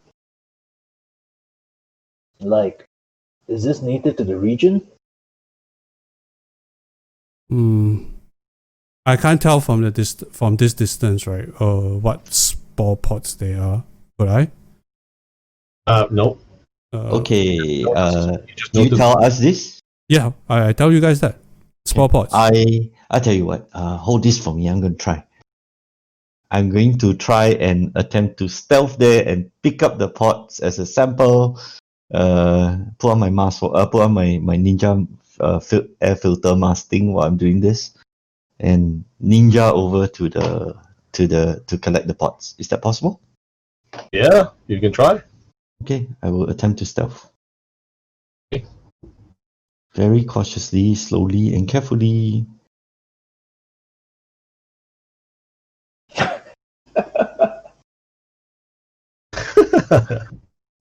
Walao. When Anton doesn't want to be seen, Anton does not get seen. Wrong roll. Sorry, hang on.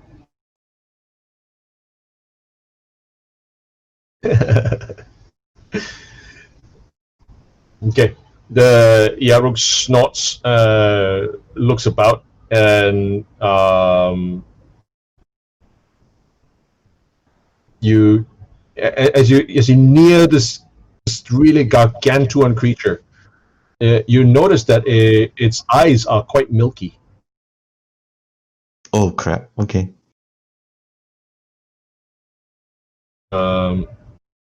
And you're about to pick up you just reach one of the spores, and you're just about to pick it up. All of you hear the across the wide expanse of the grasslands, open grasslands, you hear a crack of a rifle. Okay. One of the Yarok suddenly bellows in anger and pain, rears up, stamps his feet, and you can see the rest of the herd take up its call. And it starts beating all around you. Say again? Go for cover, man! Go, go, go! I take note of where the crack of the rifle sound came from. You can't. It's open. Okay, go ahead and make a perception check. You need a 30. Close, but no cigar. I have a general direction, maybe? Nope. No. It just echoes in the open. You hear it crack, and it is now in pain and distress, and it's calling out its neighbors. Actually, 27-30. There's only a matter of 3 difference. You have a general direction of where the shot comes from. Okay. In fact, you saw the. You think you see a suppressed muzzle flare off in the distance, Okay. but it's a long distance away. Okay. They start stampeding all about you. Okay. Let's see. They're just going to.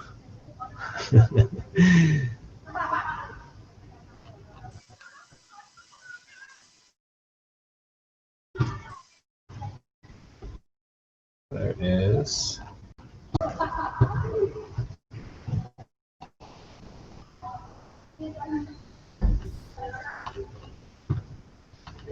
Give me 1 second. I'm just going to pull up just a random map somewhere.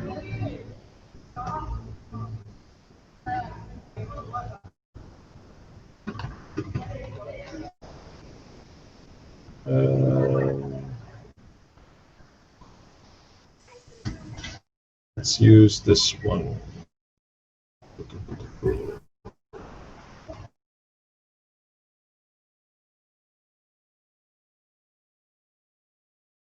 Let's just play it out. It'll be fine. Okay. Anyway, they start stampeding all around you, and if you the Yaruks will, at the beginning of basically each phase, the Yaruks are going to. I'm just going to roll randomly for the behavior. Okay. Oh.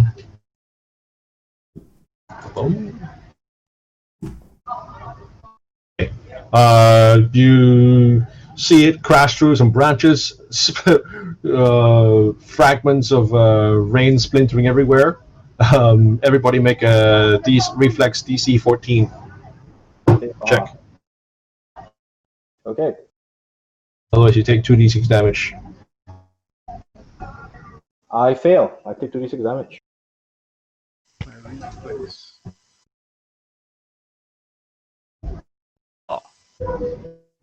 I take 5. Okay. I've marked the 5 fatigue on my. Okay. All right. Yeah. Anyone who's got trouble doing that, let me know. I can do it off the combat tracker for you guys. Okay.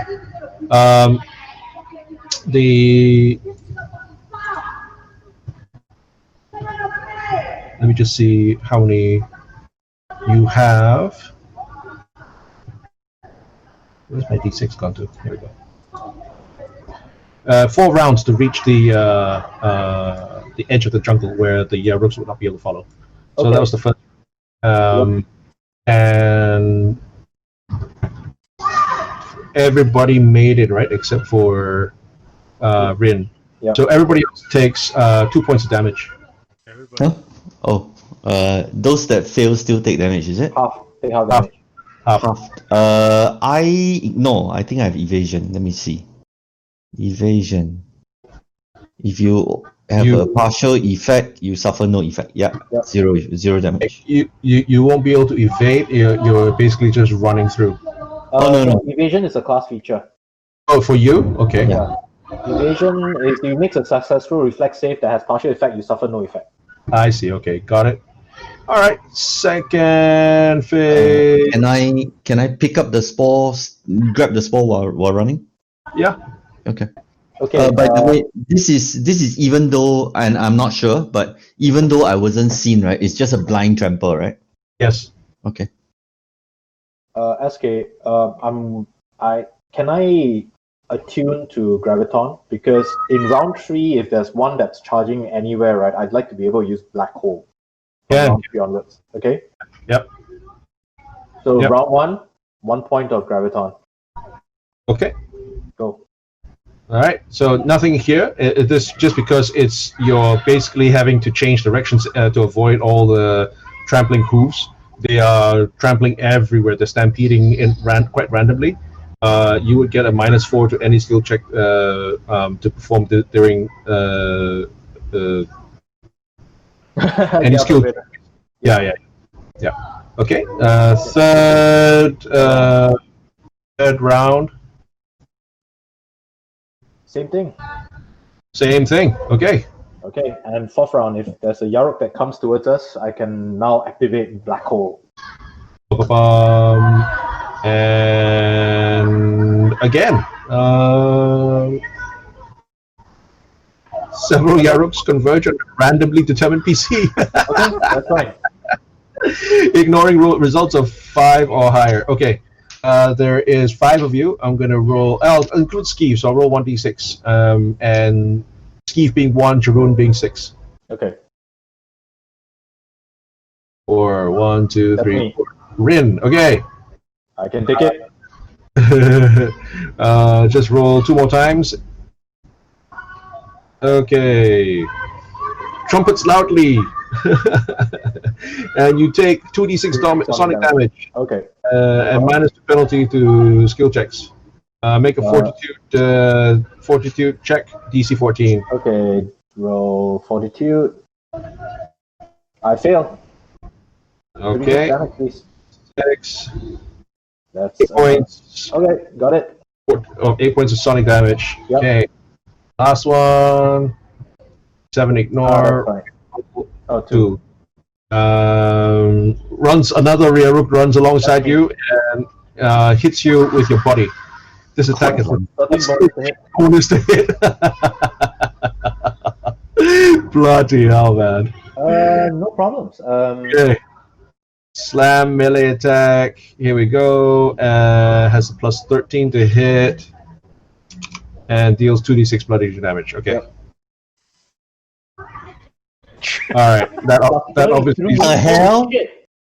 that obviously slams across you. What is this? What is plus 33? It's all good. It's all good. Don't worry about it. Don't worry about it. It's only 26. Regardless, it's still 33. And deals 2d6. I think 13 damage, but regardless, he would have hit. Yeah. A normal damage thing from this thing, it would kill you. Yeah. This is just as he runs by you, it's not actually attacking you; it's just stampeding. Yep. So as it runs by you, its body just hits you. That's all. Okay, no worries. So 2d6. Plus 6. 2d6 plus 6. Roll that now. 9. Okay, I'm down to 2 stamina, but I'm still up. Okay. What kind of love tap is this? It's all good. Don't worry about it. Don't worry about it. Okay. I just take it that Rin is basically the last one up, and he's just pushing people away, and he's doing his best to try and direct the things away from him. That's a Yaruk, by the way. Yeah. Okay. It's what's the size of this thing? A human would be about this tall. Is it considered giant or even broad bigger than claw. giant? Gargantuan. It's a Oh, so proper if I call inside, it's year, right? Oh, come on. No. I get to have it lead us back to camp like a giant minky or something like that. That little red arrow is about as tall as a human being. Okay. I'm about the size of his fingernail, I think. That's what you said. Done. That's what you said with the Jin Minky too. Okay, done. You're done. Okay, you guys all get to the Safety. the safety of the jungle. Okay, I collected the spore thing, right? Yeah, you did. Yeah, okay, good. I'm not feeling so good, man. Rin looks worse for wear. He's been quite badly battered. How are Jorum and Noaf? See, everybody else has made it safely. Oof, okay. You can see the rest of the herd hasn't stopped stampeding. You've just reached the safety. They have veered away from the jungle and they're continuing to stampede. Sure. I point out the rifle shot came from roughly in that direction. Okay. One other thing. Now that you guys have actually experienced a Yaruk stampede, in future, if this ever happens again, you actually have a bunch of options, actions that you can actually take. Because now you're like, oh, I know what's going to happen and blah, blah, blah. That would be useful if we ever... Yep. We may want to incite our own stampede next time. Correct. Yeah. Okay. What actions can we take? Okay, just to give you an idea, for example, other than any of your own special abilities or spells, whatever, you can actually attempt to distract, bluff, or intimidate. Oh, You can okay. get your attention. But now that you seem to know, like, oh, I can predict what this is going to happen, therefore I will go this way, and I will try to attract attention. You now know how they see, like, you have seen up close that their eyes are milky. So it may be something if you to do with a sight. They may not actually be able to see very well. You can try to hide, for example. You can also now that you know the way how fast they move, how big they are, the lumbering giants that they are, you might be able to identify a good path to escape temporarily from them, where they can't follow. You might get through obstacles or go through gaps that again they can't follow, because you've seen how much damage they can do, so you know what can stand up to damage and what can't. You could try to scare them. You've seen how what little sets them off. You might be able to try and scare them, and as you say, in future you might be able to do it as a strategic weapon to incite a stampede. You could also do like a squeeze action to slip between like large obstacles that would stymie a Yarukan pursuit. Depends on how what kind of material you choose, obviously. And what happens then is that if you accrue a number of successes equal to 3 times the number of PCs, you would then quite successfully outrun, outwit, outlast. How fast do they move? If they don't stampede, very slow. But with the stampeding thing, how fast did they actually move? When they stampede, they move at about 80 feet per. Wow. There's no way we can. Yeah, there's no way. No, if you sprint, you outrun them. No, you don't. They move at 80 feet when they are stampeding. We Oh, yeah, move times at 4. Even if times 4, yeah, most of us will outrun them. Yeah. we move at 120. Yeah, if you could, if you actually, again modifiers, flat ground or not flat ground and all that, you would probably not be able to. Whereas they, no matter what, they can do Yeah, 80. difficult terrain, yeah. You can't run. You can't sprint on difficult terrain, dude. Exactly. That's right. So they actually, I mean, just to give you an example, they have a 20-foot reach with their tails slap if they want to do a tail slap. Okay, good luck. Can I take 10 minutes to catch my breath, man? Yeah, sure. Meanwhile, you guys find out what the hell would happen with that mushroom thing. Yeah. Ricardian and Professor, have you ever seen this? Professor, have you ever seen this on Ukulam before?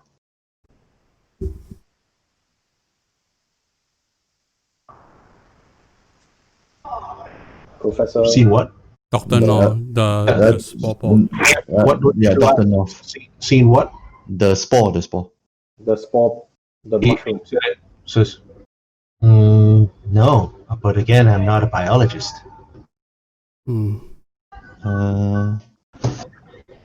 Ricardian, can you identify this?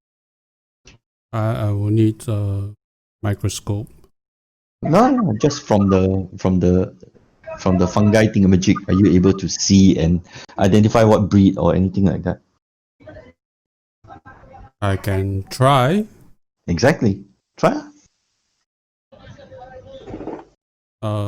SK, I make a life sciences roll. Go ahead. Nope. Okay, stored. I put it into a container. Stored. Done. Wait a minute. I'm just trying to add XP to your for escaping the year. That was quite well done, actually.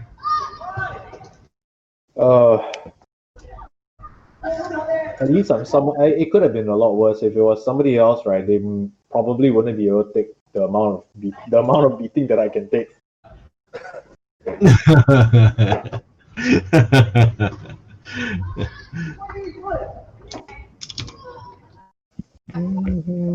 Yeah, man. Just lucky only that it was you.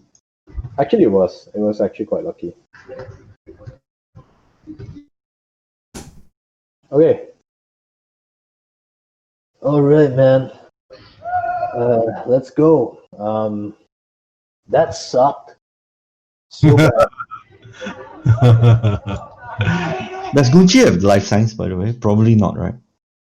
That's who? Michi does not have life science. Hey, no, he did say he have life sciences. Oh, cool. He did say it. Is he around? No, he's Away? PRP again. Oh, Like, okay. check. He has He's back, life he's back. sciences. He has life sciences of +3. Go for it, man. Well, you want him to do it? Might as well.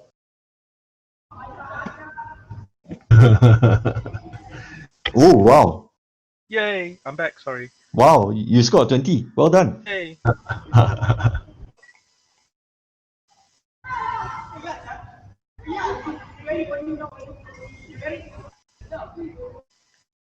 Okay.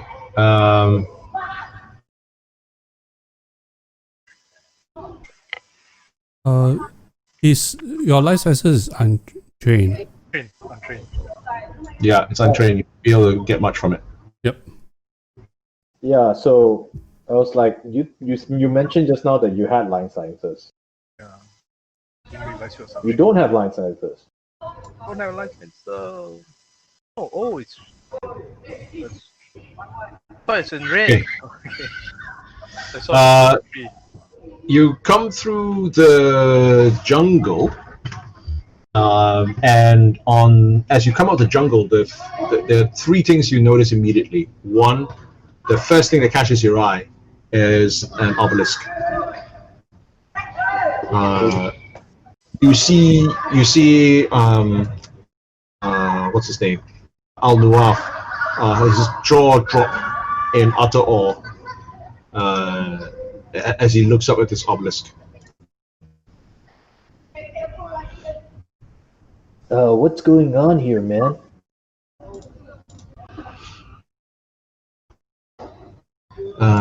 And he points excitedly to his notes, the notes that you gave him. This is it. This is it.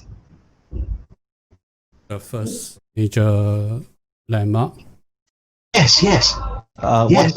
One question. Was this direction the general direction where the gunshot came from? No, further, even further. Yeah, but direction, as in No, slightly off. slightly off. Okay.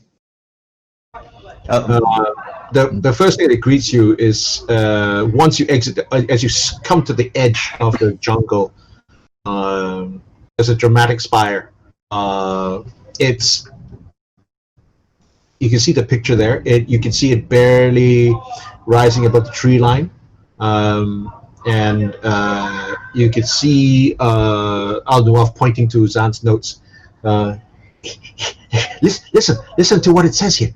A giant spire that topped the tree line was the first of our great landmarks. On each side of it was once engraved with untold wisdom, but only the sheltered ruins near the base have survived the ages. The plants here grow thicker, as if feeding upon some gifts led by the ancient elves, sacrifices of flesh and blood, no doubt. We found it. Yeah, I say, hey, Ricardian, you wanna take a look at the runes, man? Good. Picture coming up. Okay.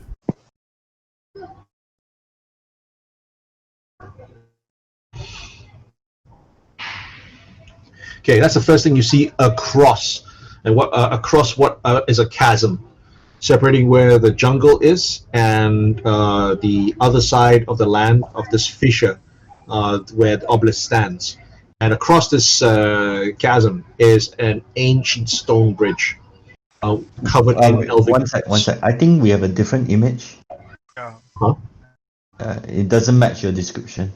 There's no chasm. No. Yeah. This is the other side. The map is the other side where the ruin actually sits on. Okay. You haven't crossed to that area yet. You are still on the jungle side, and between you and that land is a chasm that is connected only by an ancient stone bridge. Is the ancient stone bridge look stable? It looks very stable. It looks extremely old, but it looks rock solid, pardon the pun. And is big enough, wide enough to easily support all of you. It's across the chasm of Sar, the Sar chasm. Wait. Are there tracks or trails here? Make a survival check.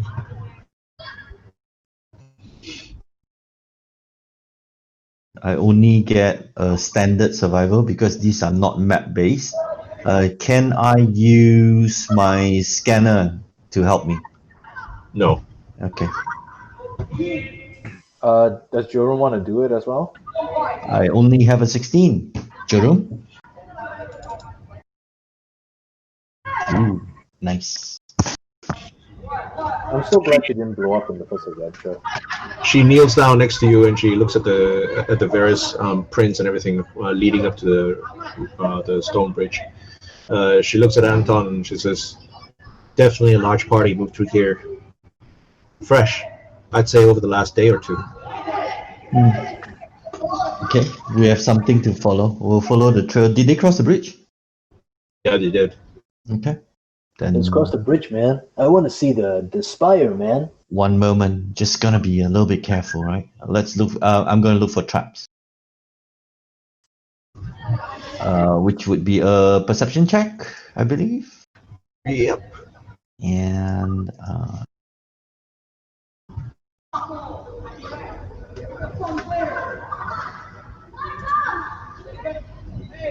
26. Okay. Bu- bu- bu- bu- bum. Okay. What are you looking for exactly? I am attempting to cross the bridge. While doing that, I'm looking for traps that we might that about whether the bridge is stable. Anything that basically will kill us. Okay. So what exactly are you looking for? What kind of traps? Are you looking for traps that are like modern claymores and that kind of thing, or?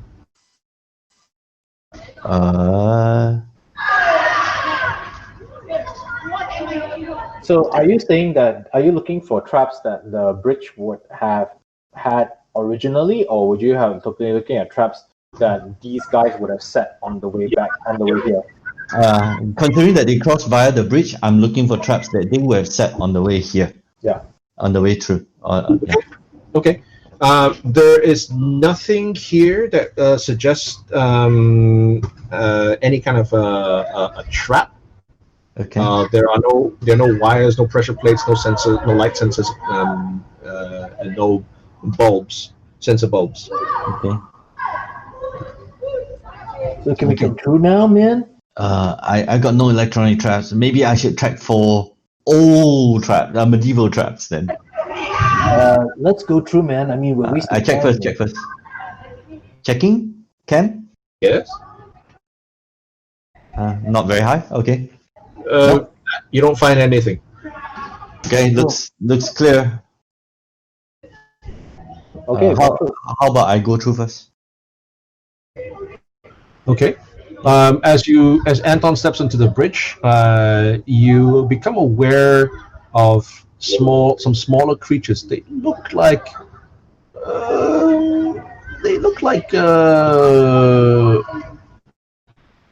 shall we say monkeys. Oh crap. They look like some monkeys, and then they line up they climb up from under the bridge and like sit along on the sides of the bridge rail, and then the other parts of the jungle start coming alive. You can still hear the Yaruks wandering off. The stampede seems to be over, but it brought an almighty hell of noise, them stampeding everywhere. And you can see the jungle seemingly haven't taken note of this, and they sort of come up, looking around. Okay, so that's as you step onto the bridge, you can see on the other side monkey-like creatures. You also note some of these creatures across the bridge, near where the ruins are, near where the obelisk is.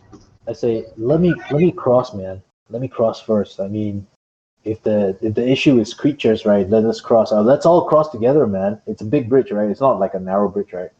It's a big bridge. Yeah, let's cross together, man. Let's go. Okay. Party formation. I'm leading. Shields out. Keith beside you. Yep, skis beside me. We're advancing. Okay. All right. What's the distance of the bridge? The bridge is roughly about 25 meters long. Okay, good.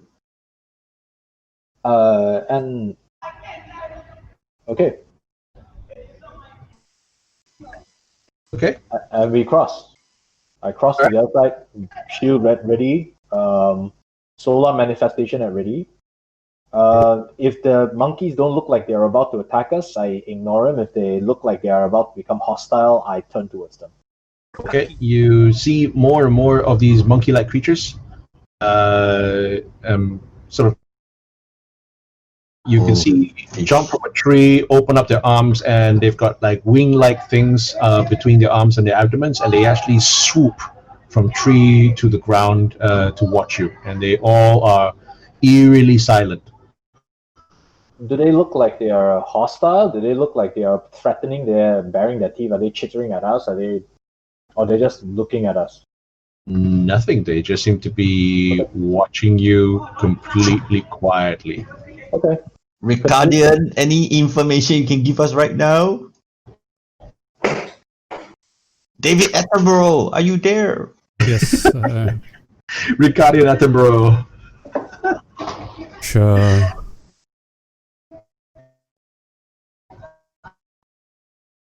You have no clue what these things are. Yeah. Oh, wait, hang on. Sorry. Okay, you have no clue what the weird creatures At the ruins. at the ruins are. The monkey-like creatures, you can tell those are scientifically called the Kaukaririki. Okay. Kaukariki. It's on the image name. But locals call them stingbats. Wait, they did say that the stingbats were attacking. I remember there was a reference in the novel that mentioned that the stingbats were attacking. Okay. Who actually bought the copy of the novel? Anton, but I still remember that passage because that was the one specific passage that Muhali read out to us, and I was paying attention to her. I really was. I was paying attention to everything she was saying. Okay. And this proves it. Since you remember. Yeah. Professor, tell us what you know about the Stingbat reference in the Zams note.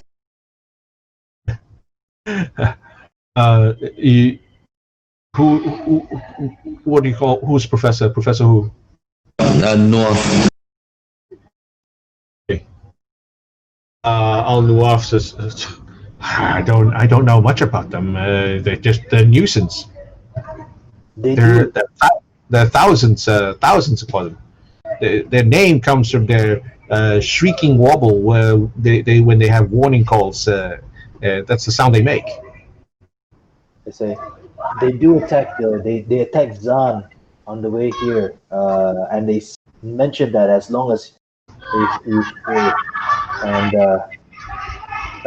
if you fought one off, remember something about him fighting one off and shot another as it fled, and then from there on they targeted it. So, long story short, if they run, don't try and kill them. That's ridiculous. They're just pests. Just shoot them. I say, no. I mean, there are. Look, even monkeys are even Acatonian monkeys are smart enough to get into houses and all that, right? And they steal food, so they could be smart enough to try and gang up on people, right? Might take things personally when one of their number dies. So let's just go easy on them, all right? Shall we?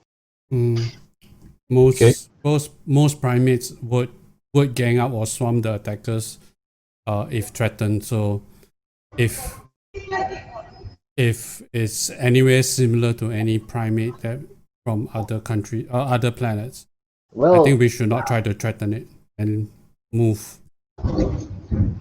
yeah, let's go in groups and make sure that we're within support range of each other. Just don't fire at them like they're pests, right? They leave them alone, and if they try to attack you, just scare them off. Okay. As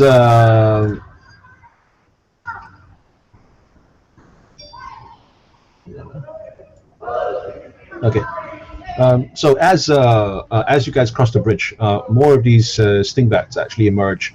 Some of them are sitting very, very still. Some of them are actually now starting to follow you across the bridge. But as you cross in the middle of the bridge, they're sticking to the side rails, to the sides of the bridge. Others are just sitting there watching you inquisitively. Some of them are bobbing their heads. You have no idea what that means. And every now and then, you hear one of them now start to shriek like, "Tricky! Tricky!"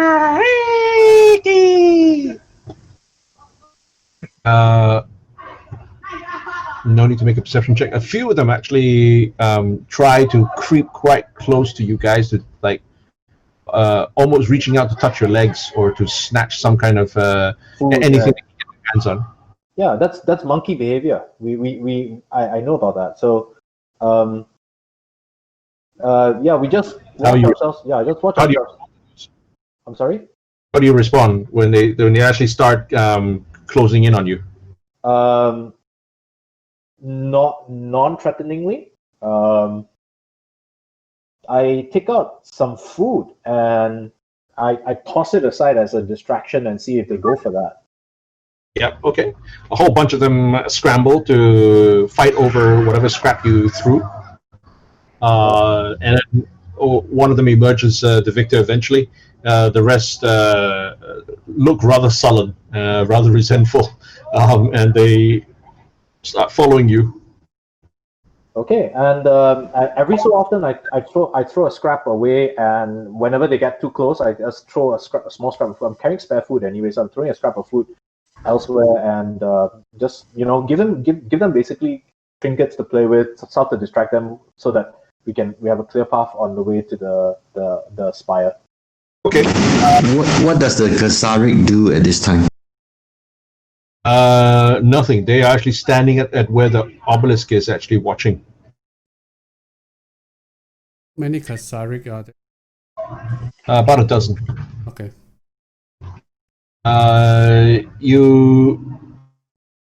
Every time Rin throws something to distract the stink bats, they disappear. They scamper away to try and fight over the scraps for several minutes.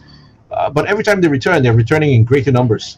As they shriek at Rin, they are appearing more and more aggressive, as if they're scolding him for not actually giving them more shit.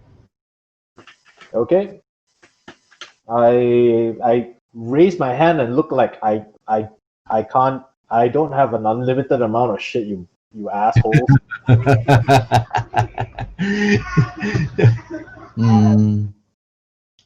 One thing I'd like to notice, like during the points in time where the Kakuri appeared, right?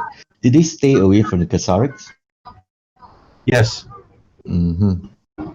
And even as you cross the bridge now, the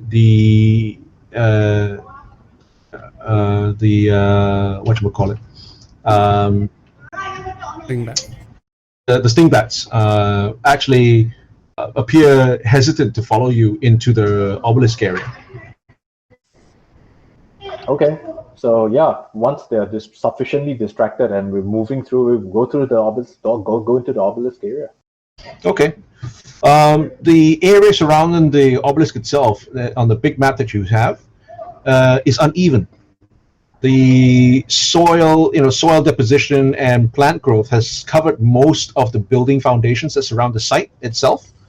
But even so, you can see some very stubborn trees that grow very sparsely here and there, have displaced many of the stones with their roots. The roots are growing up and over, leaving carved blocks scattered quite haphazardly around the area. Okay. I attempt to assume that the Kasarik are, because I don't see any eyes, I assume that they are smell or sound based, so I move very quietly and I like to stealth from Kasariks. Okay, before you even get there, this is still some distance away. You've just crossed the bridge and you're entering that particular area.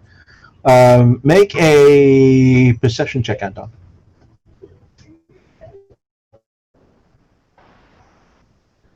Nice. Good roll. Yeah. Very good roll. Hey, you even from this distance, before you even reach the, you see the torn down ruins of the buildings that actually surrounded the obelisk itself. But even from this distance, you can see some of the stones that have fallen through. They are purposely smooth. You can see they're quite very smooth on one side, rough on the other side, and you can see on those rougher sides clusters of blue striped orange fruit ripening in the canopies that they've built above these stones. But the fruit are not being picked by the sting bats. The sting Exactly. bats don't dare to touch the fruit for some reason. Because of the Okay. Kataki? You don't know. Okay. Environmental Look, seal. these guys were fighting over like the scraps of my food, okay? Yes. And they were not fighting over the massively abundant fruit above us right now. Right. It could be poisonous, or somebody else is guarding this fruit. Environmental seal, please. Environmental seal on. Okay, Al Nuaf complies, but he through the muted microphone in his helmet, he says, I don't understand why you think this is necessary. They're just monkeys. They're just stingbats. Once you've traveled as long as we have, everything of note tends to want to kill you. Okay. Yeah.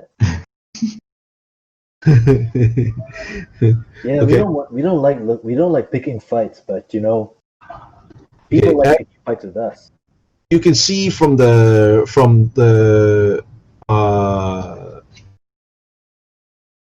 description of the blue striped orange fruit that I was telling you about. You don't know what that is. Actually, let me see. If Professor Ricardian. anybody who has can make a life science check. You're unfamiliar with this world and fruit, so the DC is higher. But you can make a life science check if you want. Tell me if you get an DC 8. 28. Wow. Okay. Well done. Okay, you recognize these as Ralarian figs. It's actually one of the most prolific fruit trees in Castrovel's northern hemisphere. Oh, okay. Are they good to eat? Wild Ralarian figs they're rather tart, but they are safe to eat. It actually is sweeter and less tart once it's actually fully ripened and dropped off the trees. Oh, are there any on the floor? You see quite a few on the ground near on the stones, around the stones near the obelisk, and the obelisk is still some distance away. It's about another 50 meters or so distant, and you can see a lot of the twigs from that have seem to have been intertwined with another kind of plant that has coiled itself around the obelisk itself, hiding much of its lower body with other vines. Okay. Okay. The fact of the matter is the Kalkari can eat the figs, but they don't. That's Eh. true. I think Okay. they're carnivorous. As you approach the obelisk, the Kaukarikis are they seem to be escalating their antics around you. They've been teasing each other, chasing one another through the trees, and you can see them almost as if they're trying to intimidate one another. They're fighting one another for something. You don't know what it is. And as you approach the obelisk, sorry, as they continue with you even as you approach the obelisk, but they're starting to fall back.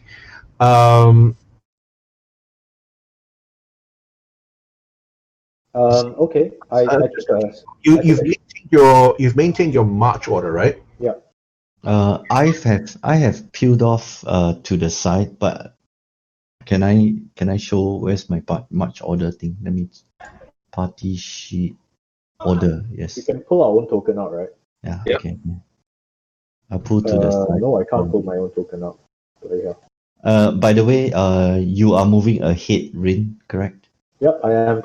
I was about to peel off to get some figs for the monkeys because I'm actually quite fond of the monkeys. Where's Papa playing? Where I was is on an Papa? alien planet. It looks kind of like full of flowers. Yeah, it's full of flowers, and there's this thing called Rylarian fig, and they're like huge. They're like hordes of monkeys, chasing Papa down.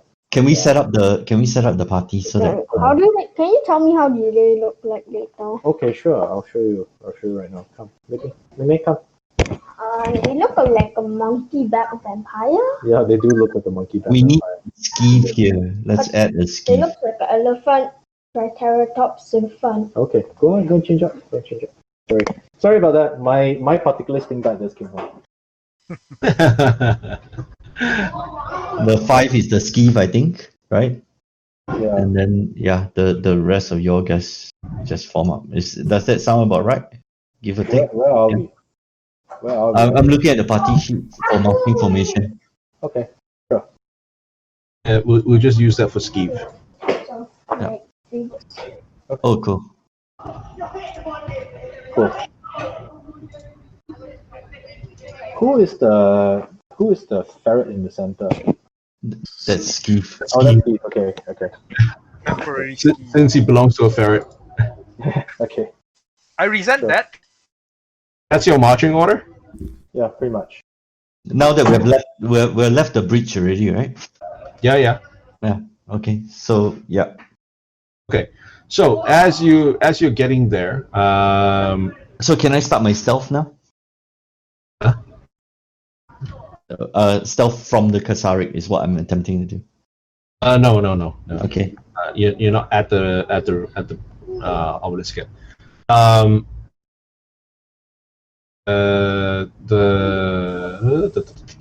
Give me 1 second. The Kakarikis are attacking. Are they? Ooh. Yes. Okay. Give food is like that one. It's like that lah. I was gonna tell you like it's a bad idea, but throw already, so like too late. It's okay. Actually, take out food and throw towards the Kasarik. See whether they give. There you go. It's all good. Okay. Why don't we just run to the Kasari and see whether they follow us? Maybe. I'll have to hold them off to some degree, right? So. Hey, why? Hang on. Why this map not showing?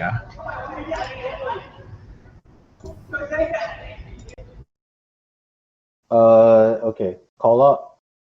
Why is this not showing? Alamak.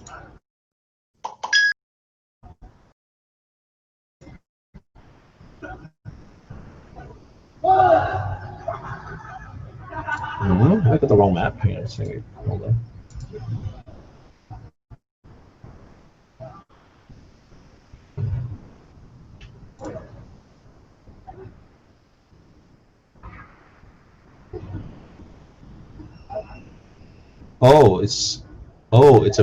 It's huge. Sorry. Okay. What's huge? The map is huge. Okay. Yeah, it's all the way to the bottom. Yeah. Oh, is it? Yeah. It goes all the way to the bottom. Oh. And It's like, the stone bridge is right at the bottom right hand corner. I don't have the stone bridge. Oh, that's the start of the bridge of the. Yeah, the end of the bridge from our perspective. Right.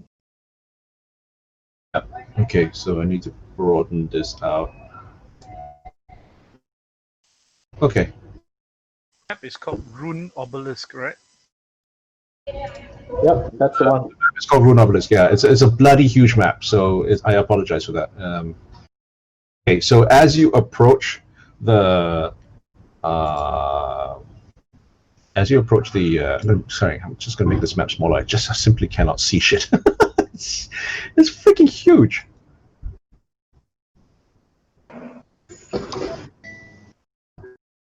Just go to the bottom right, since we're coming in from the south. You're coming in from the south, correct? Let me just put your. No, I asked for your order because I want to arrange the order on the map, on the main map, where how you guys are. So I have Rin right at the top.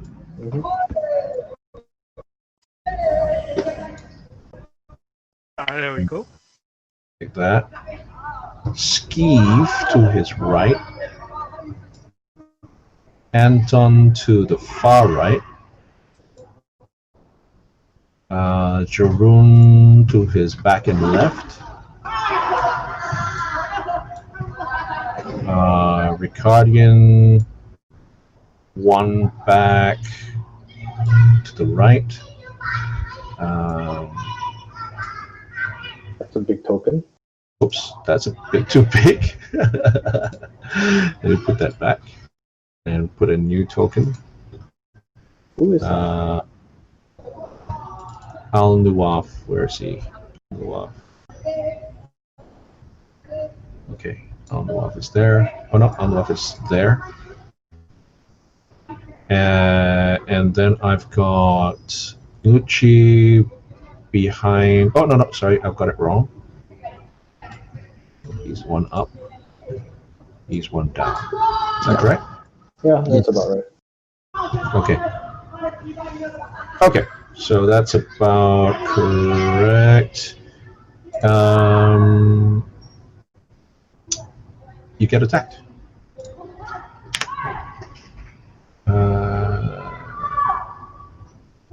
Okay, so as you're approaching this, and this is before Anton goes to try to stealth against the Kasarik, the Kaukarikis seemingly having had a fracas among themselves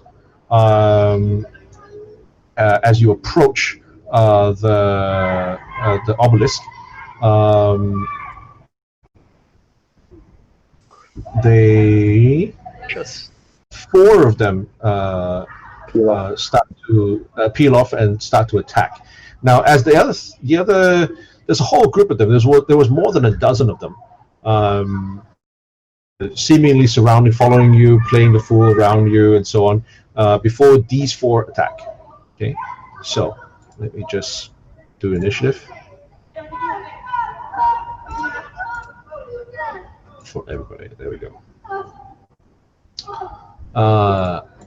The lead Kaukariki, given your current order of march, it leaps and seemingly flies. 1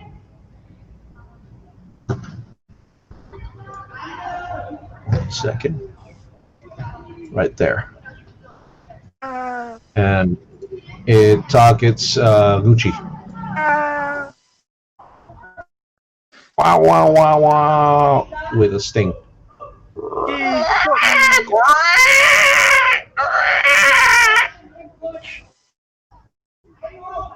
Okay. Better put on my armor, sorry. Which we put on. I turned off just now because. Yeah, okay, it's on. Okay.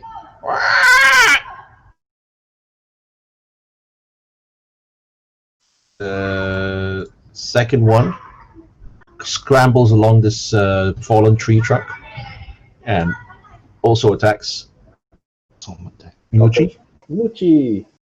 Muchi. See lah, go and pursue your masters lah. Oh, that was a hit. Okay.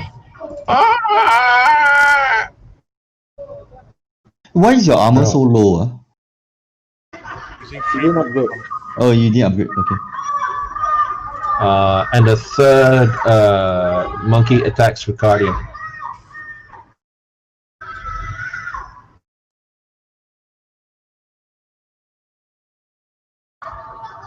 It lets out a screech.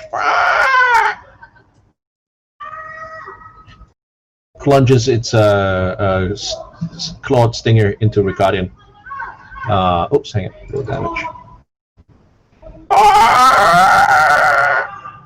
Skeeve. Attack of my control one. Ski shall chong forward.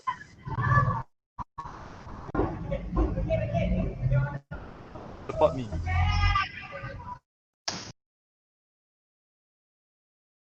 Okay, target. Yep. Hit this one. And it will bash. Not bash. Ski will attack. Why is it still on the club? It's supposed to be A. You should be armed with the tactical sword already. Ah, what happened to my tactical sword? Give me a moment. The heck? Thought I. Oh, because my FG crashed last week.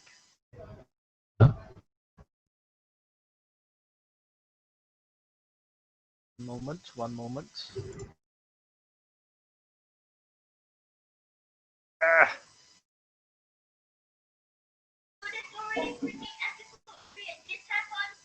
Ah!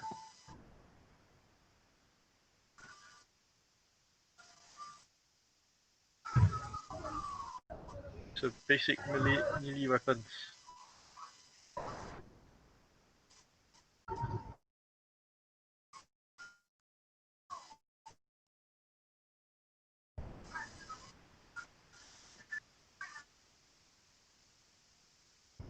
Yes, there we go.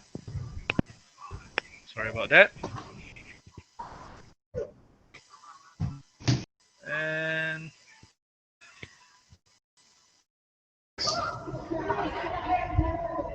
a hit. Roll for damage.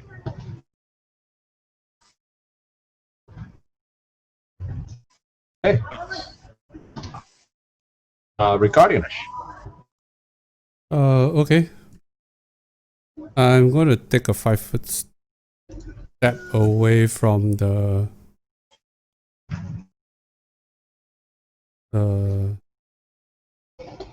sting bat. This way. Full action to magic missile. Huh? Full action No. to magic missile. No, I'm just going to pull out a pistol and fire at it. Good. Target.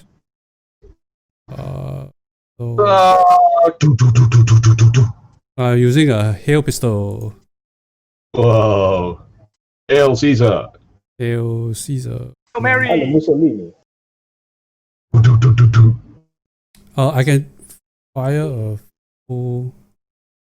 Oh, never mind. I just fire a single shot first.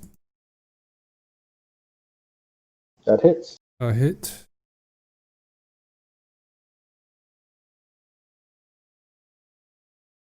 Okay. Anton? Yeah, I take a step behind the wall thingamajiggy, and I attempt to do my tricky stealth attack. Checking one thing to make sure. Stealth attack against the Kakariki, right? Kakariki, yes. 21 for your trick attack. Yep. Checking on. Okay, no problem. Range is an issue.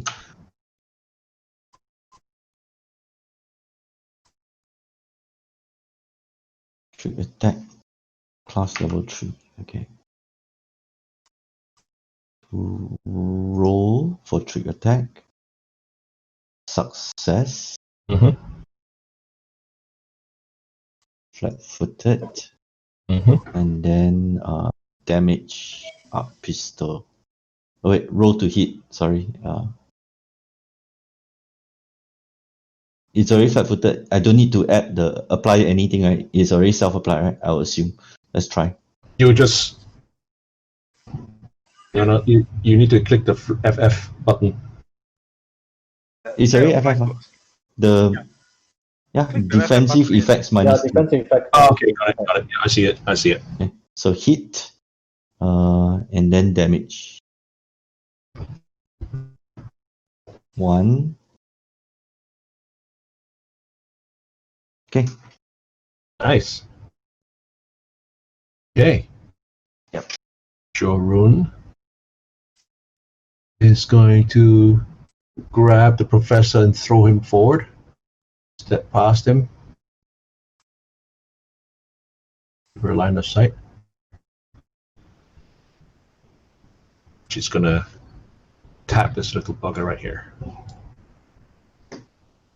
Hey, come on. Aim, damn it. Okay.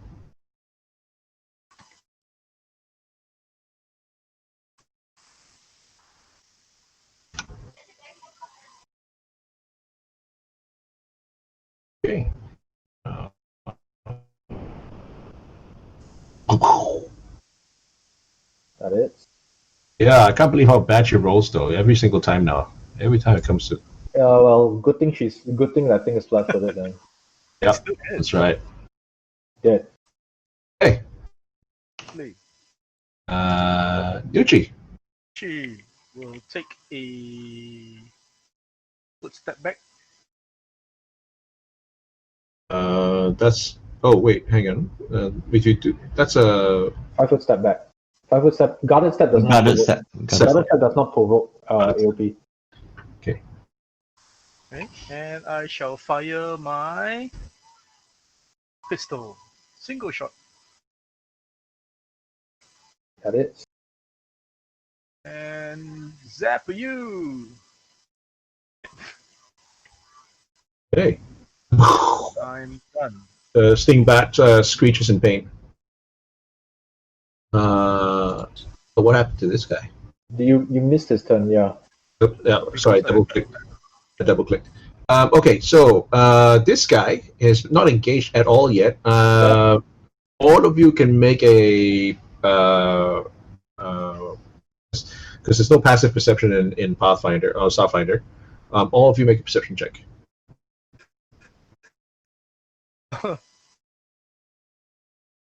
Jon Snow.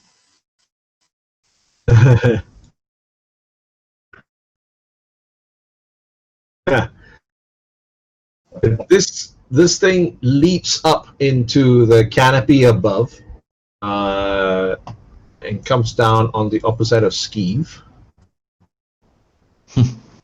There, but you, Anton, you notice that as he leaps up, scampers past the trees to get to the other side, he drops what looks like a small pouch to leave it hanging in the branches above the trees.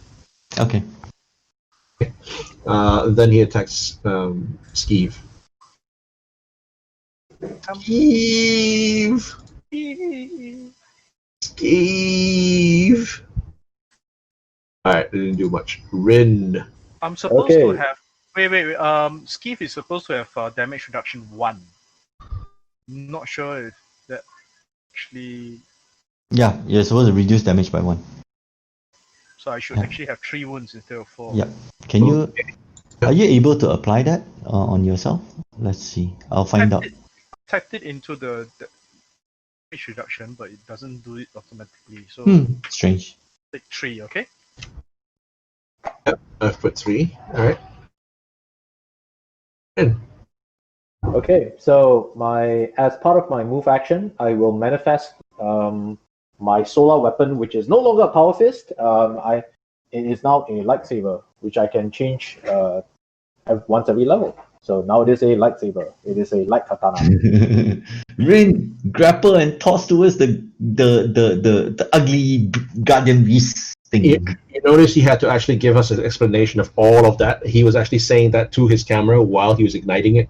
Oh yes, Absolutely, yes. yeah. So because I mean, how else would you do a documentary, right? When he turns to attack the Kakariki, it's asleep. It's bored to death. I'll bore you to death. So I use my Stellar Revelation, which is a Stellar Rush, and as a standard action, I will Bull Rush the Kakariki number 4. Do you reach? Yeah, 25. That's nice. Because a charge is double my movement, and the Latuna Ringmail puts me at 25. I can actually charge up all the way up to 50. Okay. Yep. Bull Rush. Bull Rush, hit it, and I have to hit his KAC at -8 in order to Bull Rush him successfully. Okay. +8 rather. So let me just make an attack roll.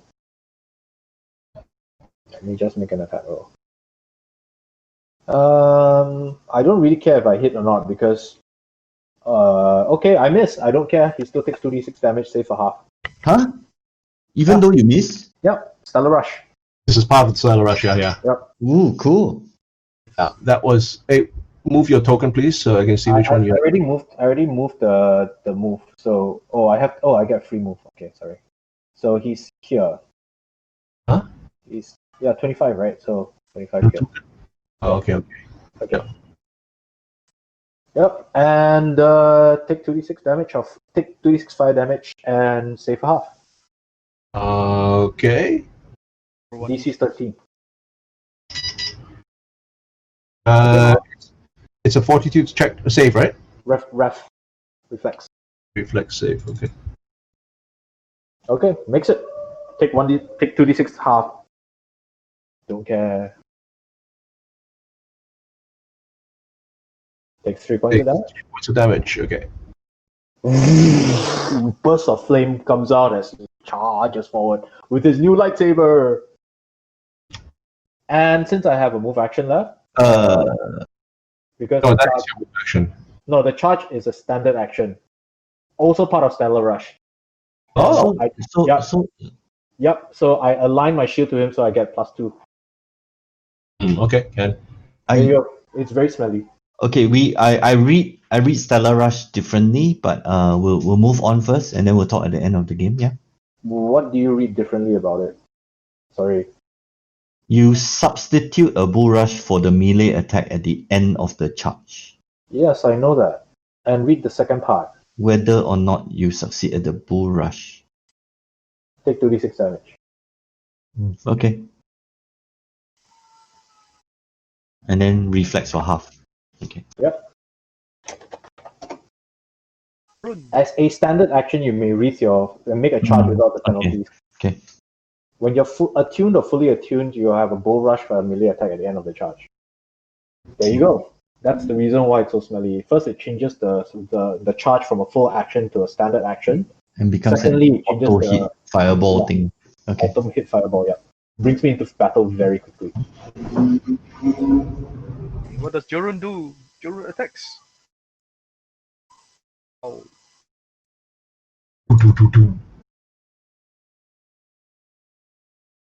Oh, wow, she hit. So rare. Exactly. Super rare. Victorian.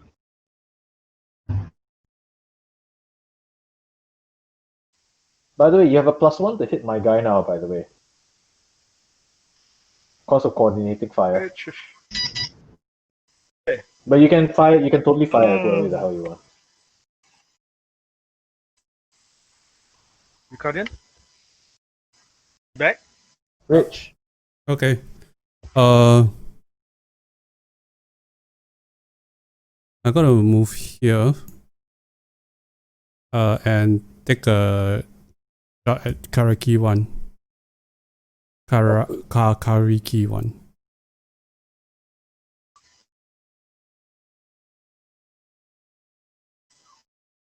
Single shot. Good shot. Hit. Lovely.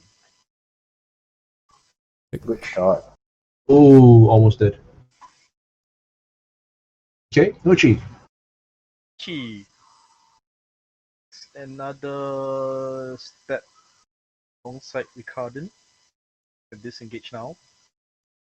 And continue shooting at Kokoriki. My up pistol. Kokariki 1. Good shot. Lovely.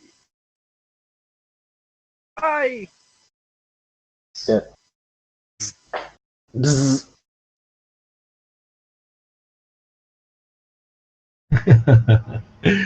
Okay.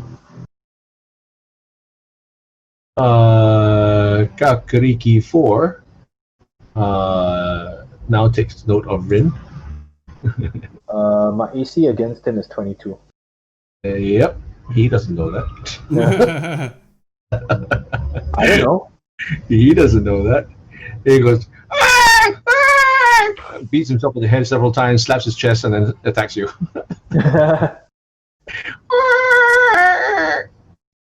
That hits. Even at a 22. Oh. Yep. Yeah. Okay. 3 points of damage. Okay. Didn't have time to activate my force field. Okay, 2 are down. The other one out of proper line of sight.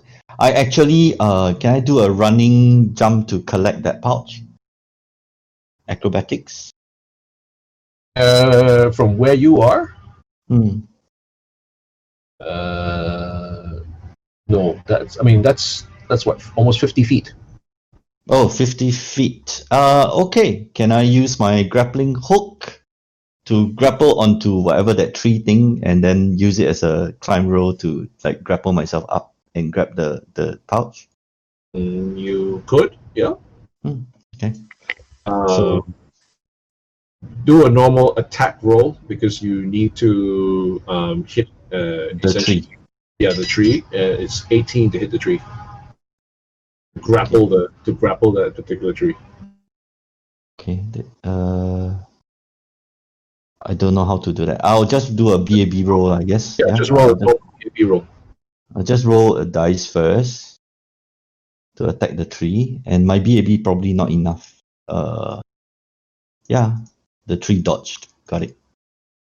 Yeah, sure.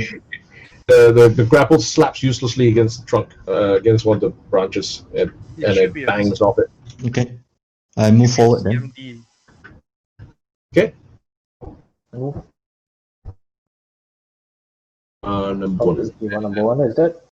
one is dead. Number two has Yeah. got skeeve in his. Give. Oh. Nice. Just continues to attack what he doesn't understand to be a machine. Number three is dead, so there's only two left. Skeeve. He should take 2 points of damage.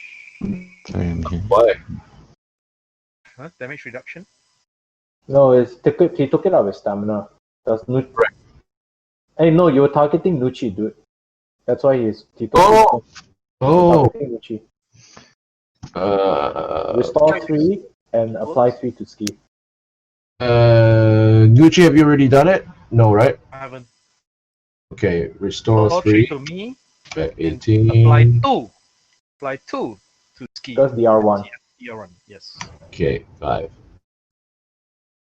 Could have Okay. been a way to automate this. Yeah, you add the effect DR to ski. It's on his C sheet. I put down there 1/dash, but it doesn't seem to be working. No, it needs to be a ongoing effect. Hey, Steve. Keith is going to stabby Okariki 2. His tactical sword. Stabby. Lovely. Hits. That hits. How come you got non-proficiency or -4? Be right.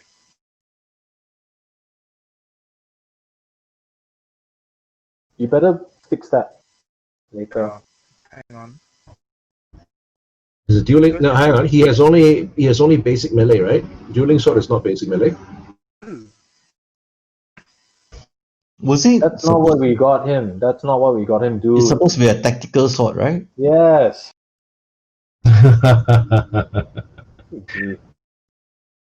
Okay, anyway, you've wounded the monkey. Rin, finish him off. Okay, so Finish him.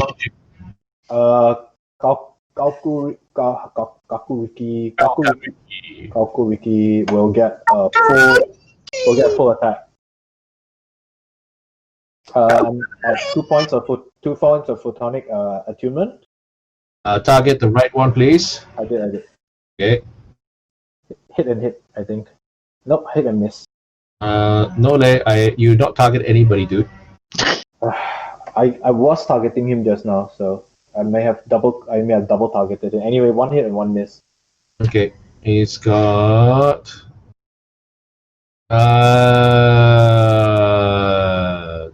Oh, sorry, wrong one. Okay. 11 and 13, so 1 hit, 1 miss. Yeah, you're right. Yep.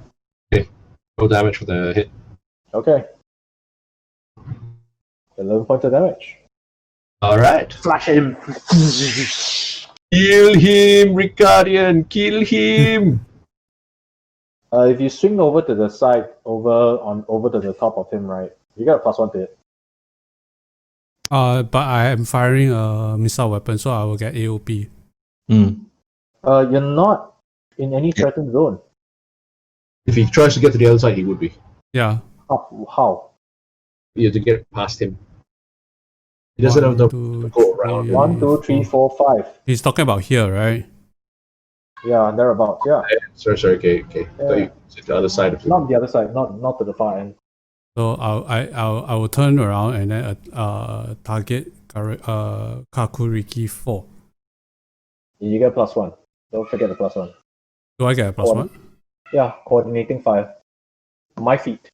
That benefits all of you. Oh. Okay, so I have a modifier of 1.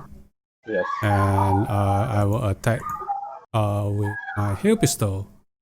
Single shot. Hail pistol. Hail pistol. I miss. Hail Misobito. You hit. So Hail Mary. No, 13. Sorry. Yeah, I miss. I need 13 to hit. It's a Hiro Miso. Hiromiso. Okay. Oh, Hail Mary. Did you already add your? Oh, you already add the +1, right? Yes, yeah. I did. No worries. Muchi, are you going to be a Hirohito? Nuchi is going to shoot at space. I'll take a slap here.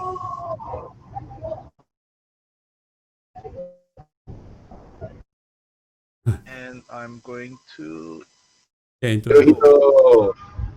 Hirohito. Hirohito. That You can't full attack, dude. He clicked on the wrong one. No, he clicked twice. He clicked twice, yeah. Okay, miss. I missed. Okay. Kalkariki 4. Is he gonna run away yet? About to make his check to see whether he runs away. Hirohito! Oh no!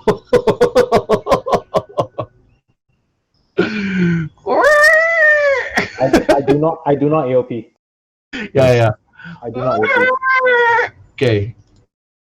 Okay. I attempt to now that I'm closer, can I just climb up or acrobat up? It is here. Sorry. Tree branch that he's talking about is here. Oh, okay. I will move closer to that. But yeah, sure. I can make 30. Yeah, but there's a monster in the way. There's still a Kalkariki 2. I ignore it and use mobility against it. Can I make it as part of my acrobatic check? You could. The DC is like 20 or something like that. Yep. Okay.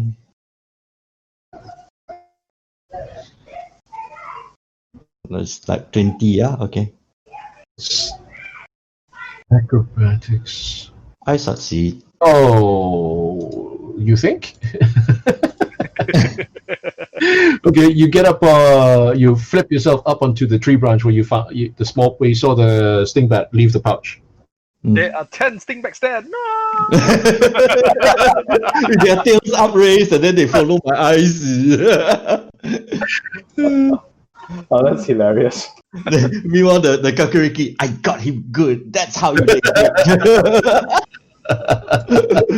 And no, then the Kalkariki goes, well, hello there.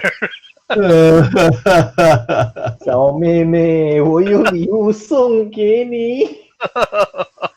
Here.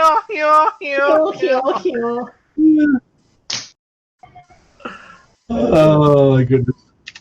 Okay. Anyway, I've dropped the pouch into your inventory. It'll just be that until you identify it. Okay, cool. Got it. Okay, that is Anton. Kakariki ones. This guy has to now. Kakariki 2. Oh!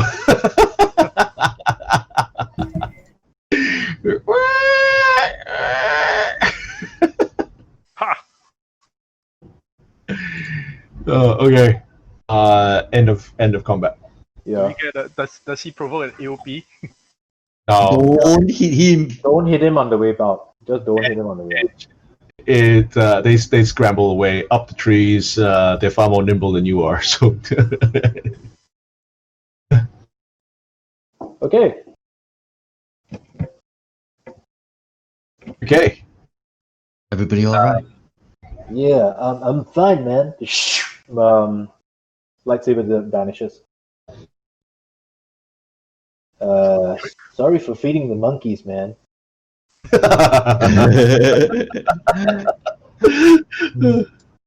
What do we find, man? Don't know yet. It's this pouch. You need to come down from there, right? Yeah, okay, I come down.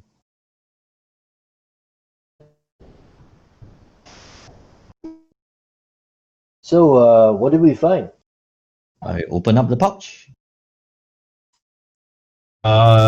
It is 3 very well packed vials of serum. In fact, injectors.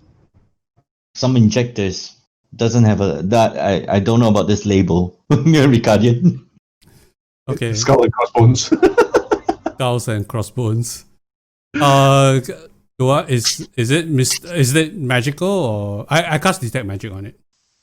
Okay. It is magical. Okay. Mysticism check. I'll make a mysticism check to see what serum it is. Ooh. 29. Ooh. They are 3 serums of healing. Ooh. Cool. I assume they are the Mark 1 kind. 3 Mark 2s. The 3 Mark 2s. Ooh. Okay, Wow. Rin, I take think one. you take one. Jerome take one. And you take one. Because you're the next heaviest. I'm the next, yeah. Okay, got it. You're the next most heavily involved in combat. Okay, I'll take one.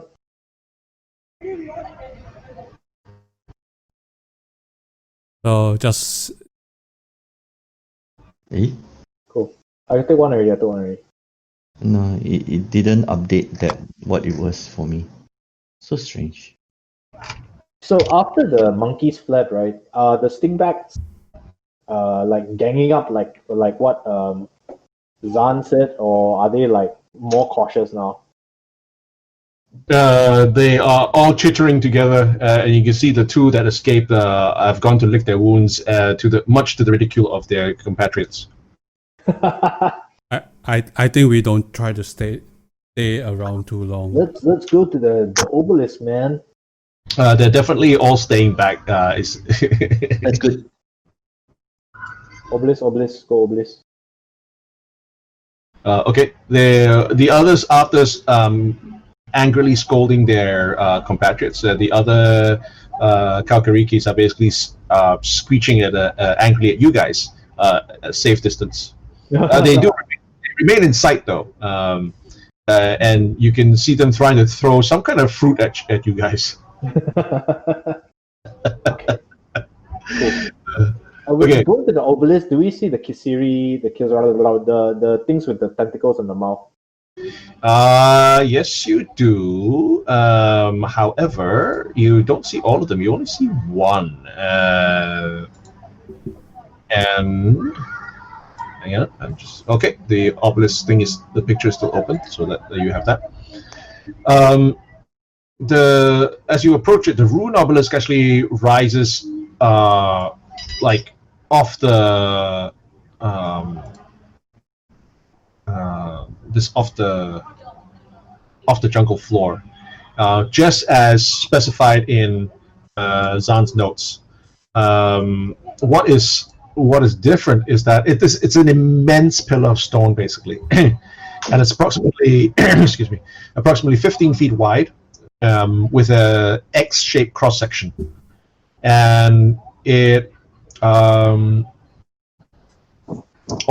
you see all these climbing plants, this network of green vines, several brilliant fuchsia-like bromeliads, and a host of violet flowers, and it actually provides excellent climbing purchase. Okay. Oh, wow. I put on the camera and begin the recording of the obelisk itself. Okay. Oh man, my teammates are so well trained. History. Al Nuaf is looking around, but anybody who wants to look at the structure as a structure itself can make an engineering check. I do so. as a structure because I can't read the language, I presume. Oh, we're getting Ricardian for that one. Yep, engineering. Wow, good roll. Looking at the structure of the thing, you actually believe this is not an obelisk. What is it, man? Looking at the stone around you, at all the various other fallen masonry and the surrounding base, its foundations, you think that this was actually a massive post that supported a now missing observation deck. Like Wow. the one. Okay. What is very visible above, about 20, 30 feet up, you can see Elven writing through the vines. The base, as I told you before, it's entirely covered. It actually has hidden away the writing that's at the bottom of at the base of the obelisk. But further up, where the vines are thinner, you can see them visible through the climbing vines. But if you want to decipher them, you can't see them up close. But you could, well, I guess you could climb up. Or if you wanted to decipher anything closer to the ground, it would require substantive cutting down of the plants, and then a knowledge of the language. Al Nuaf can probably read some of that language, and it has an Elven base. So anybody who does actually understand Elven can have a shot at answering it, reading it. Okay, That would be Ricardian. I have Ricardian. I speak Elven, so speak and read Elven. Wait, watch the Kasar. I'm watching him. Okay. If the Kasari is not actually doing anything, I actually recommend that you don't do any cutting. Because the Kasari, I mean, I don't know. It looks. Could be one of the. He could be the the Lorax of this jungle, right? I don't know what's the a Lorax. You didn't read the Lorax? Okay, never mind. It's one of He the doesn't have Dr. things. It does have kids. It's one of the Dr. Seuss things.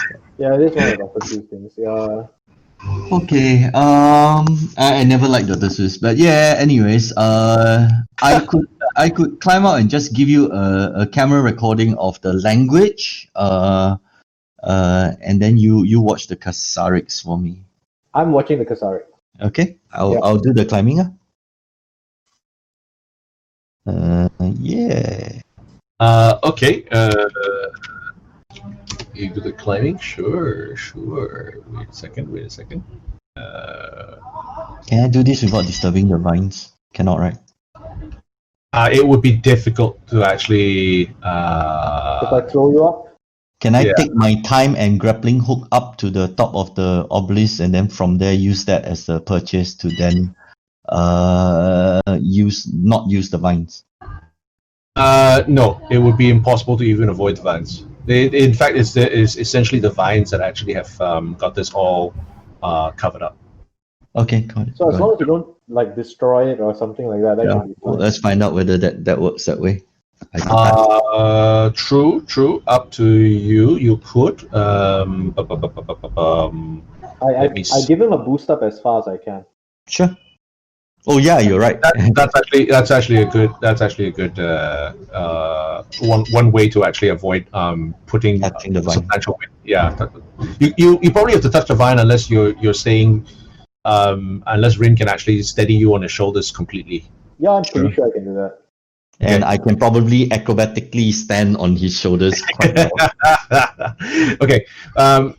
After the attack with the Kalkurikis, and you can see that as you actually get to the obelisk, the Kasiriks retreat past the obelisk. You don't see where they go. They seem to blend into the vegetation, and they disappear.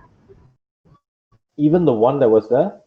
Yeah. The one that was actually it was the only one you could see at the time as you approach, and it just blends in. Okay. It disappears. You have no idea where. Cool. They're still watching us. It's camouflage. It's camouflage. Or they could just be invisible. Nah, I bet you it's camouflage. Okay. So make a acrobatics check. I turn on my personal what's it called? Toolkit. I bought it just now. I'm wearing it right now. Climbing rig. Personal gravitational redistributor. Got Ah! it. Da, da, da. Walao. Wow! Walao. Is there a tool that you don't? The guy's like James Bond, dude. He's like got every gadget Doraemon. somewhere. Okay, I got a 22 with a really, really bad roll. It's like, you know, it's like you should be an android, man. It's cool, right? It's cool, right? You should be a Doraemon android. Oh my goodness. That's pretty funny. I have to say that is pretty funny. Okay. You climb up. You can see a few elven letters through, as I said, through the vines. You can either make a DC 25 culture check if Okay. you actually understand Elven. Nope. Oh, okay, then can't. I'm just filming this. I'm just filming Okay, this. okay, cool. Okay, So I transfer it down to the data pad for the guys. sure. And then the codependency starts. Ricardian, please. Would you Okay. see who play? While they're doing this, Nucci, Ricardian, and Jorun make a perception check. Perception.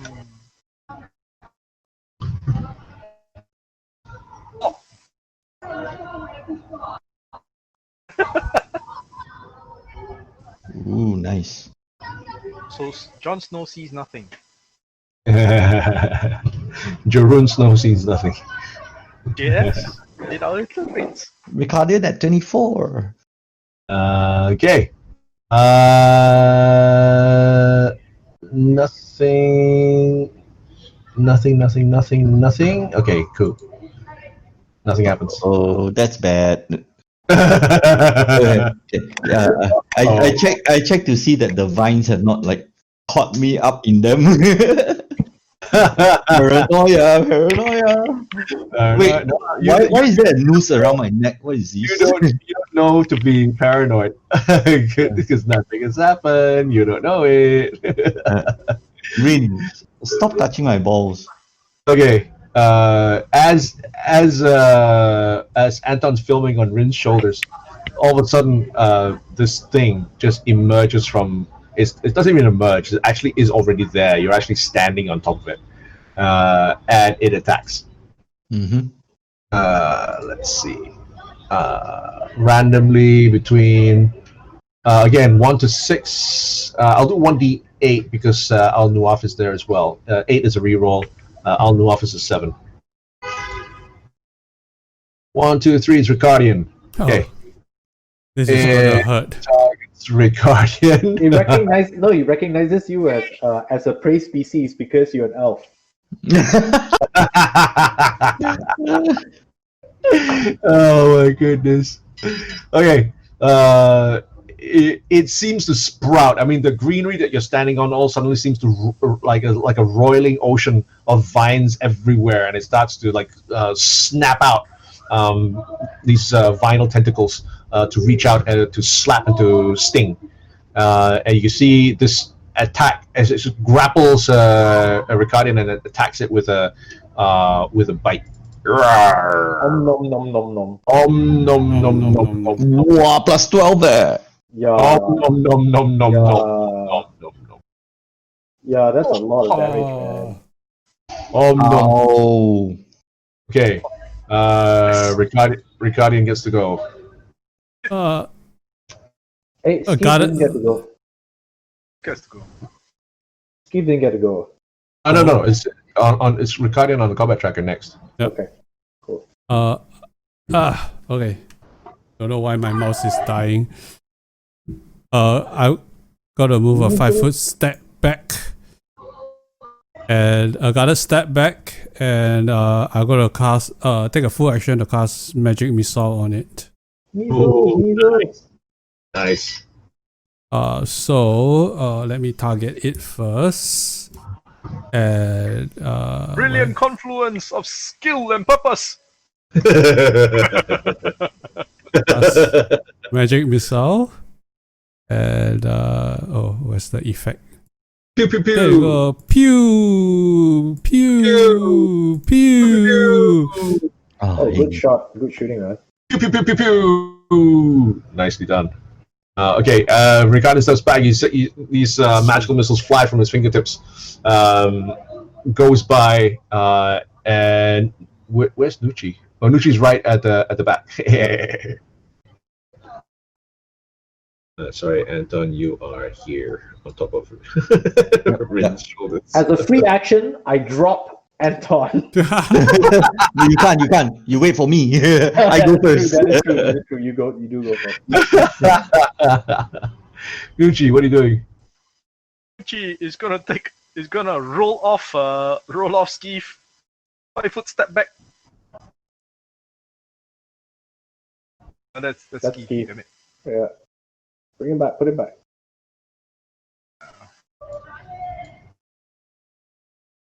Pew pew. You get a +1 coordinating fire. Cool. Pew pew pew pew pew pew pew. Case, I shall double shot. Full attack. Oh, nice. One critical hit. It's not stun. This is arc pistol does something. Shock. Shock. It's Yeah. immune to stun, shock, and all that anyway. Ooh. Oh, nice. One Well, target. Oh, it done. knocks. It's okay. You still did damage. That's okay. That's excellent. Zap zap. Zzz. Anton. Inspiration and improvement. Okay, my trick attack will be an acrobatics jump across to maybe here. Is that okay? Where? I leap off his shoulder. Would that be Sure. possible? Sure. Oh yeah, trick attack. Rin, take 1d4 damage. Oh, okay. Why? I'm kidding. But no. Okay, only an 18, You get a. which you is provoke not an enough. Trick attack fail. No, you provoke an AOP from the virus in here. Oh yeah. You always roll the acrobatics. Okay, your trick attack is always the skill that is under your subset. If you're a ghost, it's always stealth, regardless of what happens. Is You it? don't get the option to fix. Yeah, you don't No, get. no, I have acrobatics and stealth as my options. Oh, that is correct. That is correct. Because Yeah. you can either use Wait, acrobatics. I might have been rolling. Wait, I might. No, it's probably the same. Yeah. Okay. Yeah, no, it's correct. It's correct. So you hit it. He has a opportunity. He has an attack of opportunity. on you. Not necessarily. I wasn't within the 5 foot. I'm 10 feet high, right? It's up to you. For this guy, because of his a large size creature, it is. Okay. Yeah. Sure. So take an AOP. Can I eat it? You hit it. You eat it. I got no choice. I got no choice, right? It eats me. Oh, absorbed. No, it's just the SP. Yeah. SP is a lifesaver. Oh, I can still attack, right? Yes. Yeah, you can. And Yes. in fact, you've hit. And you hit. You just roll damage. You damaged it. You didn't roll damage. You only roll hit to hit. That's it. Yep. You roll the pulse piece. Where is my to hit? I didn't roll to hit yet. Here. Oh, Sorry, you didn't. You're right. You didn't. that was Gucci. That wasn't me. Yeah, that was Oh, that was Gucci. Oh, sorry. Okay, go. I clicked that by accident. Ah, I see. Okay, got it. A roll to hit. Roll to hit. good hit. And Add a +1 by the way. I have to remind anyway. everybody here. Yeah, No. everyone add a +1, please. Okay. The damage doesn't go through, is it? The damage, got it. Yeah. It thrashes. It doesn't make any noise, but it thrashes about. All of its little vinyl tentacles are thrashing about, and you can see it's the main body sort of shifting back and forth, throwing up earth. Jeroen is going to bang. Full auto the bastard. Bang, bang, bang. Bang, bang, bang, bang. Bang. No, she doesn't have a. Add a +1 to a hit. That's true. Yeah. Okay. In that case, she's going to. No! So lame. Oh, that's kind of lame. Give! Redeem yourself! He flanks. Give. Oh, stabby. He flanks her. Do I do? Yes. Yes, you do. I get +1. Plus Plus 2. You get +2. +2. Stabby. Hey, what's with the -4 non-proficient? yeah, can you switch It's a your basic non-proficient? It's a weapon. It's not a dueling sword that you have. It's the wrong weapon, yeah. Yeah, it's the wrong weapon. Right there. You're using a tactical sword, if I recall. Yes. So it's a 17. Does a 17 hit? So, okay, if it was not. That's a 17. 17 does not hit, so it's still a miss. But you need to correct that, yeah. Why Because is you've that got a wrong. still- You got the wrong weapon. issue with that. Because you got the wrong weapon. Okay, Oh, the show dueling. these workers how to do it, dude. Is that me? Yeah. Guys, the Dueling sword. dueling sword tactical is a basic melee weapon. Yeah, it's a Is basic- it? Really? Yeah. Dueling sword tactical. Oh yeah, okay. If that's the case, still a How come- 17 lah. But why is it non-proficient? You could probably got to make Skiff like put in the fact that his weapon proficiency is Does. basic. I'm not sure whether you put it in. It's part of the problem with Withdraw. Yeah. Fantasy Grounds, I think. As basic melee weapon. I do. Basic melee weapon. Yeah, he has basic melee weapon. He has basic melee weapon and small arms. Okay, did you manually put it in as in melee, basic? I drag and dropped. It should be correct, actually. If you... Okay, we'll figure that out later. Okay, so Oh wait, I have hang to on. move- You drag and drop as a feat. You didn't drag and drop as a proficiency. Oh, I just did that. okay. I just did that for you. Alright, Okay. alright. You try again. Just attack him. Just roll an attack. Hang on. So just added it to your proficiencies. Yep, no. No. Yep, there you go. Roll it again. It's still non-prof. It still says non-prof. Yeah, it's still non-prof. Yep. Yeah, still non-prof. Very Strange. strange. It doesn't, but it shows on my sheet as a +5 to hit. It's so weird. No, do you see proficiency on your abilities tab? Yes, it's there. And okay, and Yeah. it says basic melee weapon. Okay. Very weird. Very Very strange. strange. Okay. All right. Well, I'll figure it out. Okay. I am using a move action to align my shield to him, so my AC to him is 22. And I will make as part of that move action, I will manifest my lightsaber and hit him with my lightsaber. Doesn't hit. Jedi no hit. Jedi stupid. Jedi. Jaroon gets a shot at him. She's gonna try again with the double bang bang. Bang, bang, bang. You still get +1. Yeah. Double bang bang. Oh, good hit. Yeah, baby. Yeah, baby. Overlay. Yeah, baby. That's one. That's two. Yeah, baby. Good, man. Good hits. Okay. Now we're She's, talking. she's emptied half a clip of a pistol. Ricardo. Oh, okay. Now she decides to go John Wick. Okay, I'll go to pull out my hail pistol and shoot at it. And hit Rin. You need to come around the corner. You need to come around in order to. Yeah, I'm gonna move out. I'm kidding. It's a large creature. It Yeah, doesn't yeah. benefit from Oh, awesome. Okay. your medium size. I have Okay. +1. By the Yeah, way, I got this strange suspicion, right? That the initiative of the combat tracker, right? I don't know whether it actually applies our initiative modifiers. So far, Uh, it's pretty consistent for me. I mean, I don't have any dex bonuses, so I'm No, pretty because my initiative is +6. I mean, it could be just bad rolls, but yeah, it could be bad rolls. I just find it strange, um, and I haven't broken 20 yet. I have not Okay. seen anybody break 20. I have Really? broken 20. And I have a +2 for Cool. Then okay. next. Jerome has a +4. Okay. Mm. Okay, go. Okay, I'm just going to take a single shot. Single shot. +1. Yeah, I think that's the ticket right now.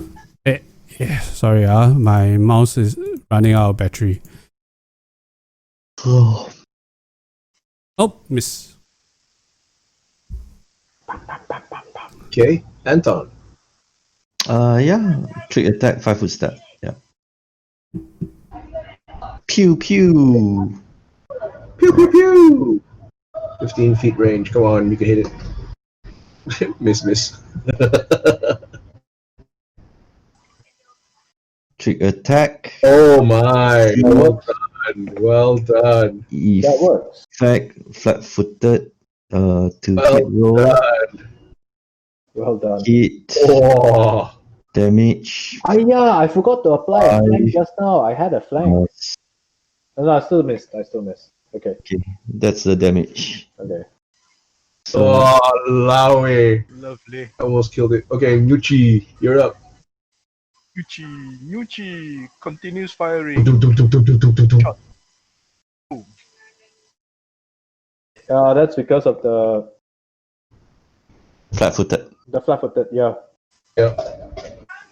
4 points. Aye. Remember to add a +1. Yeah. To hit, right? Not to damage, right? Yeah, to hit. Okay. He's no longer flat-footed. Darn it. It switches targets. And it goes after Nuchi. No. Aye. Kapra. Nom. Only 1 point. Alamak. Okay. Nom. Okay, Rin. Rin Smack flanks him. Uses a move. Actually, I should just go full attack, right? Yeah, I Yes, should. you should. Yeah. Full attack. What is that? What Well, bad rolls. Okay. Alamak. Jarun has passed the crown over to me today. Okay, Skeeve gets a +2 for flank. And +1 for coordinated attacks. No, only for range. Yeah. Okay, so +2 now. Oh no. Okay, in that case, I yell to Skeeve, back. Step. Take a guarded step, and he fires his pistol, which is on the other hand. Skeeve, use flame pistol, just like a Pokemon. It is super effective. It burns Rin instead. Sends fire to Alnuaf. Oh, by the way, Alnuaf is running. Oh yeah, fire damage might actually be more. Hey, Guardian. I can't tell. Ooh. Whoa, Guardian. I'm back on top again. Speaking Yeah. of me rolling above normal. Okay, You did. Actually, very easy to check. T, just roll your initiative for Anton. Oh yeah, you're right. Random inits roll. Yeah, okay, it applies. +6. Oh, sorry, it affected the thing. Okay, No, never mind. don't worry. I'll put you back up. No, don't need. I still move before Bradney can already. Okay, Guardian. Okay, sorry. I'm gonna take a shot at with my hail pistol. So that's a Hail Mary or Hail Caesar? Oh, hit! There's a Hail Caesar hit. There's a Hail Caesar hit. Hail Caesar. You are right. Fire damage might actually be more. I yell at everyone. Stand back! Get back, man! Get back! I'm about to go Nova. Yee. I've never done it before, so I don't What's the know. range? 10 feet. Okay. 10 feet radius centered around me. It Radius, doesn't work. okay. I have a Step back, fire step back. Ricardian, step back. Okay. He goes Nova just as Skeeve kills him. Hey, Ricardian, step back. That's totally okay with it. I'm totally okay with it. Is well, how many feet is it? 10 feet, 10 feet. Take a 5 foot step back. Yeah. Yeah. Never mind, it's okay. I already took my action, so If Go, Skeeve, go. Keep, It looks you like claim again. looks like Rin is stepping forward then. Yeah, I think I am. But if I step forward, I might get Nucci. Okay, it's a 1d4 burn. Oh, Oh, Steve. awesome. Well done. totally robbed, dude. Totally No, robbed. it's okay. It's okay. I go, all right, man. So I don't have to go Nova. That's No. Guys, step back, step back. Why? It's already dead. Don't worry, I'm still gonna go Nova. So She's gonna blow. much. I turned enough. What the hell is that thing? You're very hungry because you didn't eat lunch.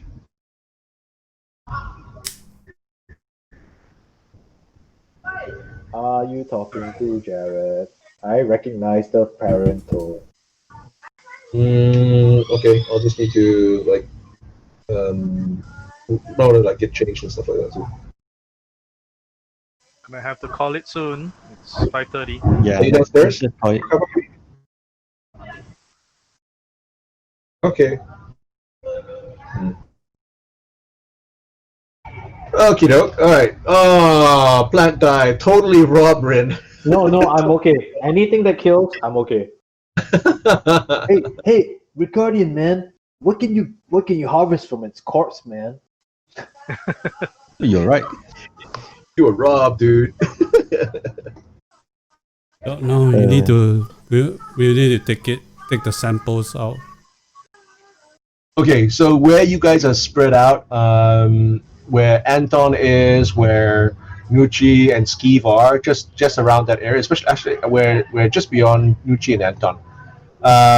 Now that the thing is gone, what is churned up of the earth, you see a torn Aztecs 1 suit. What's an Aztec? That Aztecs one. Okay. it's an Aztecs, yeah, it's an Aztecs 1 suit. That with looks like a half devoured thing inside it. You have no idea what it was before. Unearth it and search the body. I mean, the armor is now worthless, but you do find a frostbite class 0 rifle. Rifles. It always has to be a rifle. And there's also on the suit there's a silvery colored cred stick, and a quick check. It's an open cred stick, and it has 290 credits on it. I say, is there any insignia on the Aztec suit? None. Okay. I'll drop that into the stuff into your inventory so you guys can think about what you want to do with it. Joran's the only one that can use a rifle anyway, so. So can you. I can't. You can't? Really? Oh, okay. Solarians are highly reliant on their manifestation. Okay. Highly reliant. Okay. The first thing that happens once that whatever that creature was, that some kind of plant creature, whatever that was, it's just lying there with a gaping maw right now. After Skeeve tore it apart with its last shot, the remaining sting bats howl in fear and they clamber about all the canopies and among the bushes in what appears to be complete distress. And they seem very skittish around you. In fact, the area between you and them grows as they retreat further. Oh, we showed them who's boss here, man.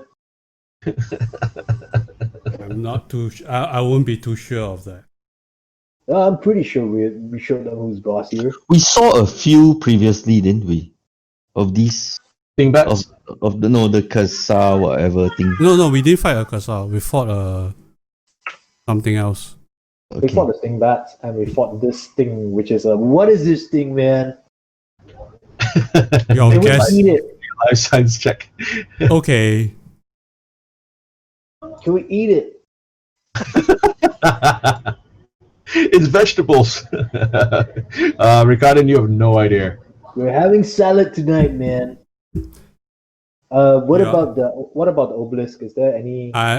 You are free to try if you but I will not guarantee your safety. All right. What It's a good about fight. the obelisk, man? Has What about has the churning of the earth rip out some of the vines, or was this creature's vines covering the ruins? it? Was the creature's vines that was covering the obelisk. Oh, we can Oh, totally cool. clear it now, man. Let's go. It's just like the king is dead. Slash it a few more times. Okay. Actually, we're spending a lot of time here. We just grab a camera footage of everything. We can translate it on the way. Okay, we're gonna wrap it here.